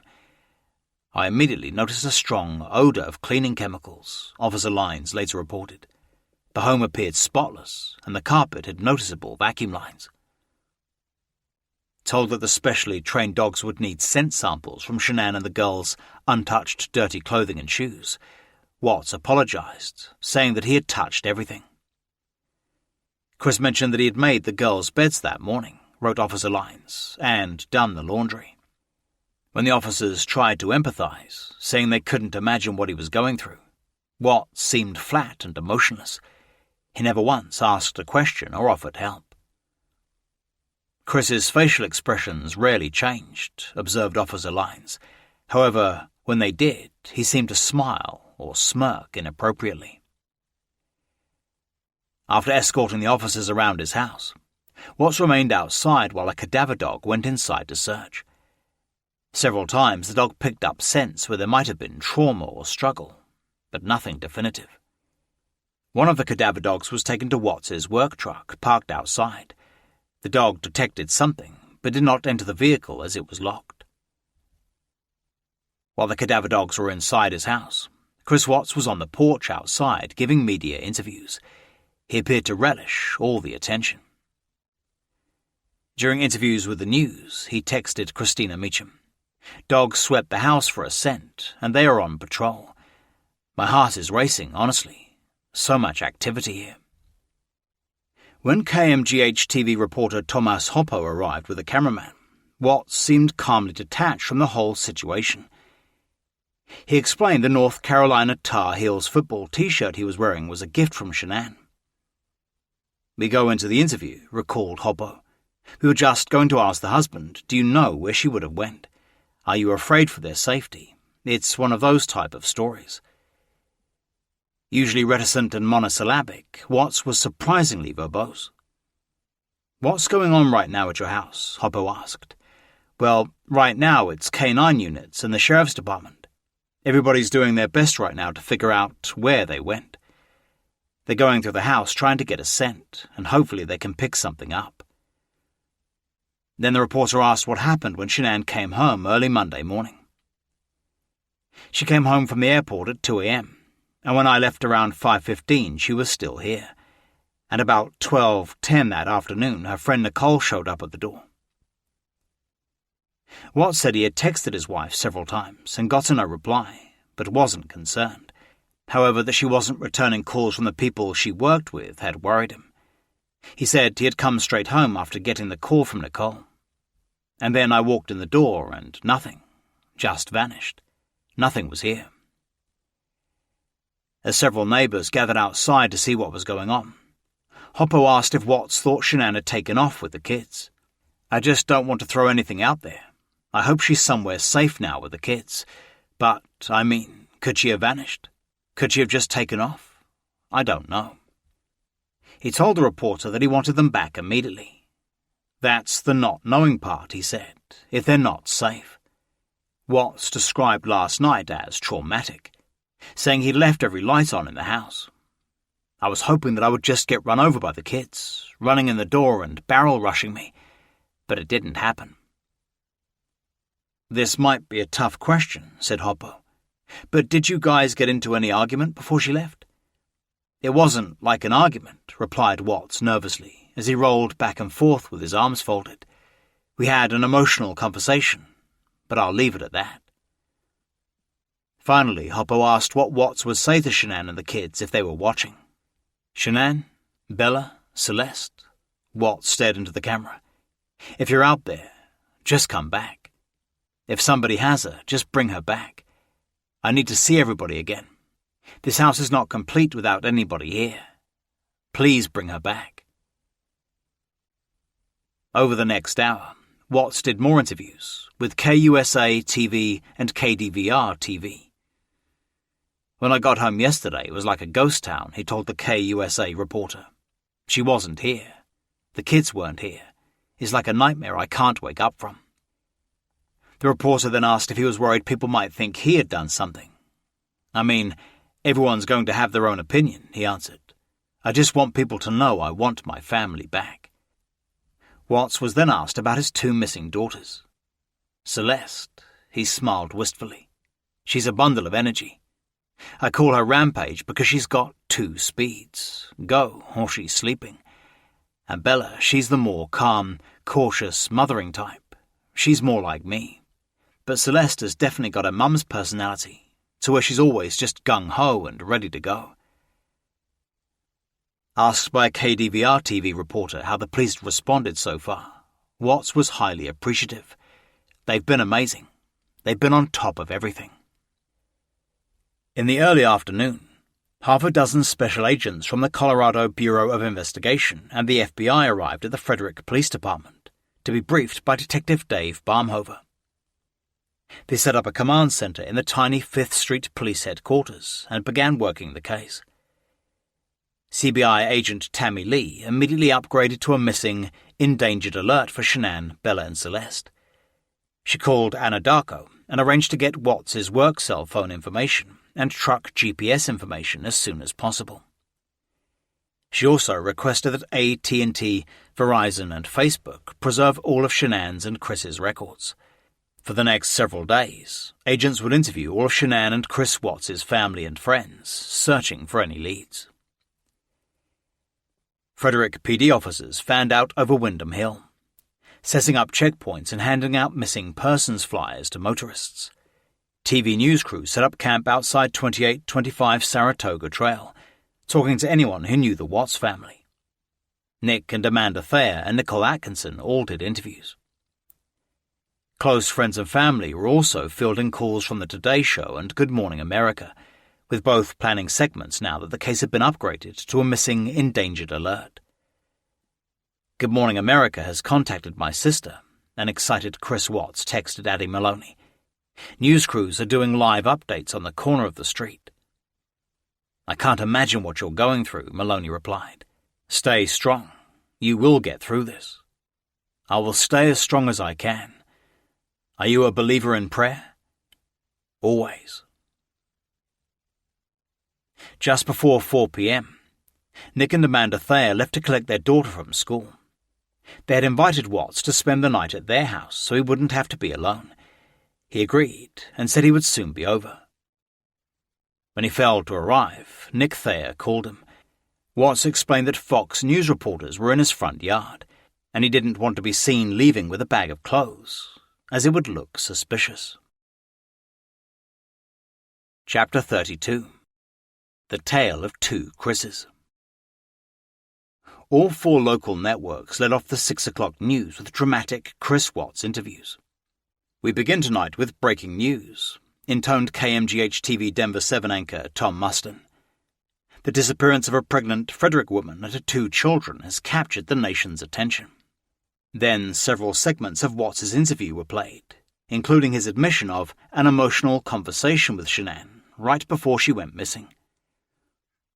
Fox 31 also carried a tearful interview with Nicole Atkinson about her friend's disappearance. Shanann, if you're hearing this or you're out there, sobbed Nicole, holding her daughter Madison, please let somebody know you're okay. Then Chris Watts came on the screen, nervously rocking back and forth on his porch. I have no inclination of where she is, he said listlessly, without a hint of emotion. She said she was going to her friend's house with the kids, and that's the last thing I heard. Special Agents Tammy Lee and Graham Coder watched the Chris Watts interviews with Detective Dave Baumhover at Frederick Police Station. If they had been suspicious before, they were now certain he was lying. "It didn't look good," recalled CBI Agent Lee. "We all watched it together and went, this might be bad." Detective Baumhover asked FBI Special Agent Coder to conduct a formal interview with Watts. Agent Lee would also offer Watts a polygraph test.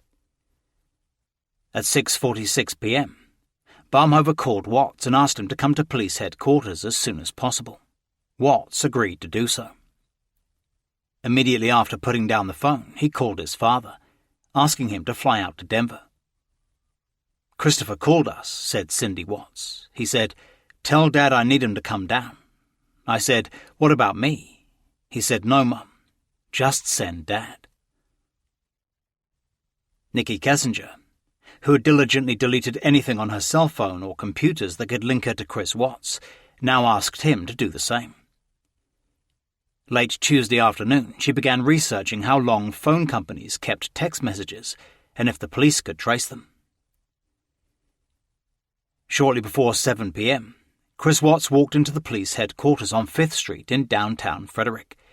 He had been tailed by police officers from his house. Detective Baumhover greeted him and introduced him to Agent Coder. "Hey, good to meet you," said Coder casually. "Thanks for coming in. Graham Coder. I'm from the FBI." "Okay," Watts replied. "Really appreciate it," said Coder. "I think you're gonna be able to help us." Coder brought him into Squad Interview Room 2 and told him their interview would be recorded. CBI Special Agent Tammy Lee sat at the nearby command post, watching on a live video feed. "So, I work missing children cases," began Coder, "and I'm very sorry for what you're going through. Right? I'm a father too." He handed Watts a written statement sheet, asking him to write down all the events leading to Shanann and the girl's disappearance. "Okay," Coder told him. "Thank you for your willingness to help. Start from the beginning. Please include everything you can remember and tell us what happened." "Feel like I'm in high school again," said Watts, smirking. Coder then left Watts alone to write out the statement, telling him to call Detective Baumhover's cell phone when he had finished. Chris Watts's handwritten statement read as follows. 1:48 a.m. Bell door detected visitor. Neighbor's camera that faces driveway didn't pick up anyone walking up to the house. 2 a.m. Shanann gets into bed with me.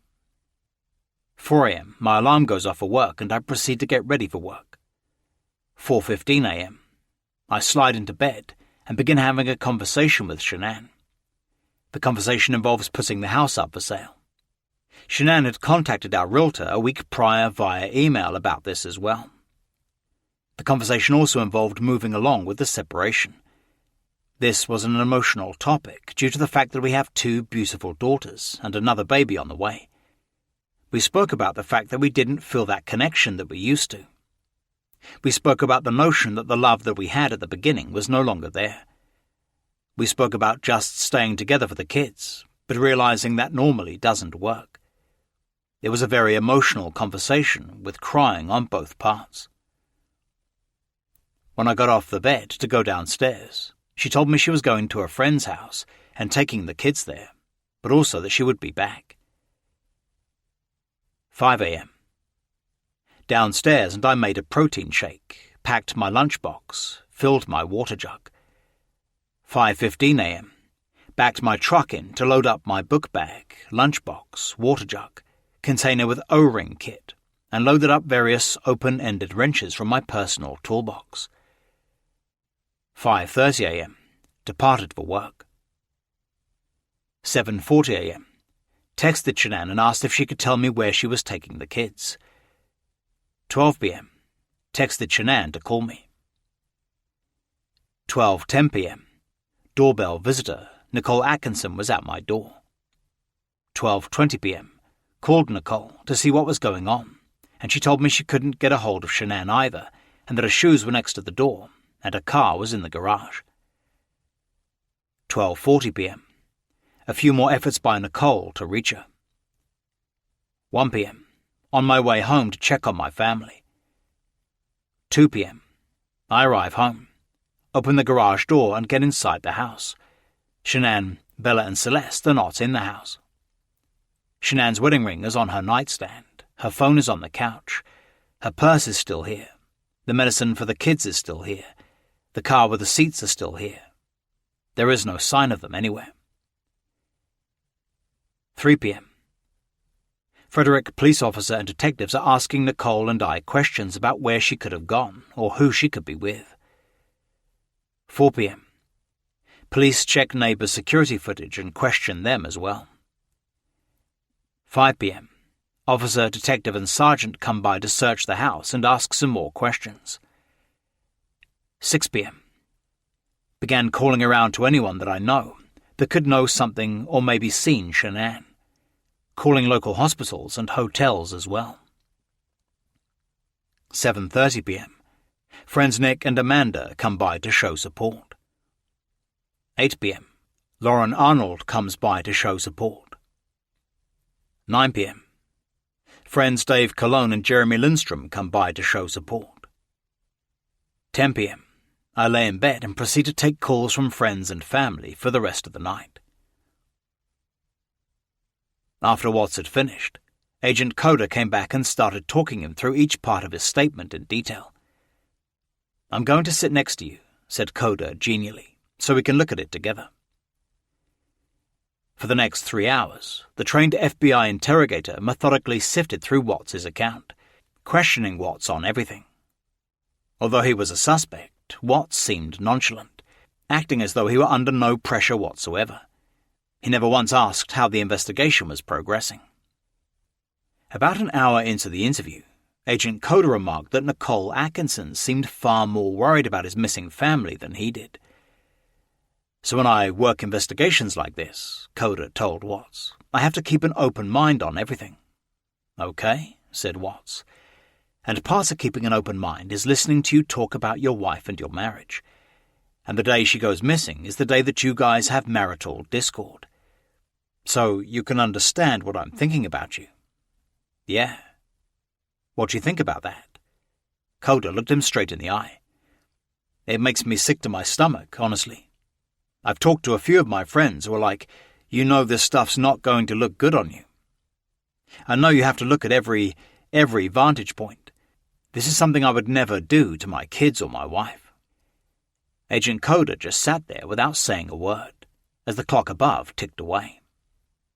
Watts finally broke the silence. "I'm not sure what I could do to make people believe that. Just because they knew we were having marital discord, they would automatically look at me.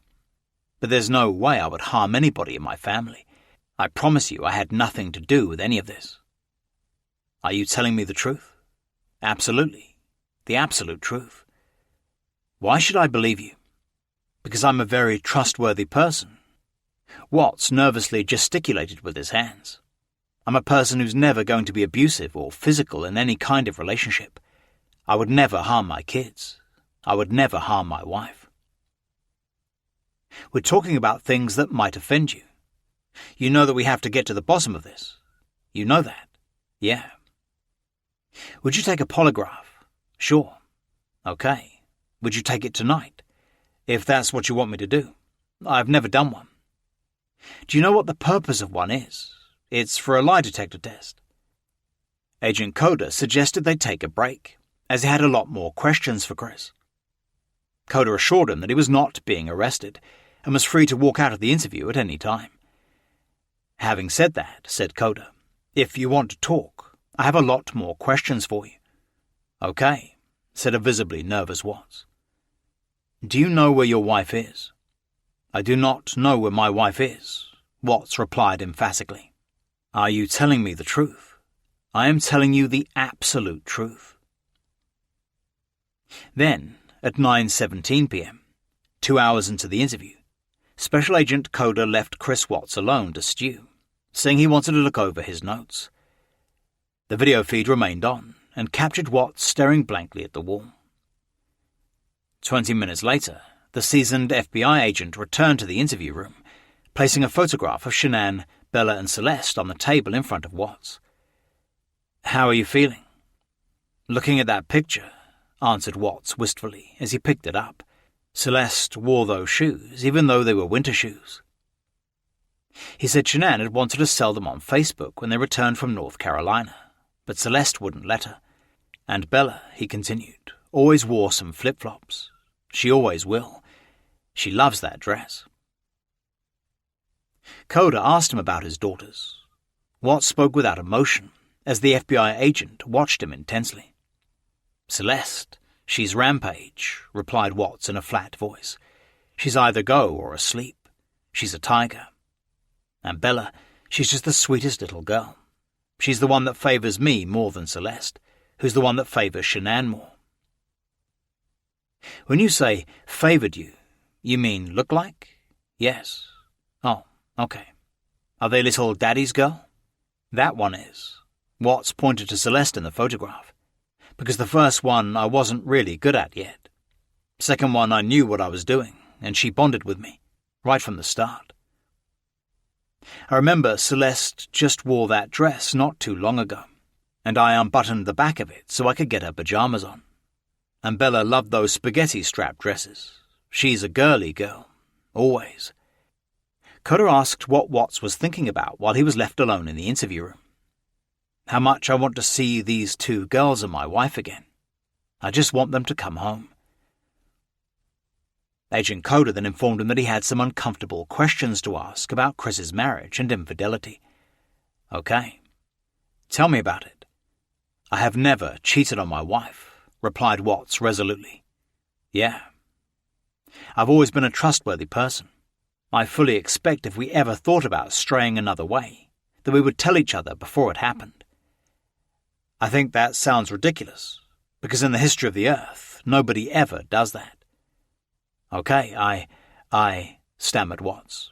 "That's what I would like to think." "Okay. I mean, I know mistakes happen, but that's what I would think in my head. I would hope would happen." Agent Coda again told him that sounded ridiculous, but if Coda were in Watts' shoes, he'd probably say the exact same thing. "You can imagine in my job I meet all kinds of people," Coda said. "There are people who have Saturdays with their girlfriends and Sundays with their wives." Coda said that he didn't care if anyone else was in the relationship, and that, if there was, it would stay between them. He then asked if Shanann could be having an affair, and Watts said that he didn't think so. "Okay," said Coda. "Now let's talk about you. On your end, I got to ask, what's her name?" I don't have another one," Watts replied nervously. "You sure?" "I'm sure." "Okay. Would you tell me if you did?" "Yes." Watts fidgeted with his hands. Agent Coda then observed what good physical shape Watts was in, saying that often happened when people started cheating. "So tell me about it." I did not cheat on my wife." "Okay. Thrive helped me. I went from 245 pounds to about—" "You were 245? asked Coda incredulously. "I was 245 pounds. Jesus, good for you, man. Thank you. And I'm 185, 180 now, and I've been eating cleaner. Thrive has helped me a lot." "Okay. And I've got to imagine that maybe there was a girl that inspired that?" "No." Coda then asked why Watts had fallen out of love with Shanann. "I was like walking on eggshells. You feel you're always doing something wrong. The timing doesn't make sense to me. Okay, but you can't be yourself around your wife. Who can you be yourself around?" "I've got to tell you, that sounds like a load of horseshit. What about the girls?" "Bella and Celeste are the light of my life. I'd do anything for those girls. I'd step in front of a bullet for those girls." As they entered the third hour of the interview, Agent Coda asked how he could help Chris walk out of the interview room without looking guilty. "You have to trust me," Watts replied. "Just seeing these pictures, I need them. I want them to just run through that front door and just knock me to the floor, bust my head open. I don't care. The amount of love I have for my family is exponential, and it's never going to die, and I want them back." Special Agent Coda looked unimpressed. "So let's have that hard conversation again," he said, pushing the photo of Shanann and the girls back in front of Watts. "So, can we talk about the two Chris's?" "Two Chris's?" Watts looked increasingly uncomfortable. "The tale of two Chris's, okay? And you need to help me know which Chris I'm looking at today, and which Chris you really are. So Chris number 1 is right here, right? And fell out of love with his wife. So he started wondering what it might be if he didn't have a wife and the girls to take care of. Coda hypothesized that one Chris enjoyed being alone when his family was in North Carolina and wanted out of the marriage. "He's looking at a bachelor pad," said Coda, "and did something terrible to his wife and kids." "That's not the Chris you're looking at right now," answered Watts defensively. "No, the Chris you're looking at is the man who loves these kids and loves his wife and would never, ever do anything to harm them." Coda then asked why someone else had to call 911 instead of him, and why he had called the Primrose School to say Bella and Celeste were not coming back. "We're back to this tale of two Chris's, Chris. I care, I promise. Nothing you've told me tonight makes sense. Nothing you've told me tonight feels like the truth. I think that there's something that happened that got maybe a little bit out of control." Coda then asked what should happen when who was responsible for his pregnant wife's and daughter's disappearance was found. "Life in prison would be the best," said Watts. "That's what I think. There are two kids involved. What if he hurt them? The death penalty." At 10:30 p.m., Agent Coda suggested they break for the night, telling Watts not to go home, as it was being searched again. "I want to talk to you again tomorrow," said Coda. "I want you to get a good night's sleep, and a good breakfast, and a good workout, whatever your morning routine is. My dad flies in at about 8 or 9 from North Carolina." Coda told him to pick up his father at the airport, and then come back to the Frederick police station at around 11 a.m. "I would love you and me as a team to talk tomorrow," Coda told him. "To do a polygraph and move past me wondering which Chris I'm talking to. I just want to get it behind us, and our talks are going to be a lot more comfortable than they were tonight." Then Coda took Watts' cell phone away to extract its data, telling him that he had done a really good job tonight. Agent Coda said, "Let's get everything out of the way, and then we're going to send you on your way, and we're back to the old Chris, the good Chris." Just after 11 p.m., Chris Watts walked out of the Frederick police station, adding Graham Coda to his list of contacts. Nick and Amanda Thayer, who had arrived 4 hours earlier, were still waiting outside, and he followed them back to their house to spend the night. Chapter 33. The Polygraph. At 6 a.m. Wednesday, Lead Detective Dave Barmhover and Officer Steve Walgie met CBI Special Agent Matthew Saylor and crime scene analyst David Yoakum outside 2825 Saratoga Trail for a forensic search of the house. A Frederick police officer had spent the night outside on guard. After calling Chris Watts for the security code for the front door, they all went inside. Officer Yoakum first photographed every room in the house. Then a Blue Star luminol was sprayed in the bedrooms, bathrooms, stairs and entryway into the garage to test for blood. None was found. In his report, Agent Saylor would observe how neat and orderly the house was, to the point of obsessiveness. The items in the kitchen cupboard were organized and labeled, he wrote. I noted that the clothing in the closets was arranged by clothing type and color. He also noted how both girls' beds were now made, although they had not been during previous searches. The master bedroom's pillowcases and the top sheet were in a trash can in the kitchen, but the matching fitting sheet was missing. The bedsheet and one pillowcase had an unknown dark substance that appeared to be smeared on them, reported Agent Saylor.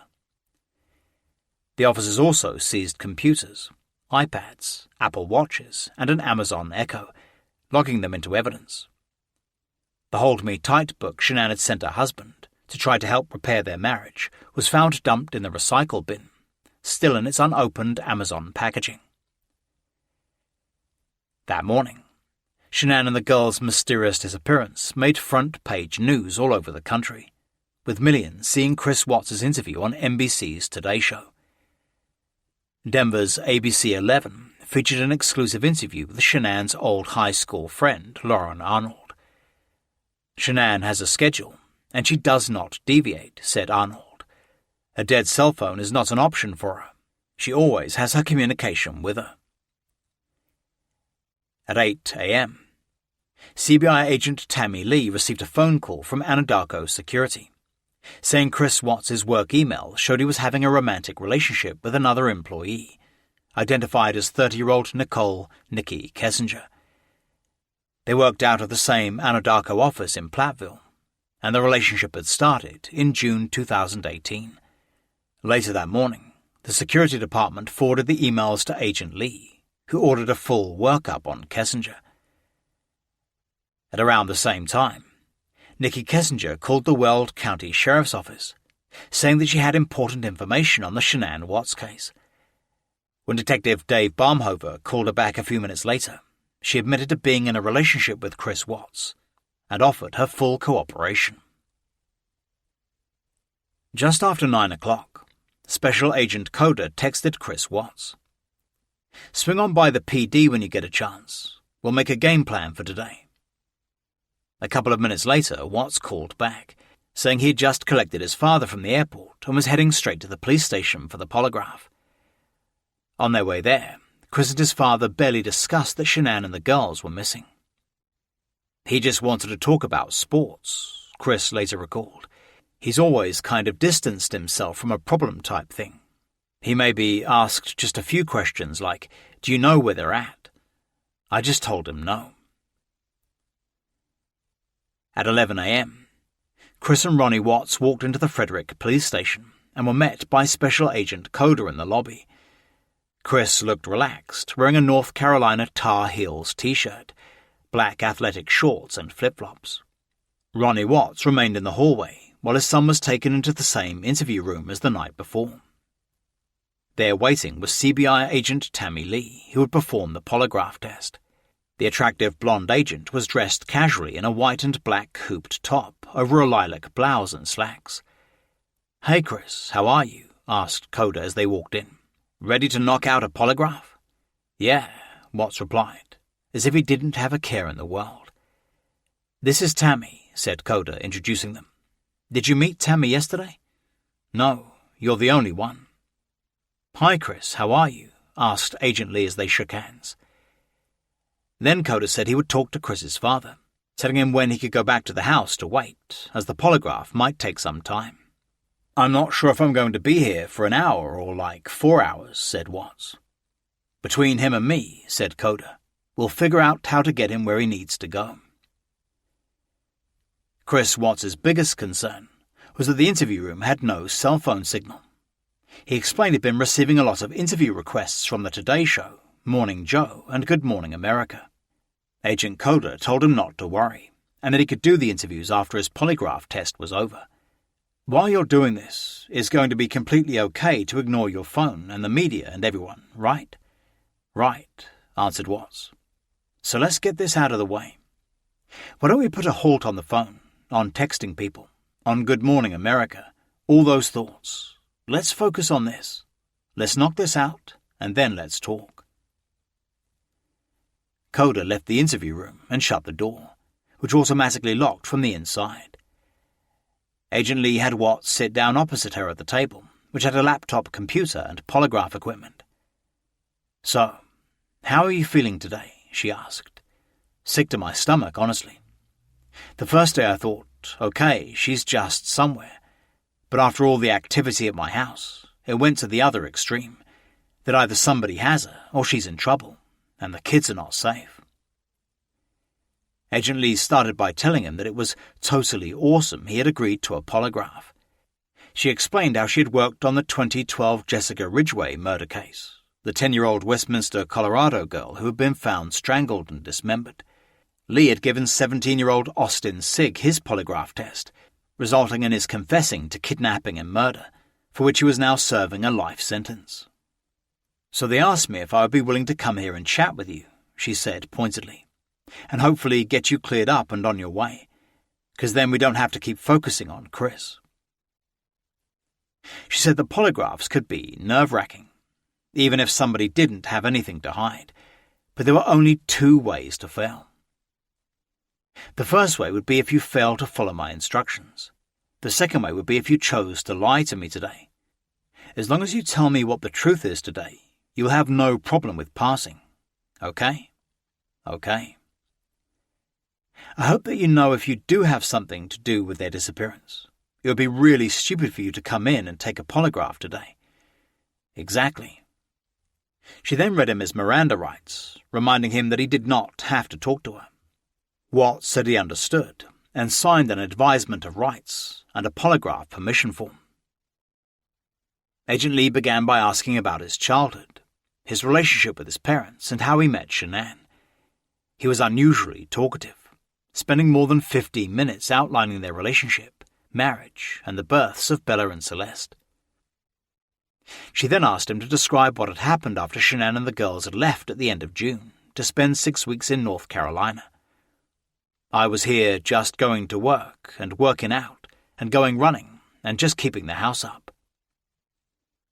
He then described the week he spent with Shanann and the girls in North Carolina as idyllic, making no mention of Nutgate or any problems with Shanann. It was just an awesome trip, just seeing them react to the ocean, and Bella and Celeste just loved that. Once again, he ran through the events of early Monday morning, and telling Shanann he wanted a separation. It was an emotional conversation. Obviously, we were both crying, and after we talked, she said she was going to take the kids to her friend's house, and that she'd be back later. Watts nervously described what had happened since Shanann and the girls had gone missing. Once again, his account lacked any emotion and seemed rehearsed and self-pitying. "I didn't want to be alone, and my friends are supporting me. I just want to find them, wherever they are. I hope they are safe. Because just being in that house and not being able to tuck them in is just heart-wrenching. It's earth-shattering because those are my kids. It's a nightmare right now." Then Lee, who knew all about Nikki Kessinger, asked if Shanann had accused him of having a girlfriend after he had asked for a separation. "I think it would be a normal wife's reaction," Lee said. "Who is it?" That kinda came up. I was like, "No, I'm not having an affair. That is the last thing that should be on your mind." "Solid guy?" "Yeah. I'm not the type of guy that's just going to say, 'All right, my wife's gone. Who's the girl I can find for 5 weeks?' No, that's not me. I respect my wife, and she respects me." While Chris Watts was preparing for his polygraph, his father, Ronnie, was being interviewed next door by FBI Special Agent Mark Lira. Unlike his son, Ronnie told the agent how Shanann had had a blowout with his wife over Nutgate the last time he'd seen her. He described his daughter-in-law as controlling, narcissistic, and possibly bipolar, saying she caused most of the issues with his son. Watts does not know where Shanann or her children may have gone, noted Agent Lira in his report. Watts was very cooperative and amenable to future contact. At 1:50 p.m., as they approached the 4th hour of the interview, Agent Tammy Lee began preparing Watts for the polygraph test. "Obviously," she told him, "you've had a lot of time to think about this stuff and just talking to me. What are your thoughts? What are you thinking right now as far as what's happened?" "The first day I thought she was with somebody. She's at a friend's house and she's just decompressing. Now I feel she's not safe. Either she's in trouble or somebody has hurt her and the kids, and we can't find them." "So if I ask you on the polygraph test if you physically caused Shanann's disappearance, can you pass that question?" "Yes," he replied resolutely. "What do you think I mean when I'm asking you if you physically caused Shanann's disappearance? I feel you're asking me, did I have anything to do with it myself, or did I help somebody do it? And I had no part in any of that." Then she asked how you could make somebody disappear, and Watts suggested hiring a hitman. "That's what I want," she told him. "I want you to go through all of these scenarios in your head, because I want you to know for sure what I'm talking about when asking if you physically caused her disappearance. So what different physical ways could you cause someone's disappearance through murder? You could stab someone, right? Stab someone, shoot someone, hit them with a blunt object, use a weapon like a gun or a knife. You could smother someone. You could smother someone, Watts nervously agreed. You could strangle someone, said Agent Lee, fixing him in the eyes. I mean, yeah, you can. It's hard to even think about that kind of stuff right now. Agent Lee asked if he would have any issues when she questioned whether he had caused his wife and daughter's disappearance. I can definitely pass. When I ask you if you physically caused Shanann's disappearance, your answer should be what? No. Agent Lee then told him the 3 questions he had to answer in the polygraph. Did you cause Shanann's disappearance? When was the last time you saw her? Do you know where she is now? I'm going to ask you about Shanann, said Lee. I think we can all assume that wherever Shanann is, the little girls are. Yeah. So we just went through every single question on the test. How would you answer them on the test, okay? Okay. We kind of have to expect the worst and hope for the best. If we do end up finding your wife and your 2 girls murdered, what do you think should happen to that person who would have done that? The worst possible thing. Either life in prison or the death penalty, isn't it? That's the only 2 things you can really do. Then Agent Lee took a bathroom break to give him time alone to contemplate before the polygraph began. Around 2 p.m., CBI agents Matt Saylor and Greg Zentner met Chris Watts' boss Luke Epple at the Love's travel stop in Hudson, Colorado. They followed him down several dirt roads surrounded by sagebrush and cacti to the Survey Ranch and the remote 319 well site. The Anadarko supervisor explained the layout of the site. It had a wellhead, a separator, and 3 storage tanks mounted on a gravel pad. He told them that after the oil, gas, and water were separated, the gas is pumped to another location, while the mixture of oil and water is stored in the 2 giant holding tanks, each with a capacity of 400 barrels. After separating inside the barrels, the water is fed into a 3rd, smaller holding tank, leaving just the oil in the 2 big ones. A drone was launched to take aerial photographs of the whole area, before a systematic search of the south side of the well site, as officers watched on a video feed. They soon zeroed in on what appeared to be a sheet lying on the ground, tucked in the brush to the south of the pad. CBI agent Matt Saylor and another officer went to take a closer look, spotting a rectangular patch of ground that looked as if it had been recently dug up. They walked over to the fitted sheet, which had the same distinctive pattern as the flat one found in Chris Watts' kitchen garbage earlier. It was covered in dirt stains as if it had been dragged along the ground. Also 2 black garbage bags with red drawstrings were lying in the brush nearby. Agent Saylor then had photos of the sheets found in the Watts' garbage emailed to him. The 2 sheets were a perfect match. At 2:23 p.m., Agent Tammy Lee started hooking Chris Watts up to the polygraph machine. First, she had him sit on a motion sensor mat, instructing him to keep completely still during the test. Next, she attached pneumograph tubes to his belly and underneath his armpits to measure his respiratory rate, wrapping a blood pressure cuff around his right calf to measure the rate of blood flow through his body. Finally, she attached electrodermal activity, EDA plates, to 2 of his fingers to measure his body's electrical activity. The polygraph began with a direct lie practice test, where she wanted him to deliberately lie. She held up a large piece of paper with the numbers 1, 2, 4, and 5 on it, and asked him to write in the number 3. She told him she was going to ask if he had written down all the numbers, but he should lie when she asked if he had only written down the number 3. "'Cause you really did write the number 3, but I want you to say no, that you did not. I want you to lie to me, okay?" She made him practice several times, lying about writing the number 3, but not about the others. Then she repeated it under test conditions. You do have to remain completely still. There is no coughing, belching, sneezing, sniffling, anything like that during the test. Just breathing, Watts quipped nervously. She then inflated the blood pressure cuff around his calf and started the direct lie test, which he passed with flying colours.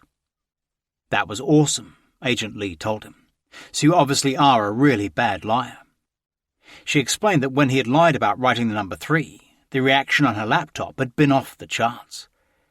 I don't know if you heard me clicking, she told him, but I had to turn down the sensitivity because you were starting to go off the page. So that is what I need to see as a polygrapher, because that tells me that you know it's wrong to tell a lie. Okay, I didn't, he mumbled defensively, looking increasingly uncomfortable. No, that's a good thing. We don't want to be good liars, so thank you for being a horrible liar. She said it showed that when she asked him significant questions about his wife and daughters, it was going to be even 10 times more amplified if he was not telling the truth. And the coolest thing about this right now, she told him, there's only one person in this room that knows what the truth is, and in about 5 minutes, there's going to be 2 of us. At 2:52 p.m., she began the polygraph test, saying she was going to ask him the same questions 3 times. Stay still. Stay still. The test is about to begin. Do you understand I will only ask you the questions we have discussed? Yes, let's do it. Regarding Shanann's disappearance, do you intend to answer all the questions truthfully? Yes. Did you physically cause Shanann's disappearance? No. Are you lying about the last time you saw Shanann? No. Do you know where Shanann is now? No. Agent Lee told him that this part of the test had been completed, and she was taking the polygraph instruments out of operation. You can relax. How do you feel? Horrible. Nervous. She repeated the same questions twice more before detaching the instruments from Watt's body. Then, to grade his results, she left him alone in the interview room. Half an hour later, Agent Lee returned briefly to collect her equipment, saying she would soon be back with Graham Coder for a chat. She asked if Watts needed any crackers, water, or Mountain Dew. No, I'm fine right now, he replied nervously. Watts then asked if he could turn on his cell phone, and Lee said that was fine. Shanann's mum has tried to call me probably at least 5 or 6 times, he explained.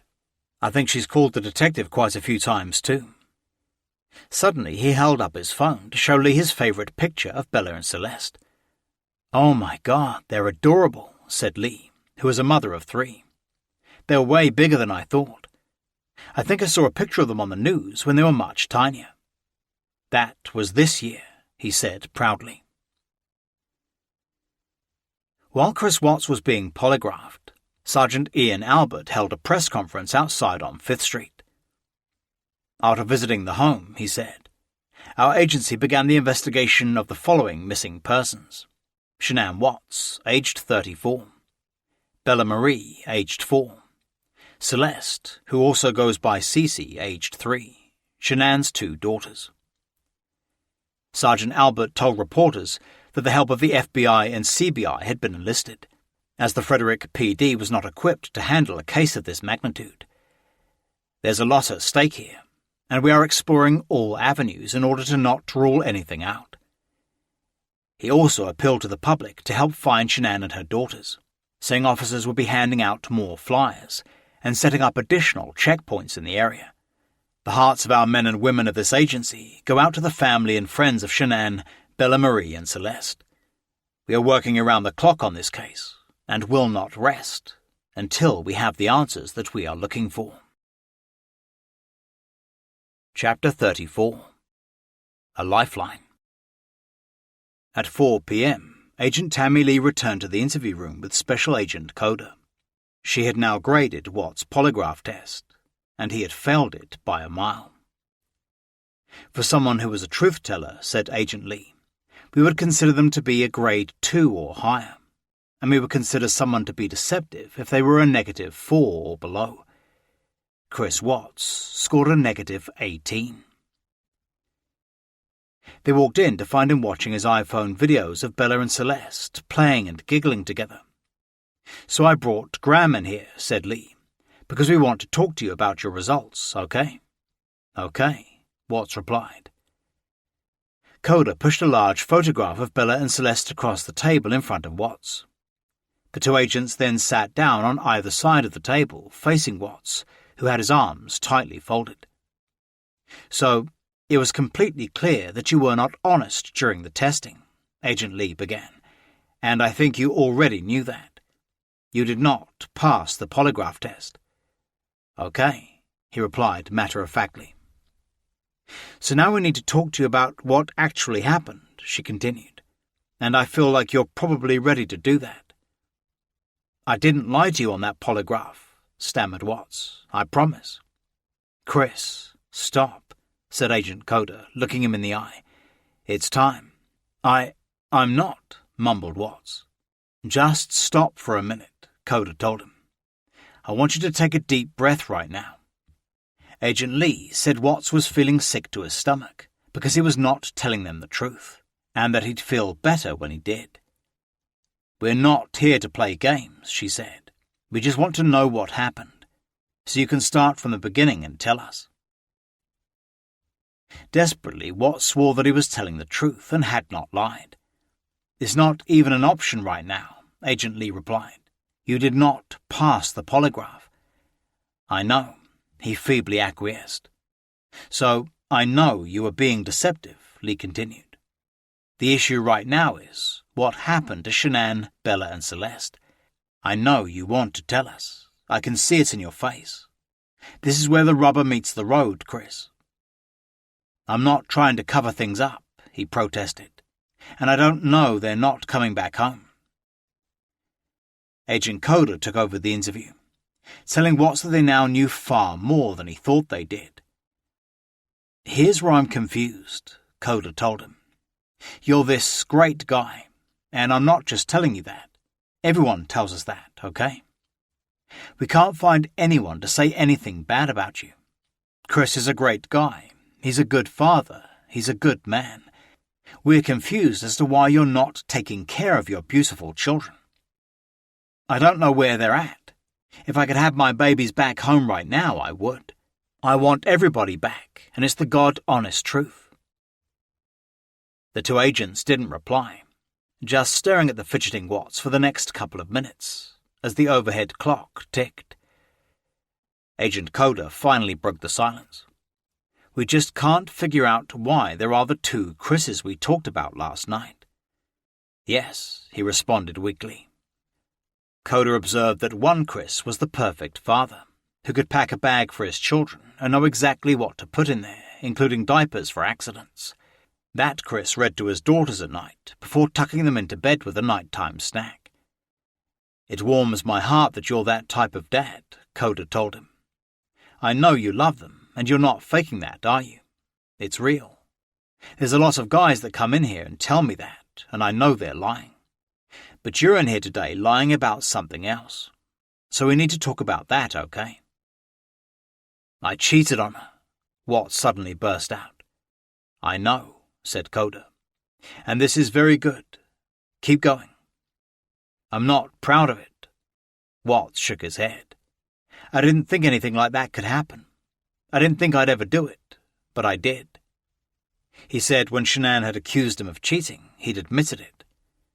"I feel horrible for it. She was pregnant, and I didn't hurt her. I cheated on her. I hurt her emotionally, but that's what I've been holding back." Then he admitted having dinner with her last Saturday night, and being with her most of the time Shanann and the girls were in North Carolina. "Keep going," said Agent Coda. "You're doing a good job. This is the Chris that I knew would come out today. This is the Chris who tells the truth, 'cause you're a truth teller. I fell out of love just 'cause I fell in love with her. I mean, that's the God's honest truth." "Who is her?" asked Coda. "I don't want to get her involved in this," Watts pleaded. I don't want to ruin her life with something like this." Coda then told him that they knew all about his relationship with Nikki Kessinger. "She's a wonderful person," said Watts. "I saw her and she took my breath away. I never felt that way about anybody in my lifetime." "Chris, that's not your fault, man," Agent Coda reassured him. "That's something that happens." Coda then changed tack, trying another approach to get at the truth. This time he would flatter Watts by using Shanann as a foil. "This should have been the happiest time in your marriage, where you guys were thriving and productive.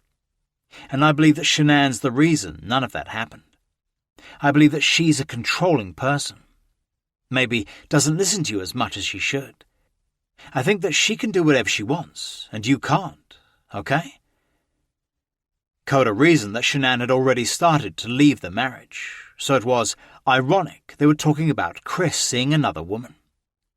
"The other thing I think is interesting," Coda continued, "is even though she's that type of person that's controlling, doesn't listen, does what she wants, is walking away from her kids, here you are defending her. Because at your core, you want to take care of the people you love." "I'll do whatever I can to help," said Watts, picking up on this new bait, "but I don't know where they're at."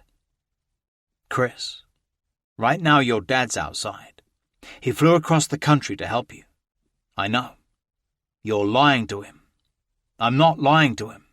You've lied to everyone you've talked to, and they all bought it. Will you please help us find your babies?" Both agents continued to pepper Watts with questions about what had really happened when Shanann came home early Monday morning. He refused to give an inch. "Can you understand that this just doesn't make sense?" said Coda. "How is it possible that a woman and 2 kids are just completely gone off the face of the earth?"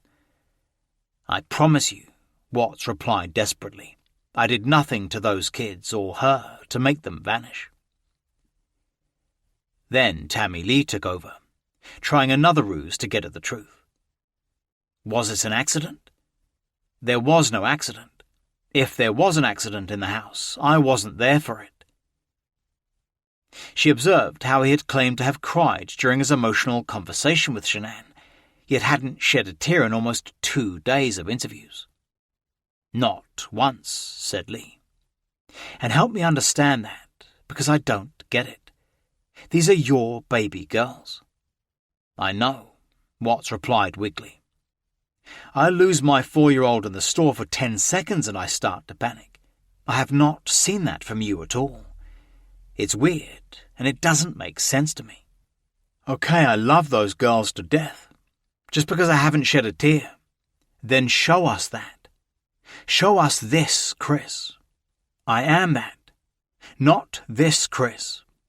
I'm not showing you that, Chris. I'm showing you the Chris that cares about his girls and his wife. Just because I haven't shed a tear shouldn't make you feel that love isn't there for them. Chris," Agent Lee stared him straight in the eye, "did Shanann do something to them?" "I don't know. I'm serious. I have no clue." "Did Shanann do something to them? And then did you feel like you had to do something to Shanann?" "No. They were in the house when I left." Agent Lee noted that they could only have left the house in his truck. "Did Shanann do something?" asked Agent Coda. "I don't think she did anything to those kids.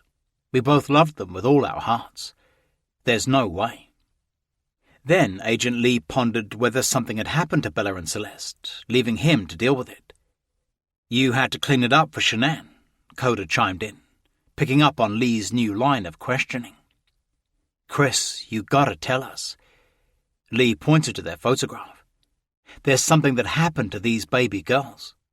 Look at them." "I know.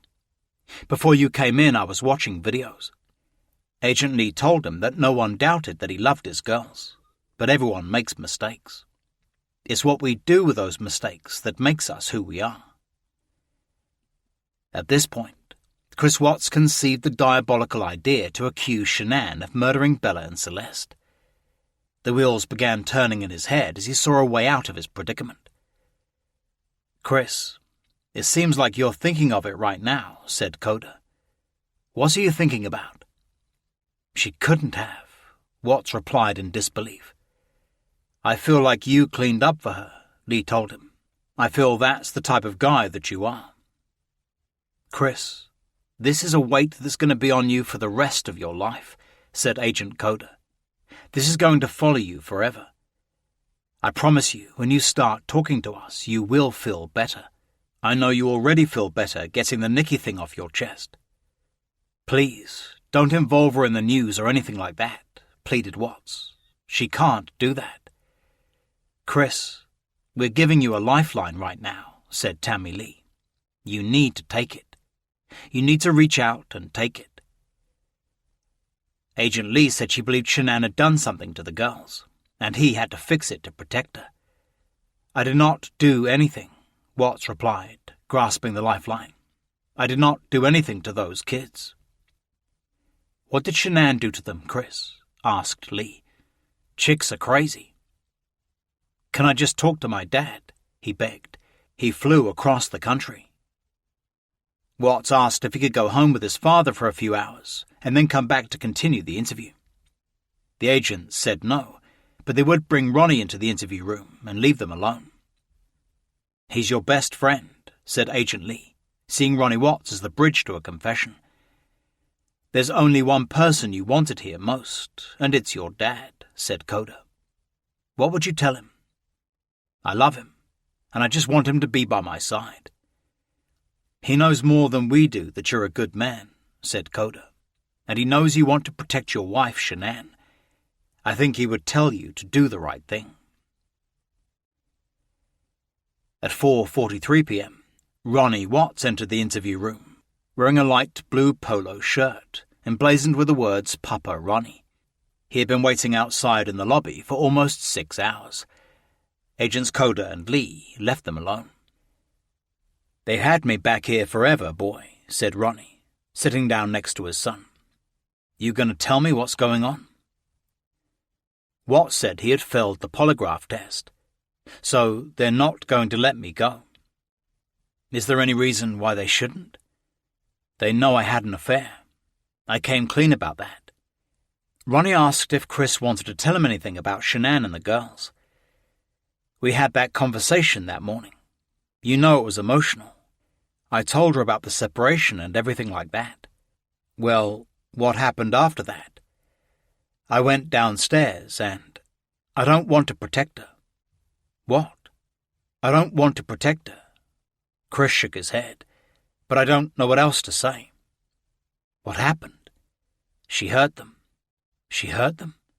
"Yeah, and then I freaked out and hurt her." "What now?" "And I freaked out and hurt her." "You hurt her? So she started hurting the kids?" "Talk to me, Chris. What happened?" "She smothered them. They were smothered." "They what?" asked Ronnie incredulously. "She strangled them." "She smothered them?" "I didn't hear anything. When I was downstairs, I came back up and they were gone. I don't know, like me talking to her about the separation and everything. And she lost it. I freaked out, and I did the same thing to fucking her. Those were my kids." "Oh, Lord have mercy," said Ronnie, becoming emotional. "She freaked out over the separation and everything." Chris explained that after leaving Shanann in the bedroom, he had gone downstairs to leave for work, when he heard a little commotion upstairs. Then he came upstairs to find Shanann on top of Celeste. What? Choking her? Or did she kill her?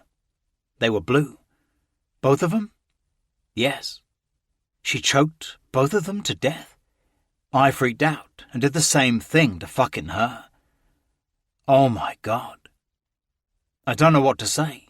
Like I didn't call the cops about it. So then what did you do? Haul the bodies off or something? Sorry. I didn't know what else to do. Chris said that Shanann knew about his affair, and after he came clean, she'd lost it, strangling Bella and Celeste. "Why the hell would she have hurt them babies?" said Ronnie tearfully. "Oh, Lord, damn it, damn it, damn it. I'm so sorry." "I know." His son started to weep too. "I'm so sorry. You know I love you no matter what." "I know. But this is the last time I'm going to see the light of day again." Ronnie asked if Agent Coda knew, and Chris said he had wanted to tell Ronnie first. "She actually killed both her children," Ronnie rationalized, "and you snapped and did the same to her in a fit of rage. We'll need to find a good lawyer and see what the hell they can do." At that moment, Agents Lee and Coda, who had been watching the video feed in the command center, came back into the interview room. Lee started rubbing Chris's shoulder to comfort him. "Are you okay?" she asked. No, he's not," said his father, gently putting his hand on his son's shoulder. Then Agent Lee asked Chris to tell them what he had just told his father. After taking several seconds to compose himself, Chris told them that he had caught Shanann killing the girls. Now adding new details, he said that after hearing the commotion, he'd gone upstairs to check the baby monitor camera in Bella's bedroom. Both covers were pulled off, and she was just laying there, and I thought maybe she was just hot. He told the agents that he had then cycled the monitor to Cece's room, seeing Shanann choking her, and freaked out, and ran in and jumped on top of Shanann. "What did you do?" asked Agent Lee. "Cece was blue. That was my babies. Those were my kids. What happened? I did the same thing to her, right there in Cece's room." He said that after strangling Shanann, he put her back in their bed. "What happened next? I didn't know what to do. I was shaking. Like both of my kids were blue and they were gone. I'm not that person. She hurt my kids. Fuck. I had to do the same thing to her." He told them that after putting Shanann's body in their bed, he pulled the sheets over her because he couldn't bear to see her. "I felt horrible for what I did. And then look at my kids and see what she did. I didn't know what to do." "So where are they now, Chris?" Lee asked. "We need to find your babies. You did the hard part. All you have left is to tell us where they're at." "We can help you get them out of the cold," added Agent Coda. "They're gone," Chris replied. "There's no bringing them back." Chapter 35. They're in the oil tank?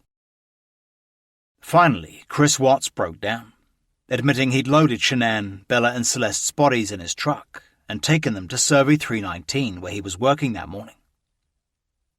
Then Agents Coda and Lee went out to arrange a full-scale search of the well site, leaving father and son in the interview room.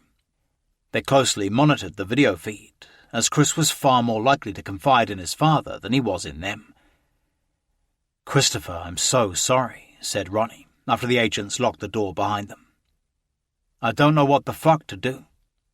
Mum always said she was an unstable person, but I never thought in a million years that could happen. I'm so sorry. We're going to get you a lawyer and see what they can do. Killed them both as they lay in their beds sleeping. Yeah. I emotionally drove her to do something stupid. Well, no, that shouldn't trigger that. Chris, I'm sorry. Don't blame yourself for that. Call it a crime of passion, I don't know." Ronnie then suggested they accompany the agents to Survey 319 so he could show them where the bodies were. "I pretty much have to go right up to it, and I can just point." "Well, are they buried in something?" "Shanann is." "What about the babies?" "Well, that's what I feel horrible about. They're in a freaking oil tank." "They're in the oil tank?" gasped his father in astonishment. "I didn't know what else to do. Please, God, forgive me." 30 miles away, in Majestic View Park, Arvada, Colorado, Nikki Kessinger was meeting with FBI Special Agents Mark Lehrer and Philip Jones. They sat around a table as mosquitoes buzzed overhead, Kessinger getting bitten several times during the 70-minute taped interview. "So I met Chris at work," she began. "He informed me that he did have 2 kids, and he was currently in the process of a separation from his wife. That was becoming pretty finalized. On Monday afternoon, he told her that his family was gone, and he didn't know where they were. She didn't think anything was wrong until the next day, when they were still missing. And that's when I decided to come and talk to you guys, and just let you know that I've been spending time with Chris." She then outlined how their friendship had fast turned intimate. "He was looking for a relationship with me, and I told him, 'I'm not comfortable with considering you my significant other, while you are still in the midst of a divorce.'" "Was he in love with you?" asked Agent Lehrer. "Yes." "Did he tell you?" "Yes." "Were you in love with him?" "No. I think it could have gotten there, had things played out in a decent manner." Agent Lehrer then asked if Chris had ever lost his temper with her. "No. He is one of the most gentle and kind men I have ever met in my life. He was so excited to talk about his kids. It always made him so happy. It was cute." Only yesterday, she told them, she had discovered that Shanann was 15 weeks pregnant. When she confronted Chris about it, he denied being the father. "I asked him to tell me the truth, and he kept denying. And I was like, 'Chris, I know this child is yours.' And he kept saying, 'I don't want to ruin anything we have.' I'm like, 'Chris, you need to worry about your family. All 4 of them.'" Kessinger said the only other person who knew about the affair, and that she was talking to the FBI, was her father. "And it's really hard for me to process this," she told them, getting emotional, "because I think he's really a good guy, and I'm worried about his wife and kids. It's just freaking me out, because those little girls are so little, and she's pregnant." Agent Lehrer thanked her for coming forward, saying she was in a unique position, and to call them immediately if she heard from him. "Do you want me to call him?" "Not yet," said Agent Lehrer. "We're not going to ask you to do that at this point. We have a lot of investigative avenues. I know this is difficult for you, and I don't want anything more stressful than it already is. So right now, I would just say sit tight."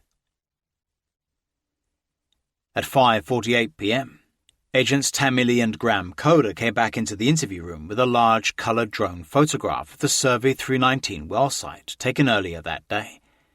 The photo showed 2 20-foot-high oil tanks standing at the end of a car pad and surrounding field. It also included the distinctive fitted bedsheet lying in the scrubland. Agent Lee placed the photo in front of Chris, asking him to point out where he'd left Shanann and his daughter's bodies. Watts looked at the photo and pointed to a patch of dirt in the field, a few yards away from the car pad. "That's Shanann right there," he told them without a hint of emotion. Agent Lee then gave him a pen and asked him to write an S where he'd buried her. After he marked it, she asked where Bella and Celeste were. "They're right here," he coldly replied, pointing to the large oil tank surrounded by a barbed wire fence. Agent Lee asked if he knew which tank each of the girls were in, and he marked a B on the left one and a C on the right one. "Are they in the tanks?" asked Coder. "Can somebody who doesn't know what they're doing open those?" "What's in the tanks?" said Lee. "It's a mixture of oil and water," Chris replied. Then Coder asked about the sheet found there, and Watts said that was what he had wrapped Shanann's body in. "What about the girlies?" asked Lee. "What were they wrapped in?" "Just in their pajamas." "Just in their pajamas?" repeated Lee. "Not with their blankets or anything?" "Where did their blankets and toys and stuff go?"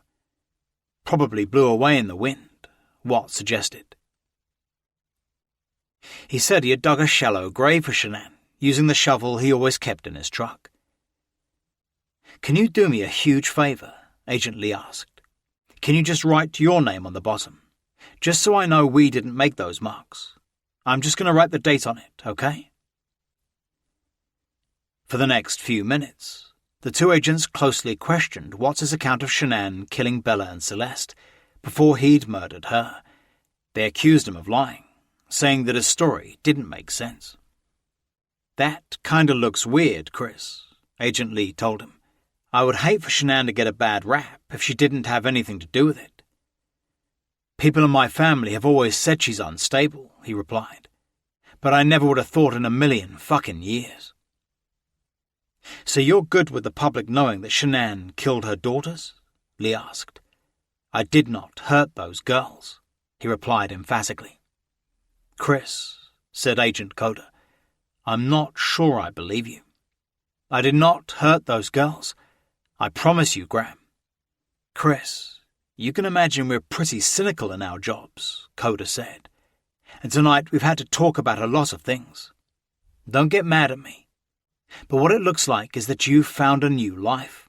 And the only way to get that new life was to get rid of the old life. No.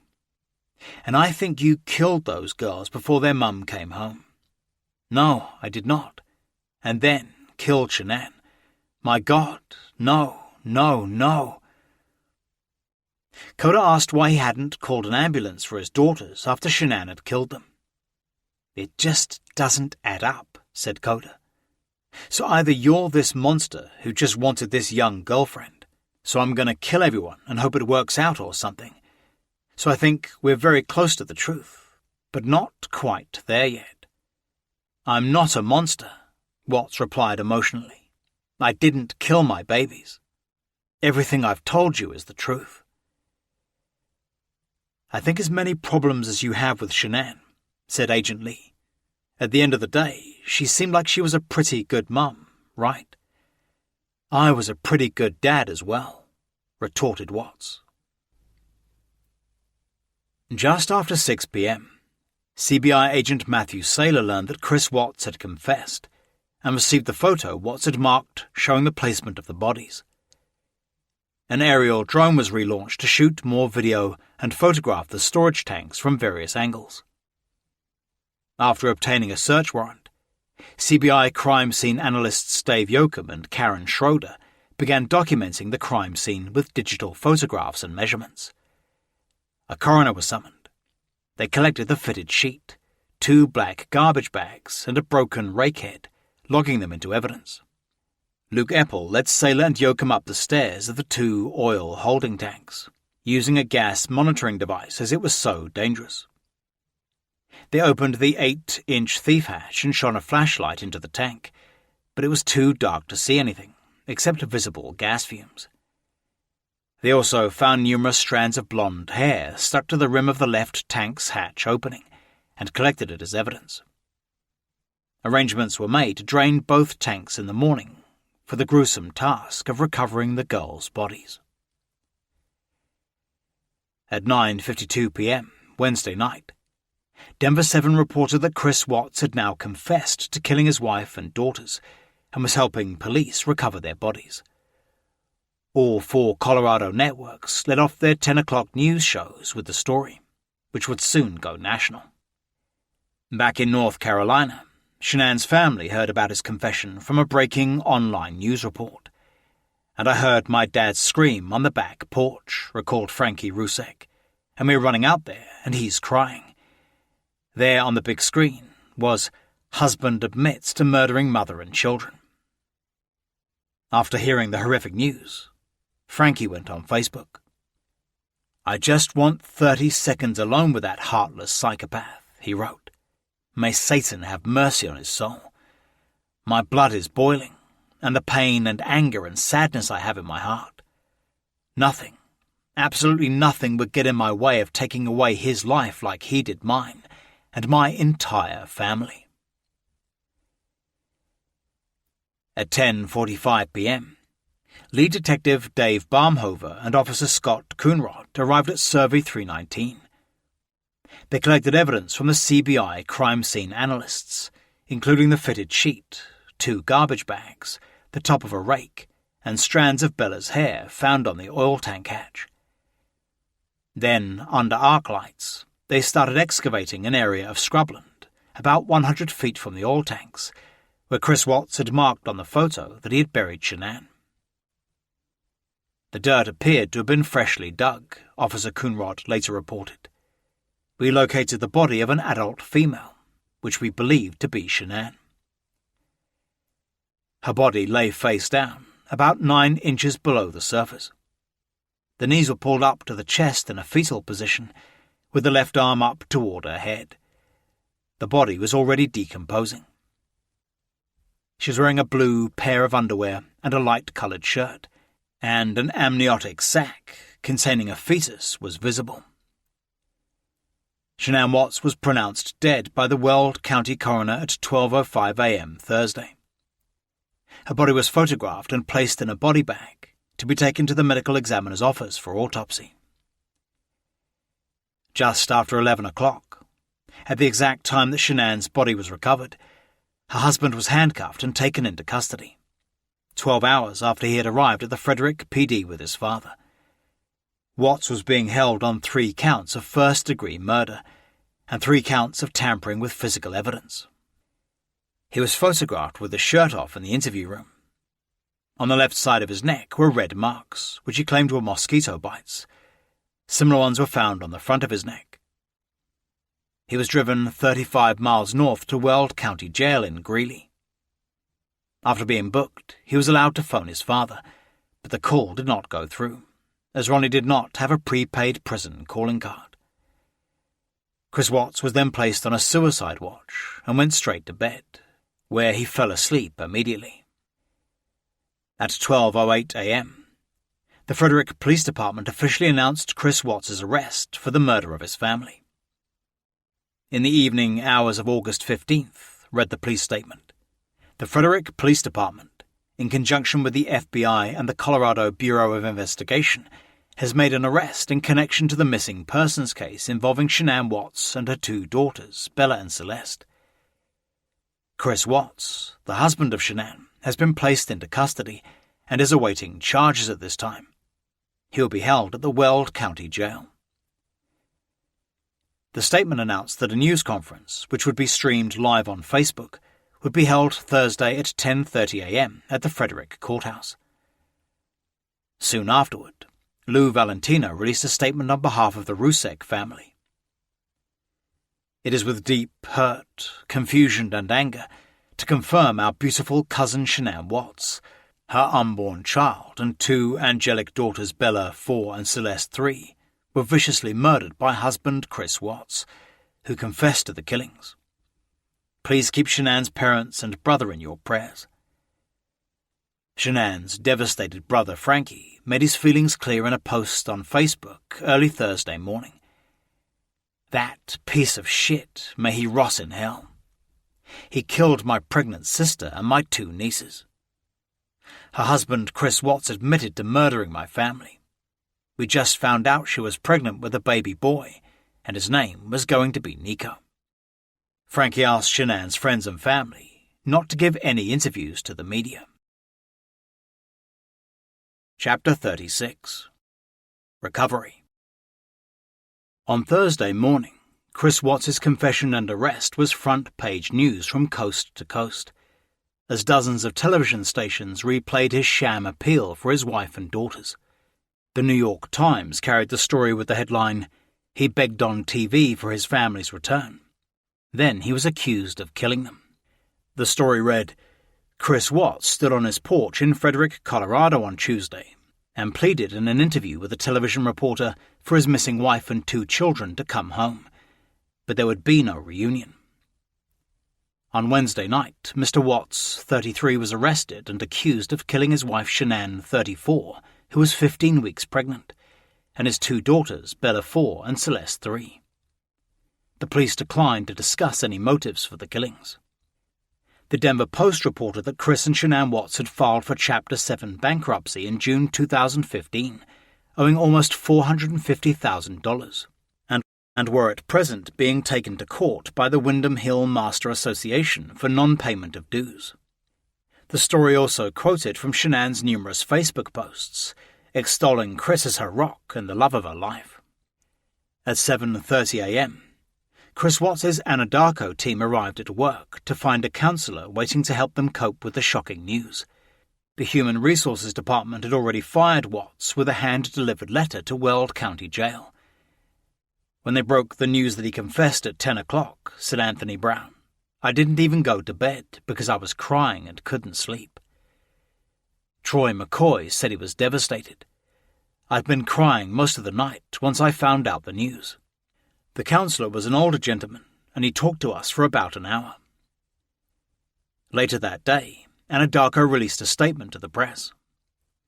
We are heartbroken by this, and our thoughts and prayers are with the loved ones and friends of the Watts family. Lavelle also released a statement on its Facebook page, alongside a photo of Shanann, Bella and Celeste. Our hearts are broken for the loss of our dear friend Shanann Watts and her children. Shanann was an amazing woman, mother and friend, and overall person. She lit up every room and was a joy to be around. Our love, prayers and support go out during this devastating time to her family, friends, and to all the Thrivers who had the great fortune of knowing Shanann and her two beautiful daughters. We honour them on this sorrowful day. At around 8:30 a.m., CBI agent Tammy Lee arrived at Survey 319 to assist in the recovery of Bella's and Celeste's bodies. A 3-member hazardous materials team of Colorado state troopers were already on site, preparing to manually drain the pair of 400-barrel crude oil tanks, which were each 25 feet tall and 12 feet in diameter. Before the draining of the tanks, an Anadarko employee gave a safety briefing. The East Tank battery, believed to contain Celeste's body, contained 9 feet of crude oil, and the west one, with Bella's, had 1.4 feet. The tanks would be drained through a metal strainer into a large vacuum truck to preserve any evidence. As the hazmat team prepared to start draining the first tank, Agent Lee walked over to the shallow grave where Shanann's body had been found. An orange traffic cone now marked it. She then helped search for Bella's and Celeste's blankets and toys that Watts claimed he had left there, but nothing was found. At 10 a.m., the hazmat team started offloading the crude oil from the east tank into the holding truck. It would take 6 hours to empty. Half an hour later, scores of reporters crowded into the tiny Frederick courthouse for a press conference. On the podium stood Frederick Police Department Chief Todd Norris, Weld County District Attorney Michael Rourke, CBI Director John Camper, and the FBI Special Agent in charge of the Denver office, Calvin Shivers. This is absolutely the worst possible outcome that any of us could imagine, said Director Camper, and I think our hearts are broken for the town of Frederick as much as anybody's. Then D.A. Rourke stepped up to the lectern, announcing that Chris Watts would appear in Weld County Court on a bond hearing that afternoon. I hope you all understand this investigation is still ongoing, the DA told reporters. We are at the very preliminary stages. And so, as a result of that, we're going to be constrained in the types of questions we can answer. He said formal charges against Watts would be filed Monday afternoon. FBI agent Shivers said that Chris Watts' arrest was a perfect example of law enforcement agencies working together. Unfortunately, it was not the outcome that we were looking for. Sergeant Albert then took questions from the floor. Have you been able to recover the bodies? Asked a reporter. At this point, said Director Camper, we have been able to recover a body that we're quite certain is Shanann Watts's body. We have strong reason to believe that we know where the bodies of the children are, and recovery efforts are in process. A reporter then asked why Chris Watts had killed his family. We can't get into that, replied Camper. As horrible as this outcome is, our role now is to do everything we can to determine exactly what occurred. Finally, Sergeant Albert was asked about the toll the investigation had taken on the Frederick Police Department. It's been earth-shattering, he said. Our small department of 20-plus officers have been working around the clock on this. It's been non-stop. That morning, Lauren Arnold launched a fundraiser on Facebook to raise $100,000 for the Rusek family. I can't imagine being so far away in this situation, wrote Arnold. Help me ease the financial burdens they may face and get them to Colorado to get their beloved girls. Throughout the day, tearful well-wishers arrived at 2825 Saratoga Trail to pay their respects and light candles. A makeshift memorial on the front lawn had a cross, stuffed toys, flowers and balloons. TV news crews broadcast live from outside the Watts' house, and helicopters circled overhead as reporters vied for interviews with neighbours. Everyone was talking about it, said Don Watt, who lives a couple of doors away. It was very, very shocking for the neighbourhood. Among the grievers on the sidewalk outside the house were Emily Bainey and her son Cameron, a friend of Bella's. We are explaining to him what's going on, and that he'll never see Bella again, Emily told WRAL TV News. I just told him, we're going to make a card and give her a teddy bear, and we're going to say goodbye. At 2:30 p.m, Chris Watts appeared at the Weld County Courthouse for a bail hearing. Several hours earlier, he had met Deputy State Public Defender James Merson in Weld County Jail to discuss defense strategy. Watts was brought into the courtroom in handcuffs and shackles, wearing a regulation orange jail jumpsuit. During the 20-minute hearing, he displayed no emotion, but was attentive, answering the judge's questions in a clear voice.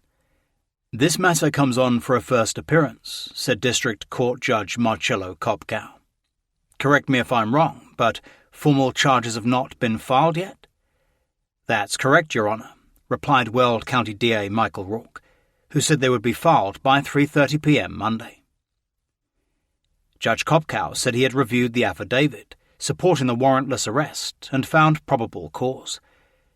Specifically, I see that Mr. Watts was arrested for 3 counts of first-degree murder and 3 counts of tampering with a deceased human body. The judge told Watts he was denying bail and would officially inform him of the charges against him when they were filed by the DA's office. I believe your lawyer has filed about 16 or so motions on your behalf, the judge told Watts, including a request for a preliminary hearing. One of the defense motions was for preserving trace DNA evidence of the Watts' home and on the 3 bodies. Deputy DA Steve Wren questioned how he could guarantee the preservation, as only Shanann's body had so far been recovered. At this point, there is not an autopsy scheduled, said Wren. I don't know when that might happen. Then Public Defender Merson asked the judge to seal the warrantless arrest affidavit because of the intense media coverage of the case. It's an ongoing investigation at this point, he told the judge. I have concerns about Mr. Watts' right to a fair trial and his due process rights. Judge Kopkow agreed to seal the affidavit, saying he expected to unseal it after charges were filed on Monday. He set the next hearing for the following Tuesday morning, so Shanann sealed the affidavit, saying he expected to unseal it after charges were filed on Monday. He set the next hearing for the following Tuesday morning, so Shanann's family could fly in from North Carolina.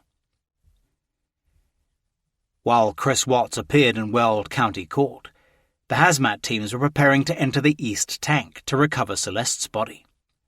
After removing the rear manhole and pumping off the remaining crude oil, one of the team walked up the stairway to the top of the tank and peered through the thief hatch. Sergeant Armstrong told me, wrote Trooper O.L. Wilson in his report, he could see what looked like a body face down on the south side of the tank. After photos were taken, the troopers, wearing hazmat suits and breathing apparatus, began the complicated process of removing the body. It was highly dangerous because of the level of oil sludge and the toxic fumes. The men could only remain in the tank a few minutes at a time. Trooper Darren Reeder went in first, closely followed by Wilson. There was a body face down, and it appeared to be a small female child, Wilson later reported.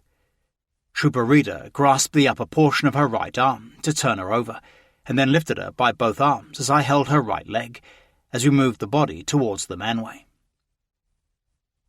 As Celeste's body was brought out of the tank, her hand was degloved of its skin, which was handed to Detective Dave Baumhover as evidence. Agent Tammy Lee watched with forensic pathologist Dr. Michael Burson as Celeste was placed in a white decontamination box with rope handles. Celeste was covered in oil, Lee observed, and wearing a pink nightgown, and I could see she was also wearing a diaper. Outside the tank, Dr. Burson patted her stomach area down with oil-absorbing pads.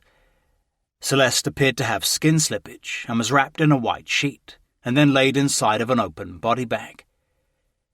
Celeste Watts was officially pronounced dead by Dr. Burson at 3:40 p.m. The hazmat team now moved over to the west tank to recover Bella's body. It took far less time to drain, as it only contained about 1.4 feet of crude oil. Once it was empty, the two troopers entered the tank and saw Bella's oil-soaked body, still dressed in pink pajamas with images of hearts and butterflies. "I grabbed her right arm near the wrist area," wrote Trooper Wilson, and moved her towards the manway. At this point, Trooper Reeder was able to secure her left arm and left leg. We then passed the body through the manway. During this extraction, there was some skin slippage where we had to touch the victim's body. Then the troopers walked around the tank, which still had about 4 inches of crude sludge in it, looking for evidence, but none was found.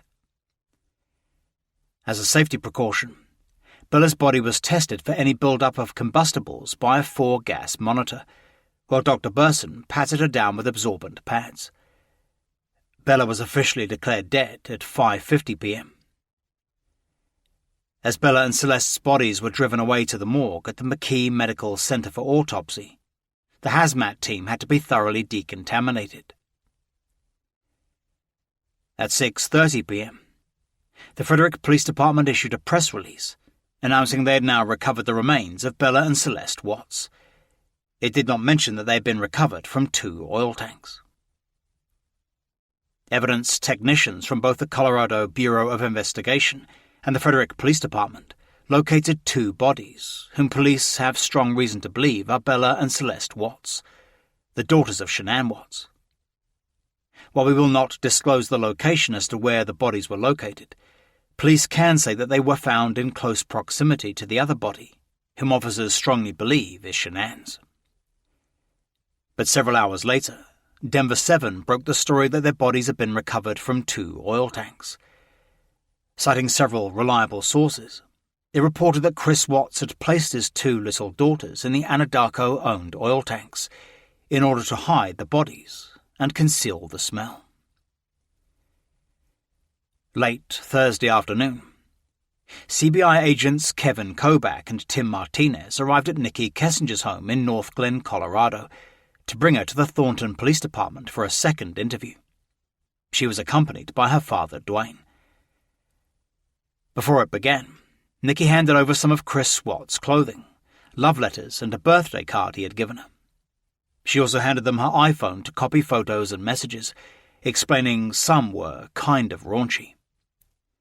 "You're not being interrogated as a criminal," Agent Kobach assured her. "We're here to understand your relationship with Chris, and what you know about Chris and his family." She said when she had first met Chris at work, he wasn't wearing a wedding ring and hadn't mentioned being married. Then one day he told me that he had 2 kids. I was like, that's pretty cool. "That sounded like a sarcastic comment," said Kobach. She said he told her he was living in his basement until his divorce came through. Kobach asked if Watts had ever discussed his financial situation, as he and Shanann appeared to have rebounded well after declaring bankruptcy.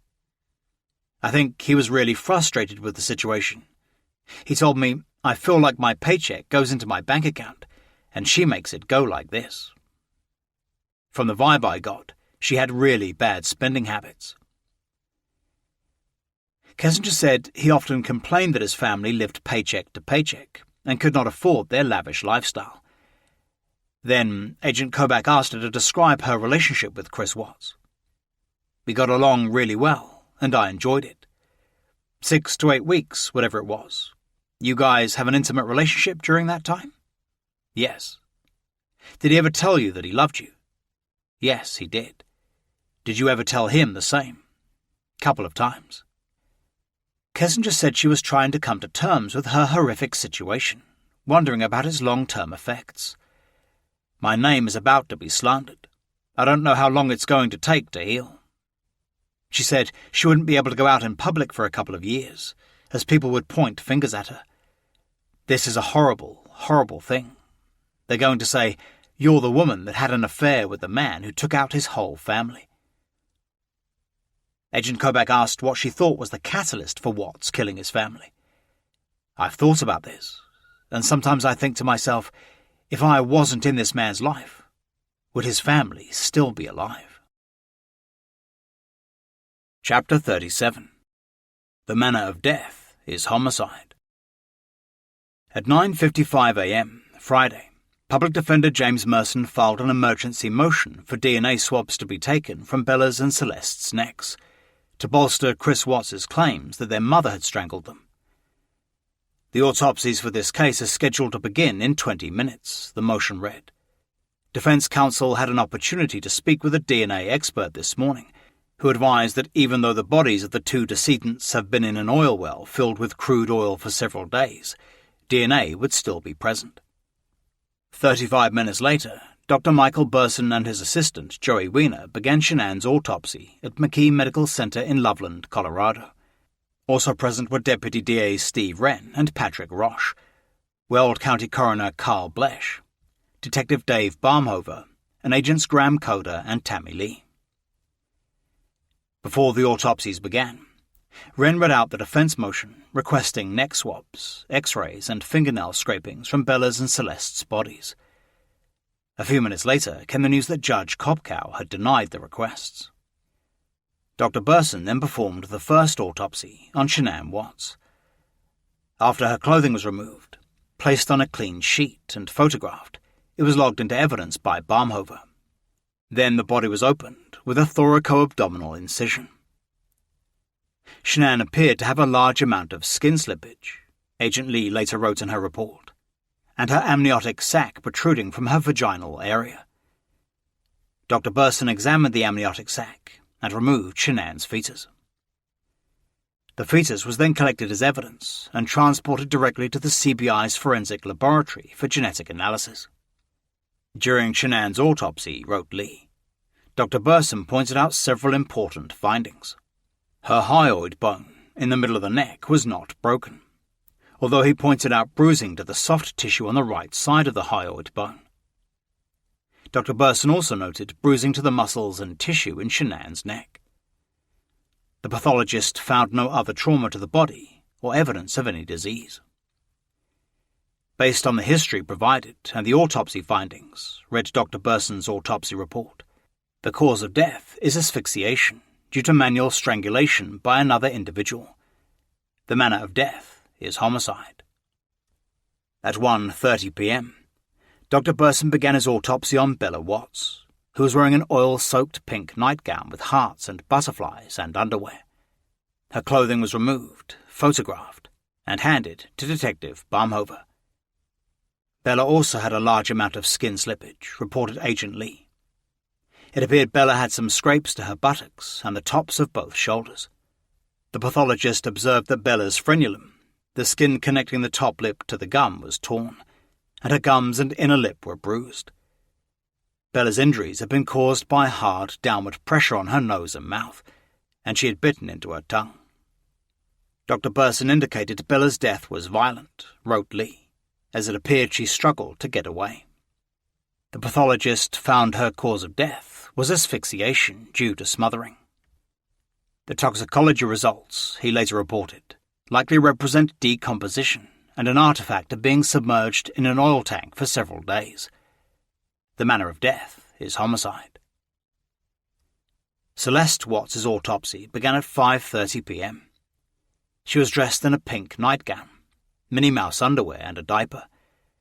These, like previous items, were laid out on a white sheet, photographed and given to Detective Barmhover as evidence. Like the other bodies, Celeste's had a lot of skin slippage, but no sign of injury or bruising to her neck area. I did not observe any injury to Celeste's mouth or face, wrote Lee. Dr. Burson also measured the hip and shoulder width of Bella and Celeste and advised the smallest width was 9.5 inches. The opening of the hatch of the oil tank was only 8 inches in diameter. Dr. Burson found the likely cause of death was asphyxiation due to smothering, and the manner of death was homicide. Late Friday morning, CBI agent Kevin Kobach telephoned Nikki Kessinger after receiving an anguished text from her. "I read the news this morning," she told him. "I found out where they found those little girls. It's so disgusting. That's so scary." Once again, she offered to assist the investigation in any way she could, saying she needed something in return. "I'm really trying to help you guys. I just need you to help me with my employer, and try just to help me brace for this media thing. It might become a kind of media frenzy, and I don't think the media is going to portray a very nice picture of me." Agent Kobach agreed that her mental health was most important, promising to have a victim's advocate call her. At midday, Chris Watts' 5-member defense team descended on 2825 Saratoga Trail, looking for anything to help his case. They walked through the encampment of TV news crews and scores of well-wishers, let themselves in, and started taking photographs. Neighbors called the police, who, after checking with the Weld County DA's office, allowed them to stay. The Watts family murders were now national and international news, with all TV networks sending their top reporters to cover the grisly story. With hundreds of Shanann's Facebook videos and posts still freely available online, the story exploded. "It did get really big, really fast," said Madeline St. Amour, who covered the story for the Longmont Times Call. "At first I didn't think this was going to turn into anything, and then all of a sudden the national newspapers and TV stations are flying in." Nathaniel Trinistich put a sign on his door saying no comment. "Don't knock, don't bother me." "The media were everywhere," he said. "They besieged us and stayed here for nearly a week. One reporter even asked if he could use my restroom. It was terrible." Trinistich had put his home up for sale a few days before the murders, and had now taken it off the market until things calmed down. Later that day, Rusek family spokesperson Lou Valentino posted an update on Facebook. "Note: whatever you are reading in print, seeing on TV about the Shanann's Watts case, as far as so-called friends, co-workers are concerned, take it with a grain of salt if it didn't come directly from authorities or family. Period." That afternoon, about a dozen Wyndham community members gathered at their clubhouse to mourn. The media were asked to leave before they closed the clubhouse doors and prayed. They voted to honour Shanann's memory by placing purple ribbons for lupus awareness all over the estate. At 8:30 p.m., several hundred people gathered outside 2825 Saratoga Trail for a community candlelight vigil. They brought flowers, candles, and gifts to add to the memorial, lining the yard from the sidewalk to the steps of the porch. Coloured balloons floated in the breeze. Bouquets of roses and stuffed teddy bears, unicorns, mermaids, and lambs were strewn all over the front lawn. Someone put up a sign reading "Choose Love," decorated with a purple ribbon.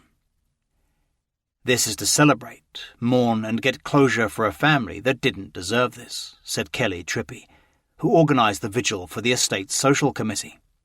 "This is a horrible, horrible, horrible story.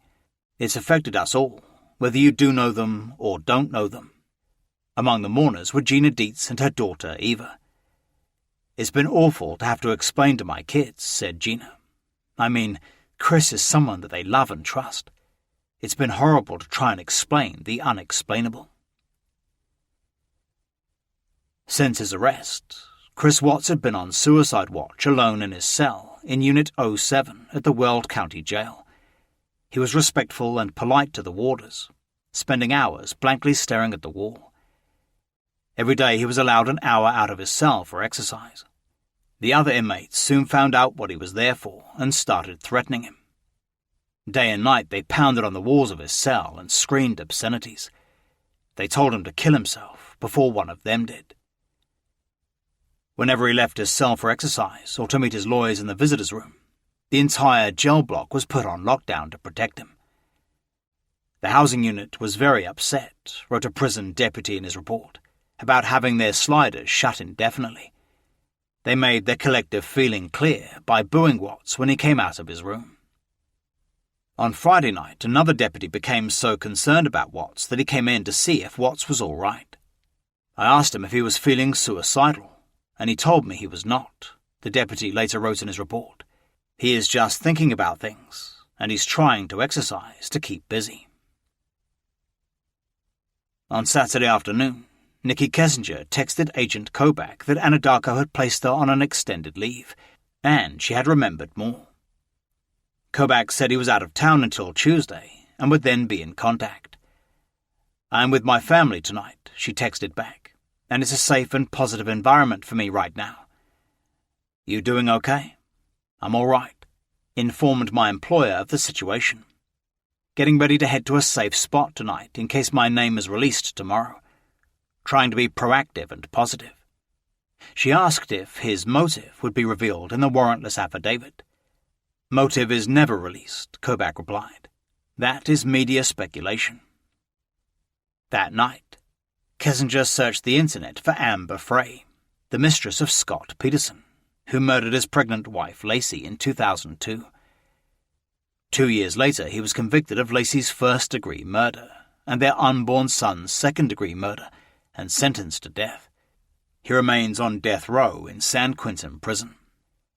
Kessinger Googled to see how much money Frey had received from her best-selling book about the case, entitled Witness, for the prosecution of Scott Peterson, and whether people hated her afterward. Chapter 38. They seemed like the picture of suburban bliss. Late Monday afternoon, DA Michael Rourke held a press conference at Weld County District Court to announce 9 felony charges against Chris Watts. But first, Frank Rusek, who had flown in with his son the day before, read out a prepared statement. "Good afternoon, everybody," he began, voice choking with emotion. "I'm Shanann's dad. This is her brother. We would like to thank everyone in the Frederick Police Department and all the agencies involved for working so hard to find my daughter, granddaughters, and Nico. Thank you, everyone, for coming out for the candlelight vigil and saying all your prayers. They are greatly appreciated. And keep the prayers coming for our family. Thank you very much." Then DA Rourke solemnly walked up to the lectern to address reporters and read out the formal charges his office had now filed against Chris Watts. 3 counts of first-degree murder after deliberation. 2 counts of first-degree murder of a victim under 12 by a person in a position of trust. 3 counts of tampering with a deceased human body. 1 count of first-degree unlawful termination of a pregnancy. "Please keep in mind at this point," said Rourke, "the defendant is presumed innocent until proven guilty in a court of law." DA Rourke said that the warrantless affidavit had now been unsealed and would be available at the end of the press conference. Then he invited questions, explaining that he couldn't discuss the ongoing investigation.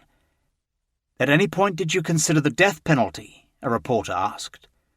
"Way too early to have that conversation, because we don't have to make a determination on that until 63 days after arraignment." "Is that something you are considering?" asked another. "I'm not going to answer questions about that at this point." The arrest affidavit made headlines around the world, with Watts' claim that he had seen Shanann strangling his daughters on their baby monitor and then, in a rage, strangled Shanann. It also revealed Watts had been having an affair with an Anadarko co-worker, whose name had been redacted at the request of the defense. At 10:30 a.m. Tuesday, Chris Watts was back in Weld County District Court for an advisement hearing.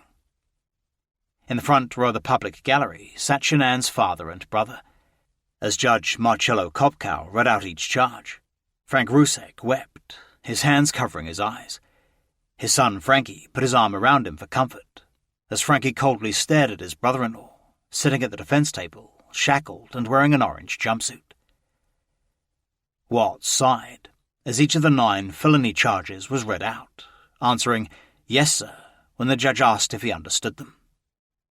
He was told that if convicted for the 5 counts of murder, the minimum sentence would be life imprisonment, and the maximum would be death. "Do you have any questions?" asked the judge. "No, sir." Watts bit his lip. At the end of the 17-minute hearing, Watt's new defense lawyer, John Walsh, said his client waived his right to have a preliminary hearing within 35 days. Then the judge set the date for the next status conference, for November 19th. At 2:35 p.m., Frank Rusek was interviewed by CBI agent Matthew Saylor at the Doubletree Hotel in Greeley, where he was staying. "First of all, I just want to say I'm very sorry for your loss," said Agent Saylor. "These are terrible circumstances to have to meet you, and I'm sorry I have to do this." He began by asking about Chris's relationship with Shanann and his daughters. "He was a great father," Frank replied without hesitation. "I mean, I couldn't ask for a better father for the kids. Honestly, he did everything for them. Played with them, bathed them, husband-wise the same way." Frank said he had never seen any problems in the marriage until that summer, when Shanann had spent 6 weeks in North Carolina. There was a little bit of difference in them. He was getting a little sterner with the girls, and I just took it as being a father. Frank noted that his son-in-law had recently lost a lot of weight and started working out. They were going through this new Thrive stuff that she was selling, and he started getting himself all built up, but he was always a body-type person. Frank said that while Shanann was in North Carolina, she never mentioned any marital problems. Shanann never said anything to us about a separation, fights. I don't know if she just wanted to keep it from us and not get us involved. He said the last time he had talked to Chris and his granddaughters was on FaceTime, the night before they went missing. I believe Bella was eating cold pizza and some kind of Jolly Rancher taffy. The morning they disappeared, Sandy had spoken to Watts, who told her Shanann was in one of her moods and had taken the girls to a girlfriend's house. "I just can't understand for him to do this to these 2 little children," said Frank, becoming emotional. "Or saying my daughter did it. I don't believe that at all. She would never, ever hurt those kids. Those were her life. And they have another baby." "It's hard to wrap your head around," agreed Agent Saylor. "You know I can't lie. He was a good dad, and he was a good father from what we know." Next, Agent Saylor interviewed Frankie Rusek, who said he had loved Chris as a brother, but he, too, had noticed how coldly distant Chris was when he stayed with the couple in Aberdeen. Until this happened, said Frankie, he had considered Chris the perfect man for his sister, and couldn't fathom why he had done it. "It's like the devil got into him," Frankie said, and turned him into a whole different person. Later that day, a prison deputy came into Chris Watts' cell and handed him Murder at the Kennedy Center by Margaret Truman to read to try to occupy his mind. He loved the book, and would from then on spend his time reading instead of staring blankly at the cell wall. "Having a book to read," wrote Deputy Dobson in his inmate report that day, "seems to have significantly improved inmate Watts' demeanor." Over the next few weeks, Watts became a voracious reader of murder books by authors such as Margaret Truman and Brad Thor. While the Ruseks were in Colorado, they arranged to bring Shanann's, Bella's and Celeste's bodies back to North Carolina for burial. This expensive and highly complicated process was largely funded by the Facebook fundraiser. "The hardest thing was flying them here, because they were in crude oil for 4 days," said Sandy Rusek, "so they were flammable. We couldn't cremate them. They would have blown up a building. As a safety measure, the girls had to have specially made sealed coffins, so the dangerous gases wouldn't leak out. So we never got to say goodbye to our family," said Sandy, "or see them, or hug them, or tell them we loved them." Back in Spring Lake, North Carolina, Ronnie and Cindy Watts were receiving hate mail and threats, although they had loved their granddaughters and were devastated. "It's a nightmare," said Cindy. "We're just 2 ordinary working-class people, and being thrown into the spotlight has been overwhelming." She said she supported her son and his claim that Shanann had murdered the girls. "I believe him 100%. My whole family believes him." Cindy said that since his arrest, they had not been allowed to communicate with Chris, only receiving second-hand information from his attorneys. Right now, they say he's holding up the best he can. He's reading whatever books he's able to get a hold of. On Wednesday, August 22nd, Nikki Kessinger was officially fired by Anadarko. After learning the news, she met with a Colorado Bureau of Investigation victims advocate before seeing Agent Kobach. She inquired how to change her name. Kobach later noted in his report, "I gave her cursory information on how to do so." They also discussed her entering a witness protection program and moving to another state with a new identity. 5 days later, Bella and Celeste's obituary appeared in the Russek's local newspaper, The Pilot. It announced that a funeral mass would be held the following Saturday at Sacred Heart Roman Catholic Church in Pinehurst, North Carolina. Shanann Catherine Watts, 34. Daughters Bella Marie Watts, 4, and Celeste Catherine Watts, 3, and unborn son Nico Lee of Frederick, Colorado, died Thursday, August 16, 2018. Shanann was born on January 10, 1984 in New Jersey, to Frank Russek and Sandra Onorati Russek. She was our pride and joy, a true gift from God. We were so blessed to have such a joyful and wonderful daughter, whose beauty was that of a doll. Bella was born December 17, 2013 in Colorado. Shanann was so excited to have her first baby girl. She spent every minute thanking God and taking care of her precious gift that the Lord had blessed her with. How she loved and cherished her. Celeste was born July 17, 2015 in Colorado.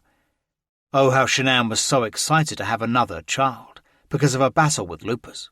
She was determined to stay healthy, and with her love for her Celeste, every moment with her was a blessing. Shanann wanted one more child, praying for a baby boy. She named him Nico Lee. She had anticipated her son's arrival and knew he would be loved by his sisters and family. A few hours before the obituary appeared, Trent Bolt, a 28-year-old makeup artist from Casper, Wyoming, went on Facebook claiming to be Chris Watts' gay lover. "So let's talk about it," he wrote. "I've gotten multiple messages on FB, calls on my phone. Yes, I knew #Chris Watts. We did have relations last summer, off and on through April. None of the women or men that he slept with are guilty of anything except trusting a stranger." A few hours later came a second post. And speaking from experience, none of us knew he was a murderer and a sociopath. And then a third. And for the people trying to blackmail me and threatening to expose me and Chris's relations, just do it, because there's nothing I can change about the past. On Tuesday night, Trent Bolt did an anonymous telephone interview with Ashley Banfield on the HLN cable show Crime and Justice. "Breaking news," Banfield breathlessly told her viewers. "We are talking with a man from Chris Watts' past, a man who claims to be Chris Watts' former lover." She said the show's producers had tracked him down, but they were not naming him for his own protection. "How was it that you first met Chris Watts?" she asked. "I met him on an app called Meet Me," replied Bolt. "He reached out to me and messaged me." Bolt claimed that Watts had told him that he had 2 daughters. When Bolt had asked why Watts's profile said straight, he'd replied that he was not out yet sexually. Soon afterward, they had agreed to meet. "When you first met him," asked Banfield, "how soon did your relationship turn sexual?" "That night." Banfield asked if he thought that Chris Watts had discovered he was gay and could no longer live with his life. "Yes, I did," said Bolt. "But we had many conversations. I asked him if he's sure he's not bisexual, because obviously he had 2 children. He told me that he didn't know, but as of that moment, he was attracted to me, and only me as a male." Bolt claimed they had multiple hookups over the next 9 months, breaking up after Watts had arrived for a date with his 2 daughters in the back of his truck. He told me he had children, but he had betrayed that he was single. I met up with him, and he had his daughters with him, and the oldest pretty much spilled the beans that he was still married, when she asked if she could sleep with him and Mummy tonight. Bolt claimed that when he had confronted him, Watts said he was a victim of emotional and verbal abuse, and trapped in a loveless marriage. "It's an incredible story," Banfield told him, and I appreciate you coming forward." The next morning, the sensational story of Chris Watts's purported gay lover made headlines all over the world. Within hours, Bolt was summoned to the Larimer County Sheriff's Office in Fort Collins for an interview with Agents Graham Coder and Tammy Lee. Bolt arrived at 4 p.m., and over the next 2.5 hours, the agents pumped him with questions about his alleged affair with Chris Watts. Although he provided several texts, Bolt had no proof that they had even met, let alone had a relationship. Bolt stated that he was less than 100% truthful, Agent Coder wrote in his report. He stated that he did in fact meet Watts, who paid for sex on multiple occasions. At the end of the interview, Bolt was asked if he would take a polygraph test, but said he would need to consult with his lawyer first. After further interview with Bolt's mother and a boyfriend, Coder and Lee decided that Bolt was not credible. Chapter 39. The Funeral. At 11 a.m. on Saturday, September the 1st, a funeral mass for Shanann, Bella and Celeste Watts was held at the Sacred Heart Roman Catholic Church in Pinehurst. Notably absent were Chris Watts's family, who decided to have their own memorial service at a later time. "I called Frank before the funeral," said Ronnie Watts. "I said, 'Frank, with all the media and the way everybody's looking down on us, I don't think it's a good idea for us to be there.' And he said, 'Yeah, you're probably right.'" 200 people attended the Mass, and an estimated 150,000 people watched it on Facebook. Shanann's wooden casket, bearing her and her unborn son Nico, lay in the center of the church in front of the pews. 2 smaller silver-colored caskets containing Bella and Celeste were on either side of it. The Reverend John Forbes officiated, overlaying each casket with a white pall, signifying the resurrection of the body and soul. He blessed each casket with holy water and the smoke of scented pines. "We gather together today," the Reverend told the congregation, "to offer praise and thanksgiving to God for the lives of Shanann, Bella Marie, Celeste, and Nico. When Jesus returns, we believe that we will be given our resurrected bodies. Nico will have a full-grown body, as will his sisters. They will be able to stand with their mother before the very throne of God and see God face to face. Did God want them to die? God does not will evil. When God created us, He gave us free will so that we might love Him. With free will comes the ability to sin, to defy the will of God that is always good. Sin affects not only the sinner, but those around the one who sins. It is the nature of sin that we cannot control its evil effects, even if we wish to do so. He said it is impossible to see God's overall plan for us, although there was a sacred pattern to everything. Shanann was a woman of determination, he told the congregation. Sandra, her mother, describes her as a fireball. She had dreams to be fulfilled, and she worked towards those dreams. She wanted to be an exceptional wife and mother. She wanted to support research into the disease that she had, lupus. She wanted to make a difference. Bella Marie, also called Bella B, and Celeste Catherine, Cece, were liked for all around them, especially for their pop-pop, Nona and Uncle Frankie. They were filled with life and joy, and shared it with all those they encountered. The family would like to see some good come from this tragedy, he said, and wanted a law to recognize the lives of unborn children, such as their grandson Nico. They want to see justice done, he said, knowing that God is the ultimate judge. They do not desire vengeance and death, but justice and life. He then read out a moving message from Shanann's father. Dear Shan, I have so much to say, but I will make it short. Daddy loves you. You are a wonderful daughter and great mother. You'll always be Daddy's little girl. Till we meet again, I love you with all my heart. The Reverend also read out a letter from Frankie Rusek, saying his sister was born to be a mother. Boy, was she ready. Closets were full even before she knew she was pregnant. She couldn't wait. She was very successful and independent before any man came along, and that's just the way she wanted it. I always worried about her and the girls being so far because I couldn't protect them. After the hour-long mass, the 10 pallbearers, including her father and brother, placed Shanann's casket in a white hearse between the 2 smaller ones bearing her daughters. Then they were driven to their final resting place at Bethesda Cemetery in Aberdeen. Chapter 40. A Plea Deal. Almost a month after the Watts' murder, the story continued to make national headlines.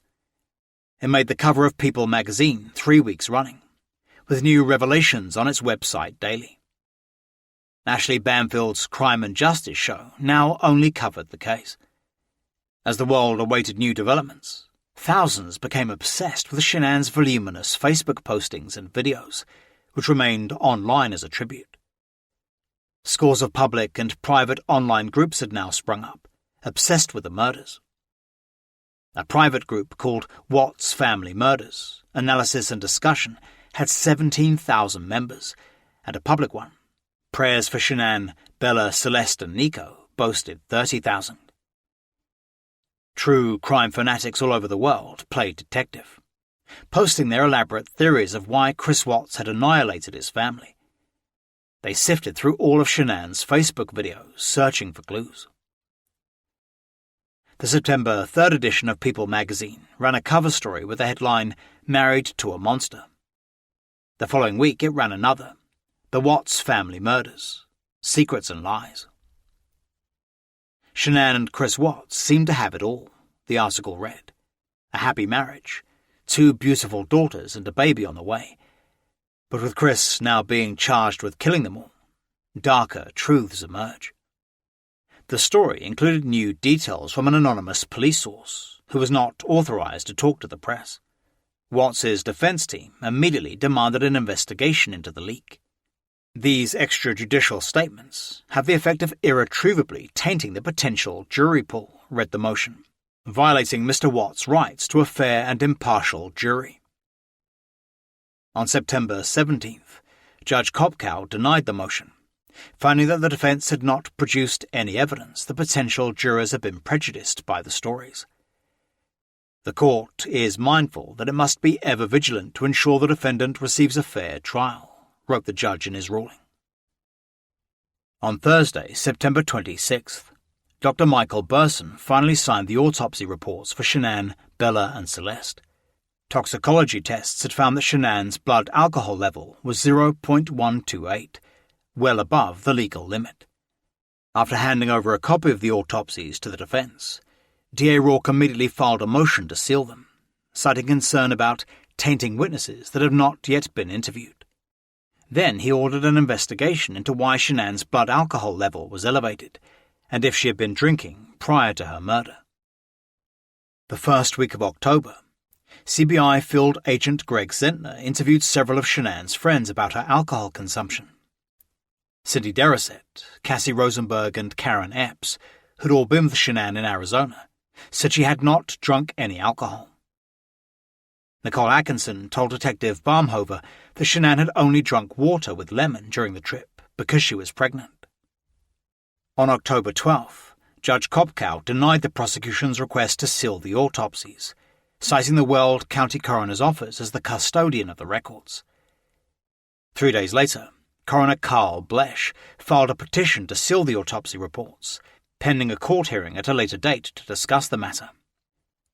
On October 18th, Chris Watts was ordered to pay $37,000 toward the cost of burying his family. The Crime Victim Compensation Program also ordered him to pay Frank and Sandy Rusek $5,400 in lost wages. A week earlier, at a probate court hearing over Shanann's estate, Watts, via a telephone link-up from jail, had waived any claim he might have and appointed his father-in-law as executor. In early October, Chris Watts' defense team had secretly approached the district attorney's office about a possible plea deal. D.A. Rourke was open to a deal, but refused to dismiss any of the charges. "I'm not willing to entertain any further concessions above and beyond removing the death penalty," he said later. When Frank and Sandy Rusek found out, they told Rourke that they wanted to pursue a plea deal in return for taking the death penalty off the table. DA Rourke and Deputy DA Steve Wren flew to Aberdeen to talk to Shanann's family. The two spent several days in the Rusek kitchen, discussing how the case could drag on for years with appeals if Watts was convicted and sentenced to the death penalty. Rourke cited the case of 19-year-old Nathan Dunlap, who in 1993 had shot and killed 4 employees and seriously injured another at a Chuck E. Cheese restaurant in Aurora, Colorado. Dunlap had been found guilty of 4 counts of first-degree murder and attempted murder in 1996 and sentenced to death. He is still alive on death row.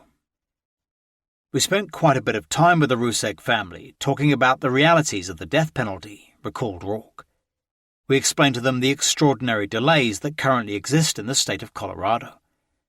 We discussed all the possible consequences, delays, penalties, and they were very strongly in favour of a resolution in this case, short of the death penalty. Finally, the Ruseks agreed to a plea deal, so they could have closure and move on with their lives. Sandy said it very, very poignantly to me, said Rourke.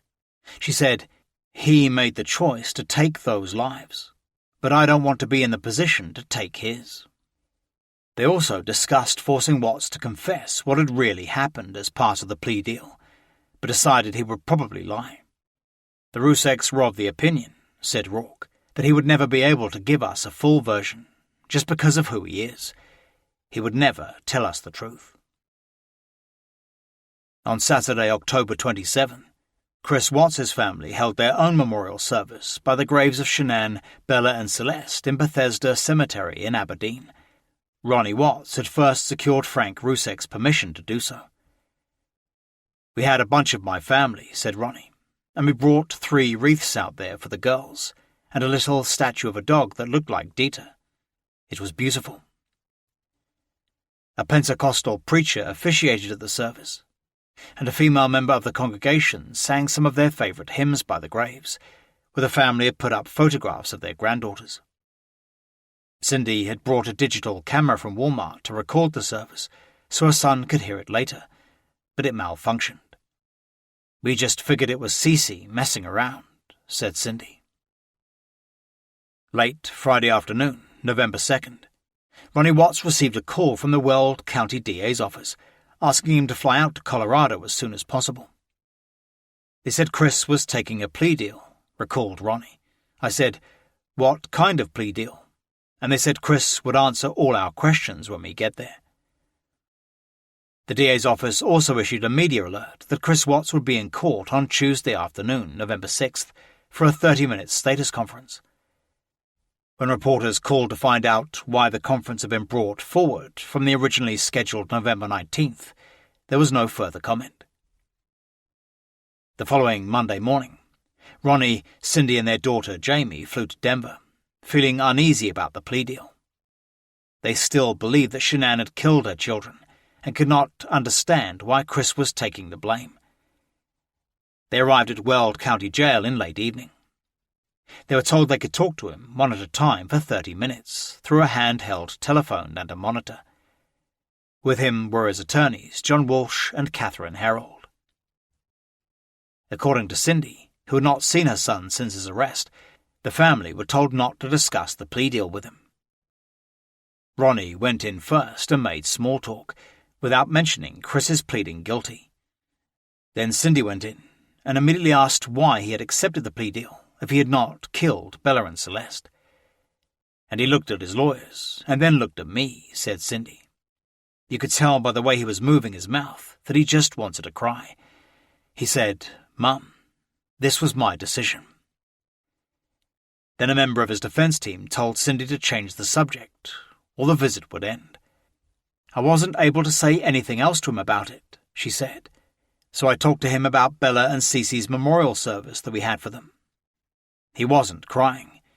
He asked what pictures did we use, and what songs, and you could see how he was trying to hold back tears. At 2 p.m. on Tuesday, November 6th, Chris Watts was led into Weld County Court in handcuffs and shackles, wearing a bulletproof vest. Shanann's family sat on one side of the courtroom, and Chris Watts's family on the other. It was the first time they had been under one roof in many years. Frankie and Jamie, who had once been close, made eye contact, but the two sets of parents did not look at each other. Judge Marcello Kopkow then read out each of the 9 charges against Chris. 3 charges of first-degree murder after deliberation, 2 counts of first-degree murder of a child under the age of 12 in a position of trust, an unlawful termination of a pregnancy, and 3 counts of tampering with a deceased human body. Watts wept as he said, "Guilty" to each one. In a shaky voice, Watts told the judge that he accepted the plea deal, to serve life in prison without parole, and was satisfied with his defense representation. Judge Kopkow then set sentencing for 10 a.m. on November 19th. After the hearing, DA Rourke held a press conference with the Rusek family sitting in the front row. "I hope there will be a sense of closure," he said. "I know that will never be fully realized, because obviously the tragedy that sits before us today is a loss of 4 beautiful lives. No matter what happens, we can't get them back." A reporter asked if Watts had now revealed what really happened. "I don't know the answer to that question," said Rourke. "We've talked a lot about whether we would require him to come forward and give us what we believe to be a complete, accurate, and truthful statement. But I think all of those who were involved never truly believed that he would give us an accurate statement. What I can tell you most affirmatively today, by what happened in the courtroom, is the spotlight that he tried to shine on Shanann falsely, incorrectly, and frankly a flat-out lie, has been corrected. The spotlight shines directly where it belongs, on him." That night, Frankie Rusek posted on Facebook, "Guilty on all charges. Now the disgusting people of this world can leave my family and I the fuck alone." Chris Watts's family were devastated, believing he had been railroaded into accepting the plea deal, and that they should have been consulted. They also questioned why their son had never been psychiatrically evaluated after such a horrendous crime. "They never did any kind of evaluations," said his father, and said they had no reason to. "It was a triple homicide, so he should have had some type of mental test or evaluation." When the family got back to North Carolina, Cindy started calling TV stations to plead their case. "He's not a monster," she told ABC affiliate WTVD. "There's not one person that you can talk to that will say anything bad about this kid. He was normal." Ronnie said he was supporting his son 100%. "It's hard for me to believe he would hurt them girls. I just want the truth of what really happened. If he did it all, I can live with it, and if he didn't, I want him to fight." Cindy said that Shanann was more capable of killing the 2 girls than her son. "Christopher, I don't see him capable at all. But if something happened that night, and that did happen, God forbid if it did happen, what was the trigger? Why? What happened? I just want the truth, because he's not the sociopath next door." After seeing the interview, Frank and Sandy Rusek leaped to their daughter's defense, saying she was a faithful wife and a loving mother. "Their false statements," they said, "however hurtful and inaccurate, will never alter the truth about Shanann, and will never alter the truth about the crimes committed by their son, Chris Watts." On Friday, November 16th, 3 days before Chris Watts' sentencing, Nikki Kessinger finally broke her silence.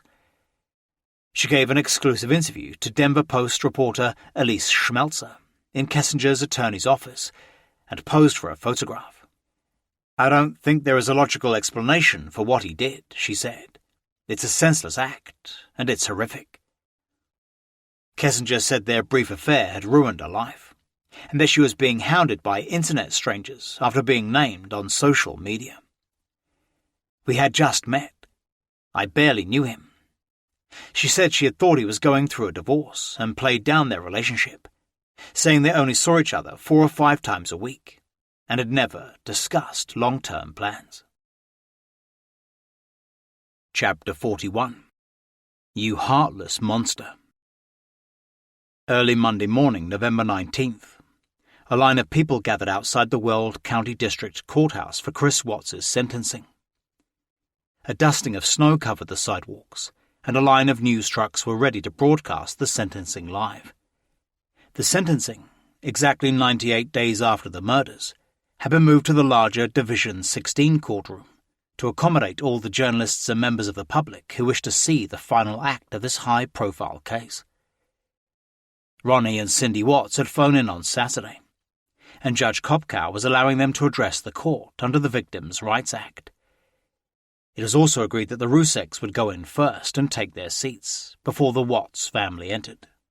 After sentencing, the Ruseks would leave first, so there would be no contact between the families.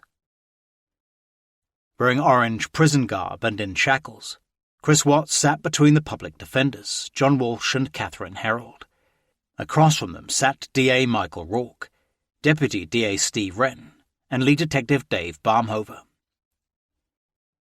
At 10 a.m., Judge Kopkow brought the court to order.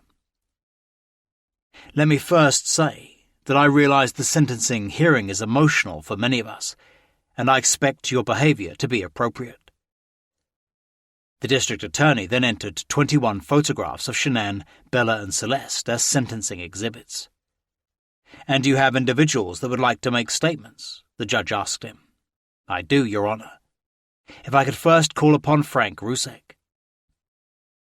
Shanann's father, dressed in a black shirt, solemnly walked to the lectern. What I'd like to say to the court, he began in a voice shaking with emotion, is that Shanann, Bella, Celeste and Nico were loving, caring people that loved life, that loved being around people who loved them. Then he addressed his son-in-law, who sat behind him, with his head bowed and eyes closed. How dare you take the lives of my daughter, Shanann, Bella, Celeste and Nico? I trusted you to take care of them, not kill them. And they trusted you, you heartless monster. And then you take them out like trash. You disgust me. You carried them out of the house like trash. You bury my daughter, Shanann, and Nico in a shallow grave, and then you put Bella and Celeste in huge containers of crude oil, you heartless monster. Fighting back tears, Frank told Watts that prison was too good for him, and that Shanann was super excited for justice today. Then D.A. Rourke read out a statement from an ashen-faced Frankie Rusek, who stood next to him. Your Honor, the past 3 months I've barely slept, because I've been going through a lot of different emotions, because I did not see this coming. You went from being my brother, my sister's protector, and one of the most loved people in my family, to someone I will spend the rest of my life trying to understand. You don't deserve to be called a man, read Rourke, as Frankie turned to look at Watts, who was cowering at the defense table. What kind of person slaughters the people that love him the most? I pray that you never have a moment's peace or a good night's rest in the cage you'll spend every day of your life in, a cage you are privileged to live in because my family isn't evil like you. Finally, Shanann's mother, wearing a purple lupus ribbon, addressed the court, thanking everyone for their prayers, gifts and cards. God makes no mistakes on who he puts in your life, she told the defendant. Marriage is about love, trust and friendship and unity. We marry for sickness and health, to death do us part. Our daughter Shanann loved you with all of her heart.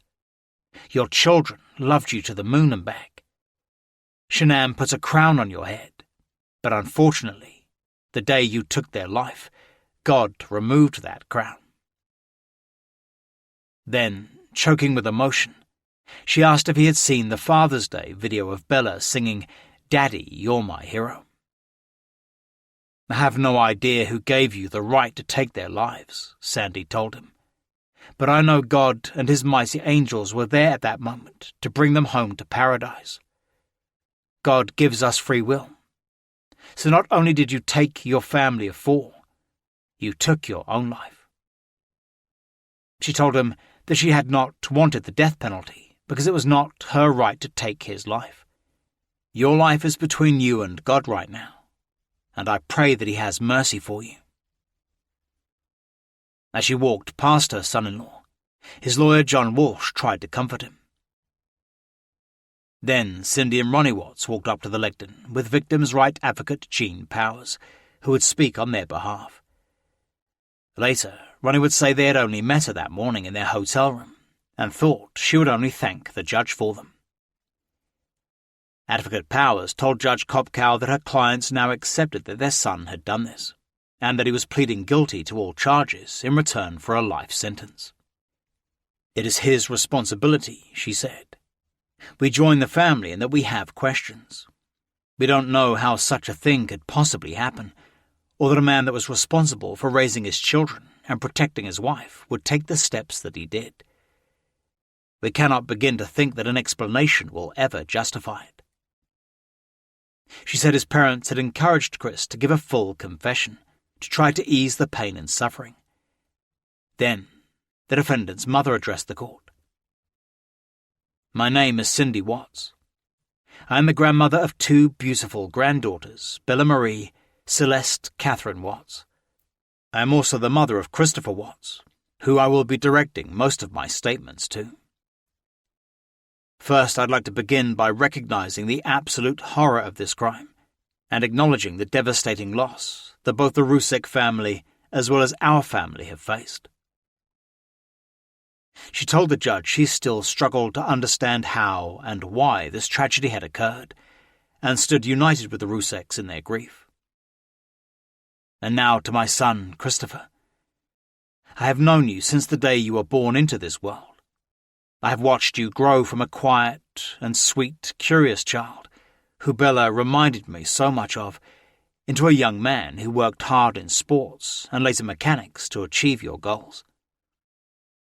She told her son that she could not imagine what had led up to this day, but would always love him unconditionally.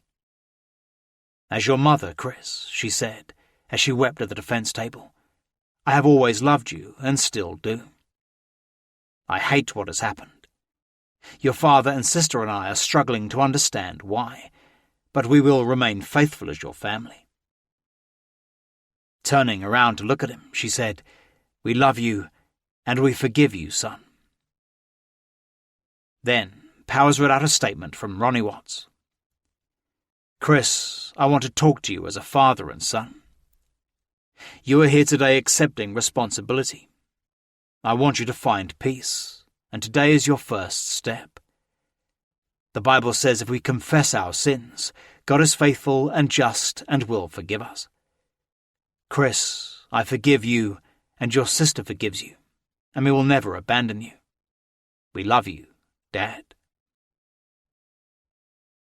Then the district attorney stood up to address Judge Kopkow.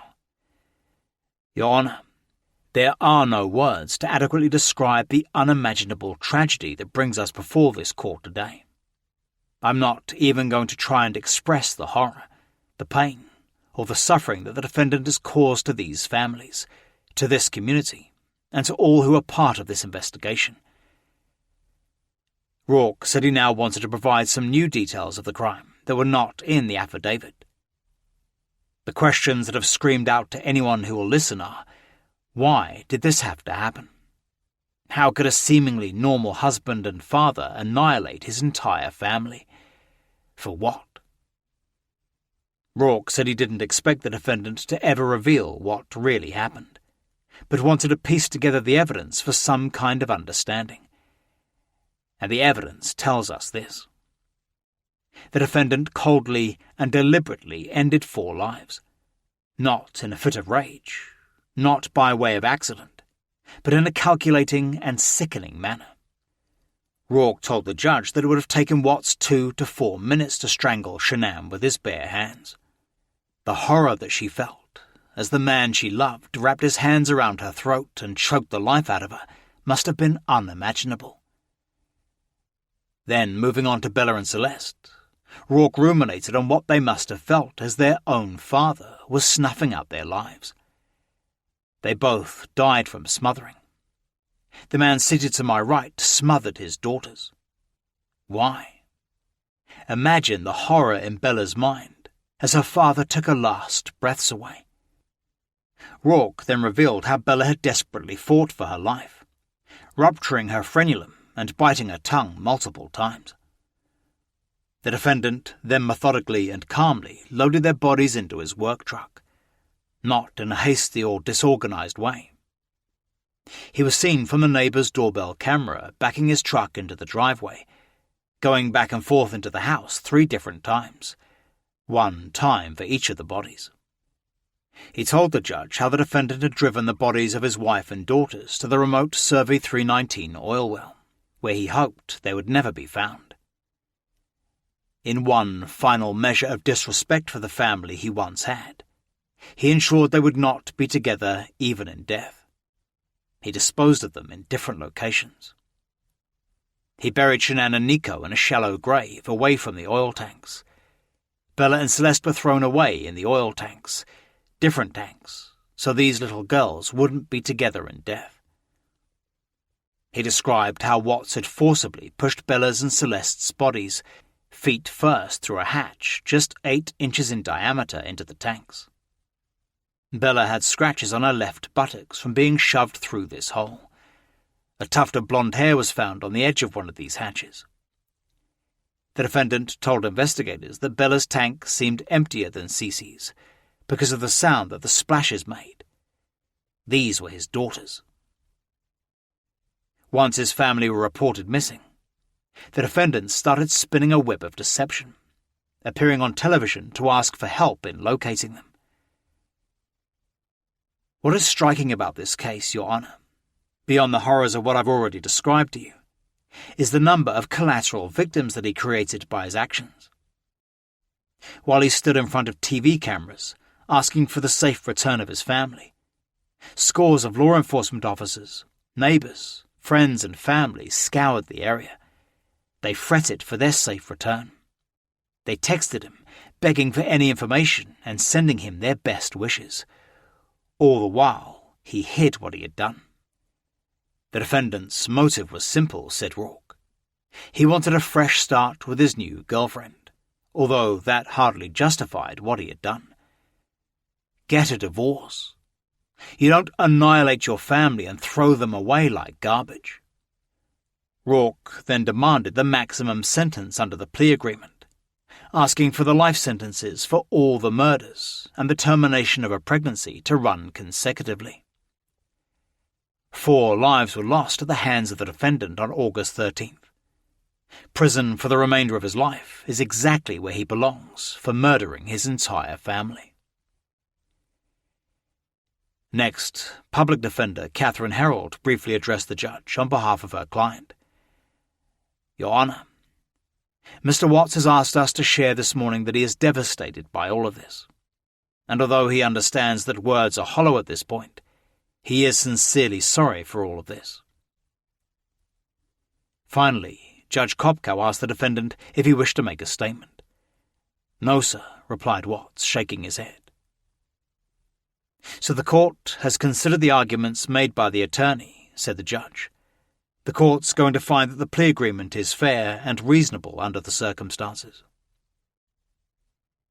He described the case as a senseless crime, and the most inhumane and vicious one he had seen in his 17 years as a judge.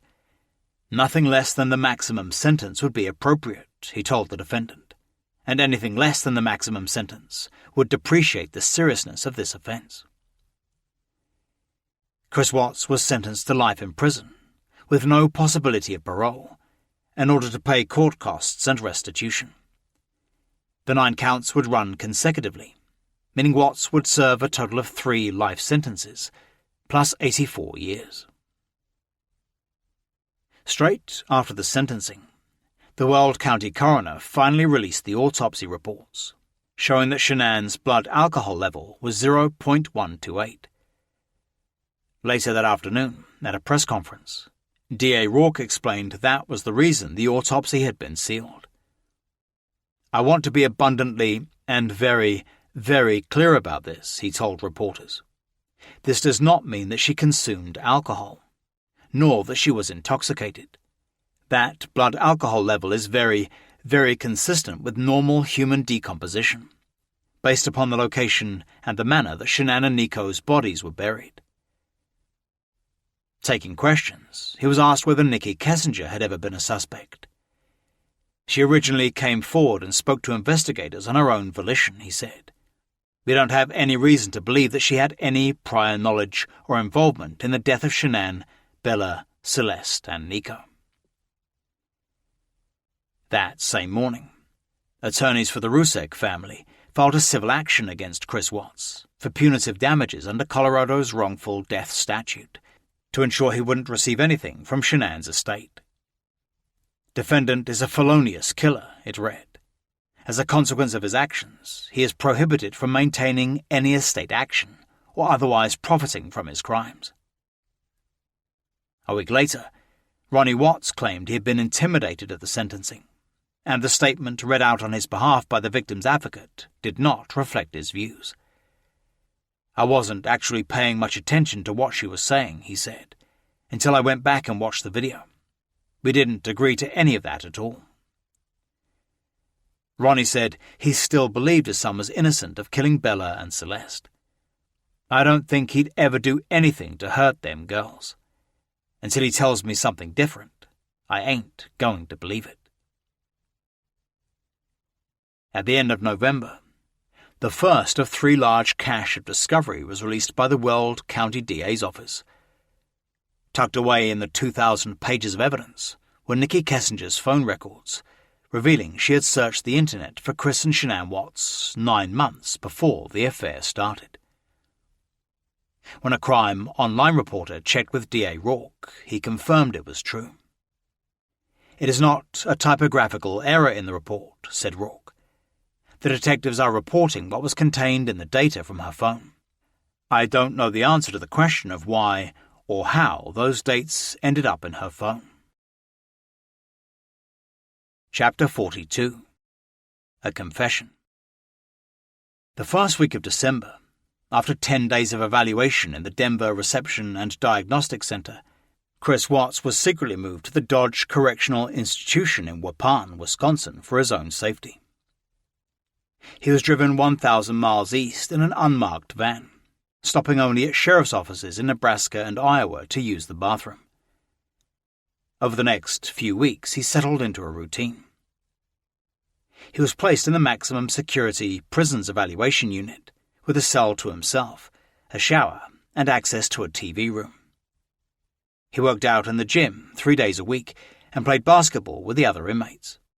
In the next cell to his was Jake Thomas Patterson, who had abducted 13-year-old Jamie Kloss from her family home in October 2018 after killing her parents. 21-year-old Patterson then held Jamie captive for 88 days in a cabin in rural Wisconsin before she escaped and summoned help. Like Watts, Patterson, who had been sentenced to 2 life sentences plus an additional 40 years, was also being kept away from other inmates for his own protection. Soon, the 2 convicted murderers became friends. Every night, Chris would read him verses from the Bible and then discuss them. When they'd go out for rec, the other prisoners would start yelling at them, said Cindy Watts, and Patterson would start yelling things back. Christopher told him, "Don't do that. Just calm down." After Patterson was transferred to another prison, Ronnie Watts began a correspondence with his parents, as they were both in the same situation. They were devastated, said Cindy, just like we were devastated, because we don't understand what happened to our kids. Every night, Chris Watts spoke to his parents for an hour, mainly talking about finding God and helping other inmates with religious instruction. He knows the Bible inside and out, said Cindy. He gives me 4 scriptures every night, and I read them in the morning. He put up photographs of Shanann, Bella, and Celeste on the wall of his cell, which he would talk to every night. He also wrote them letters, which he sent to his parents. We go to the gravesite and read them out, said Cindy. They're beautiful letters that brought tears to my eyes. I never knew my son, because he never expressed emotions. It was hard for him to verbalize, but he can write it down on paper. The notorious inmate was also receiving letters from female admirers from all over the world, sending him sexy photographs. "I know I'm a stranger, but I care about you and your situation," wrote one young woman. "I can't help it. Is there anything that you need? Please let me know and don't be shy." Another told him she was going to write him a letter a day until he responded. "I just want to be your friend and talk every now and then," she told him. "If you do write me back, I'd be the happiest girl alive." On February 18, 2019, at 7:45 a.m., Chris Watts was brought into the computer room at Dodge Correctional Institution, where agents Graham Coder and Tammy Lee and Detective Dave Barmhover were waiting. They had secretly arranged to come to Wisconsin to try to get Watts to tell them what really happened and give the Rusek some closure. "Hey, Chris, do you remember us?" they asked. Yes." He looked puzzled. "I just didn't for a moment there."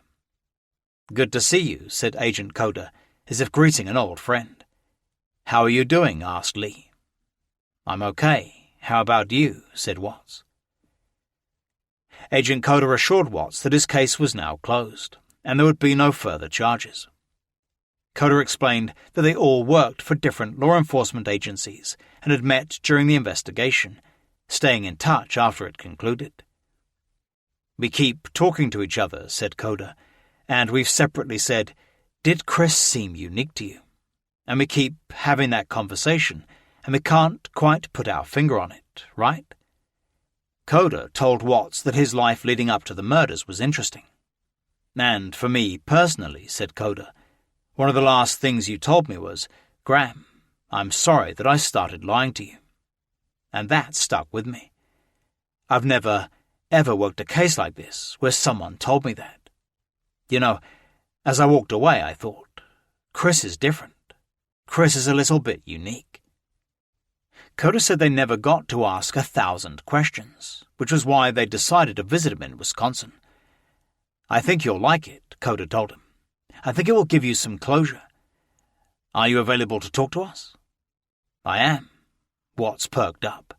"Definitely." "We're going to talk about some hard issues today," Coder continued. "But I don't intend to take you to a dark place. I hope, when we're done, you'll feel better.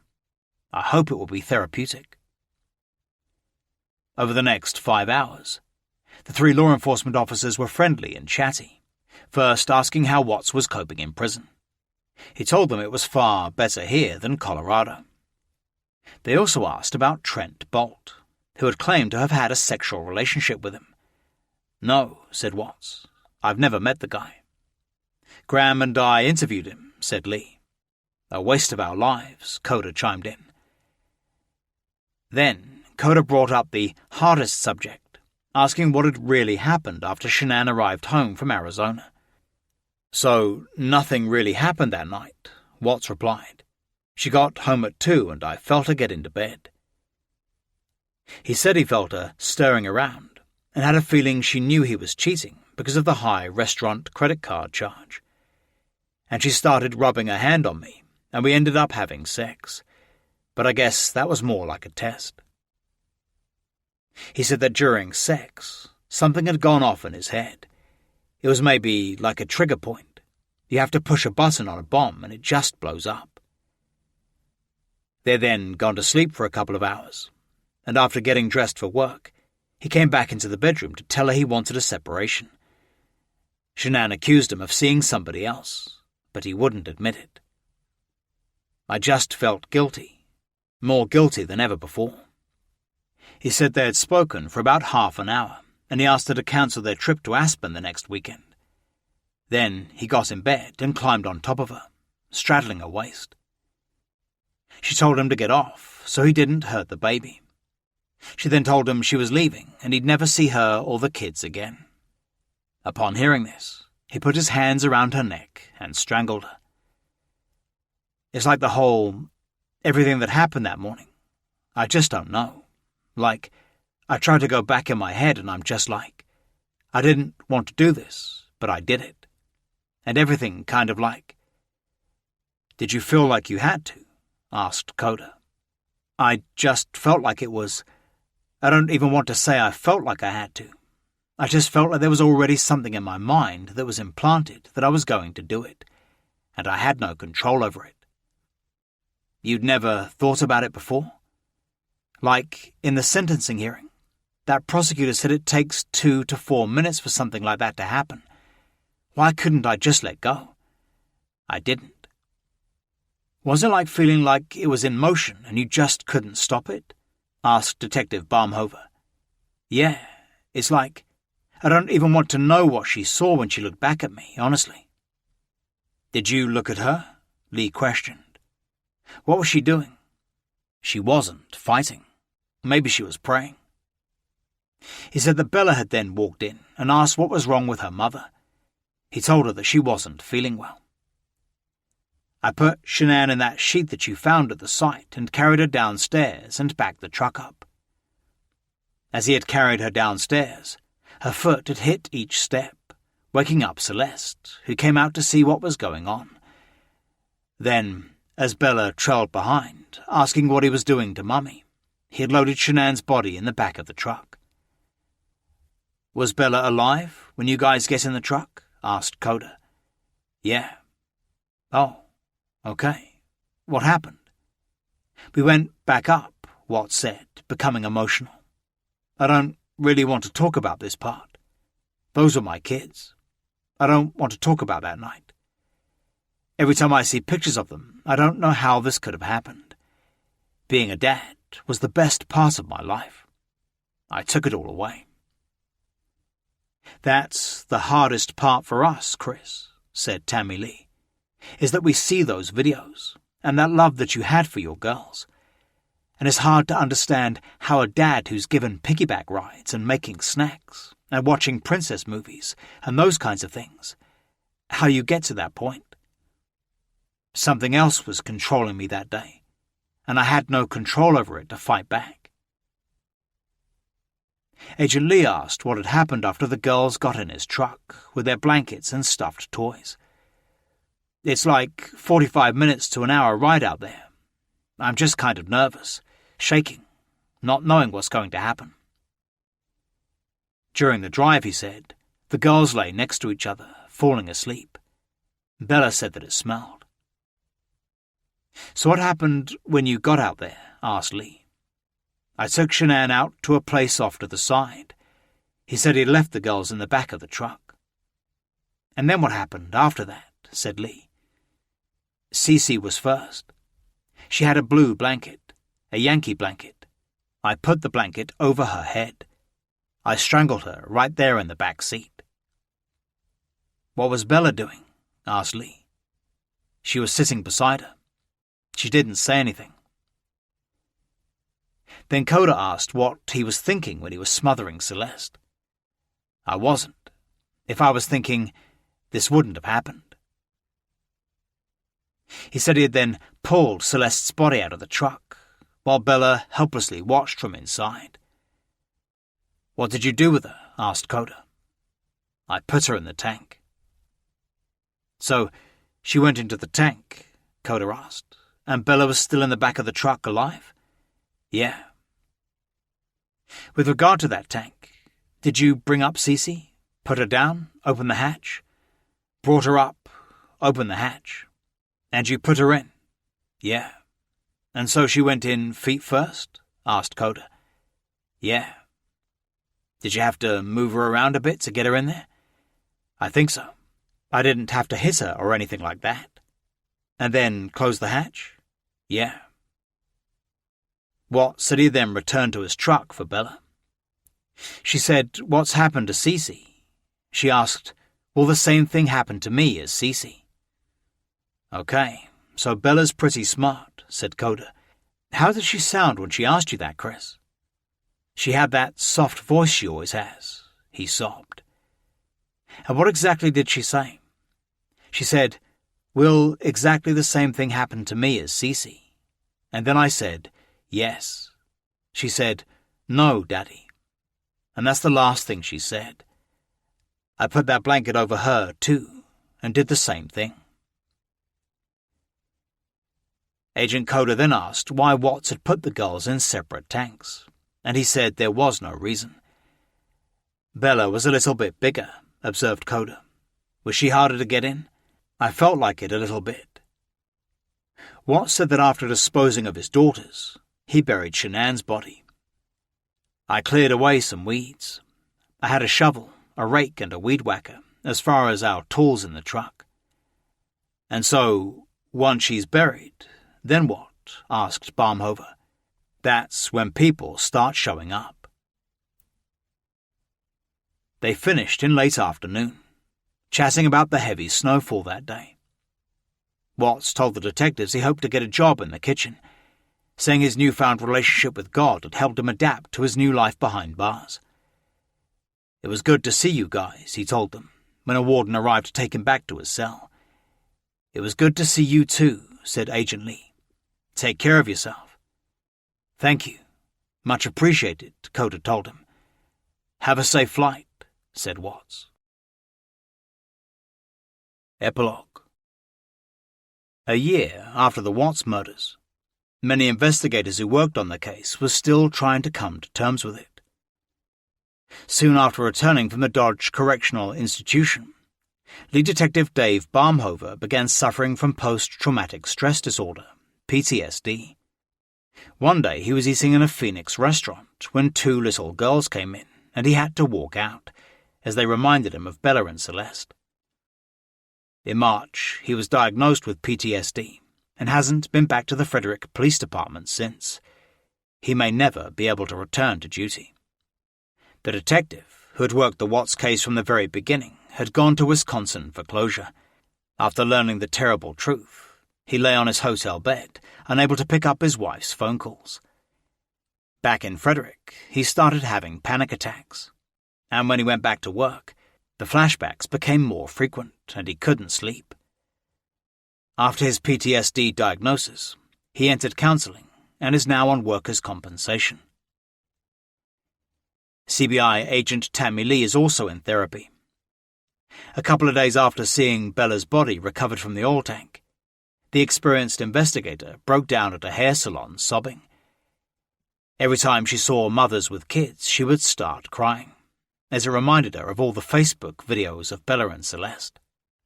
"I felt like I knew them," she told the Denver Post. "I'd been to many homicides of children. This one was different. I felt like I knew what they sounded like. I knew what they looked like when they played and how they sounded when they giggled. I felt like I was mourning their deaths." Weld County DA Michael Rourke also has recurring nightmares about oil tanks. Every time he drives past an oil field, the memories come flooding back. "I see those little girls," he explained, "their faces and their names. And then, every time I think about them, the next thought in my mind is about my own daughter. This changed all of us." On July 17, 2019, Celeste Watts would have celebrated her 4th birthday. Her father wrote her a birthday letter from prison, which her parents read over her grave. "Hey, Supergirl," it began. "Happy birthday. 4 years old today. I have a picture of you at Bella's 2nd birthday party, and you were so tiny. I could tell by your expression you wanted to be splashing around like your sister. Ironically, I have another picture of you the next summer in the neighborhood pool, flying into my arms with the biggest smile on your face. You were always flying around, so the nickname Supergirl seemed to fit nicely."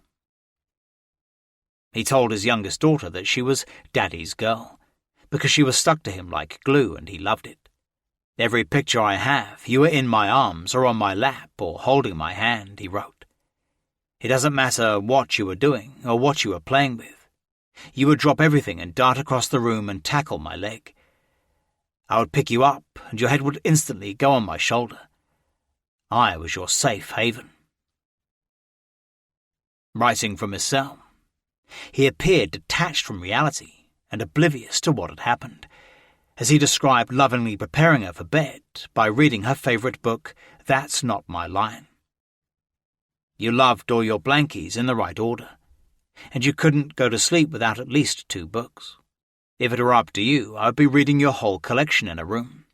I would read every book in your room 1,000,000 times over, if it meant being able to see you again." He finished by writing that he knew she was now in the everlasting arms of Jesus Christ, and would never trade that to come to earth. "You're in a place of pure joy and pure love that brings me comfort," he told her. "I miss you so much, Cece. Tell Bella, Nico and Mummy that I love them and miss them so much. I know you hear me talk to all of you every day, and that brings a smile to my face. I love you all to the moon and back, always and forever. Love, Daddy." In the last week of September 2019, Ronnie and Cindy Watts visited their son in the Dodge Correctional Institution. Over 2 days, they spent 10 hours with him in the visitor's room, seeking answers to what had happened in hopes of getting some closure.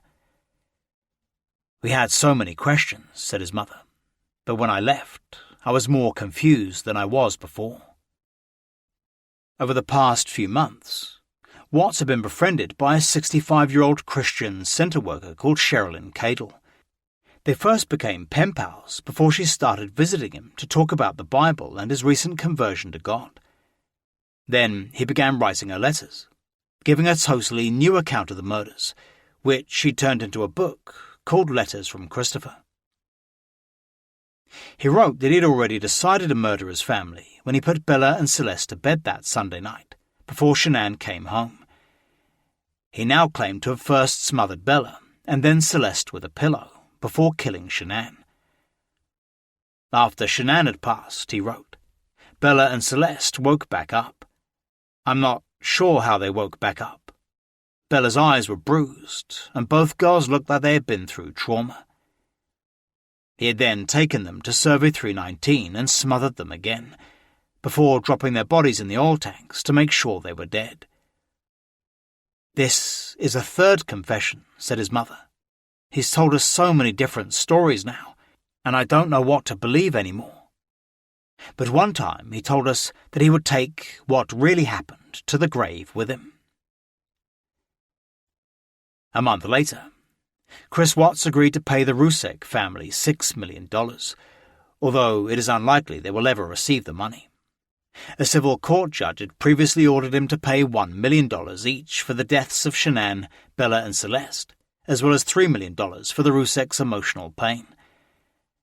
The Rusek family has not been the same since August 13, 2018, stated a motion filed by the Rusek's attorney. They have suffered with anger, loneliness, sadness and depression. Following the discovery of their daughter and grandchildren's murder, they were unable to work, leave the house, or even eat.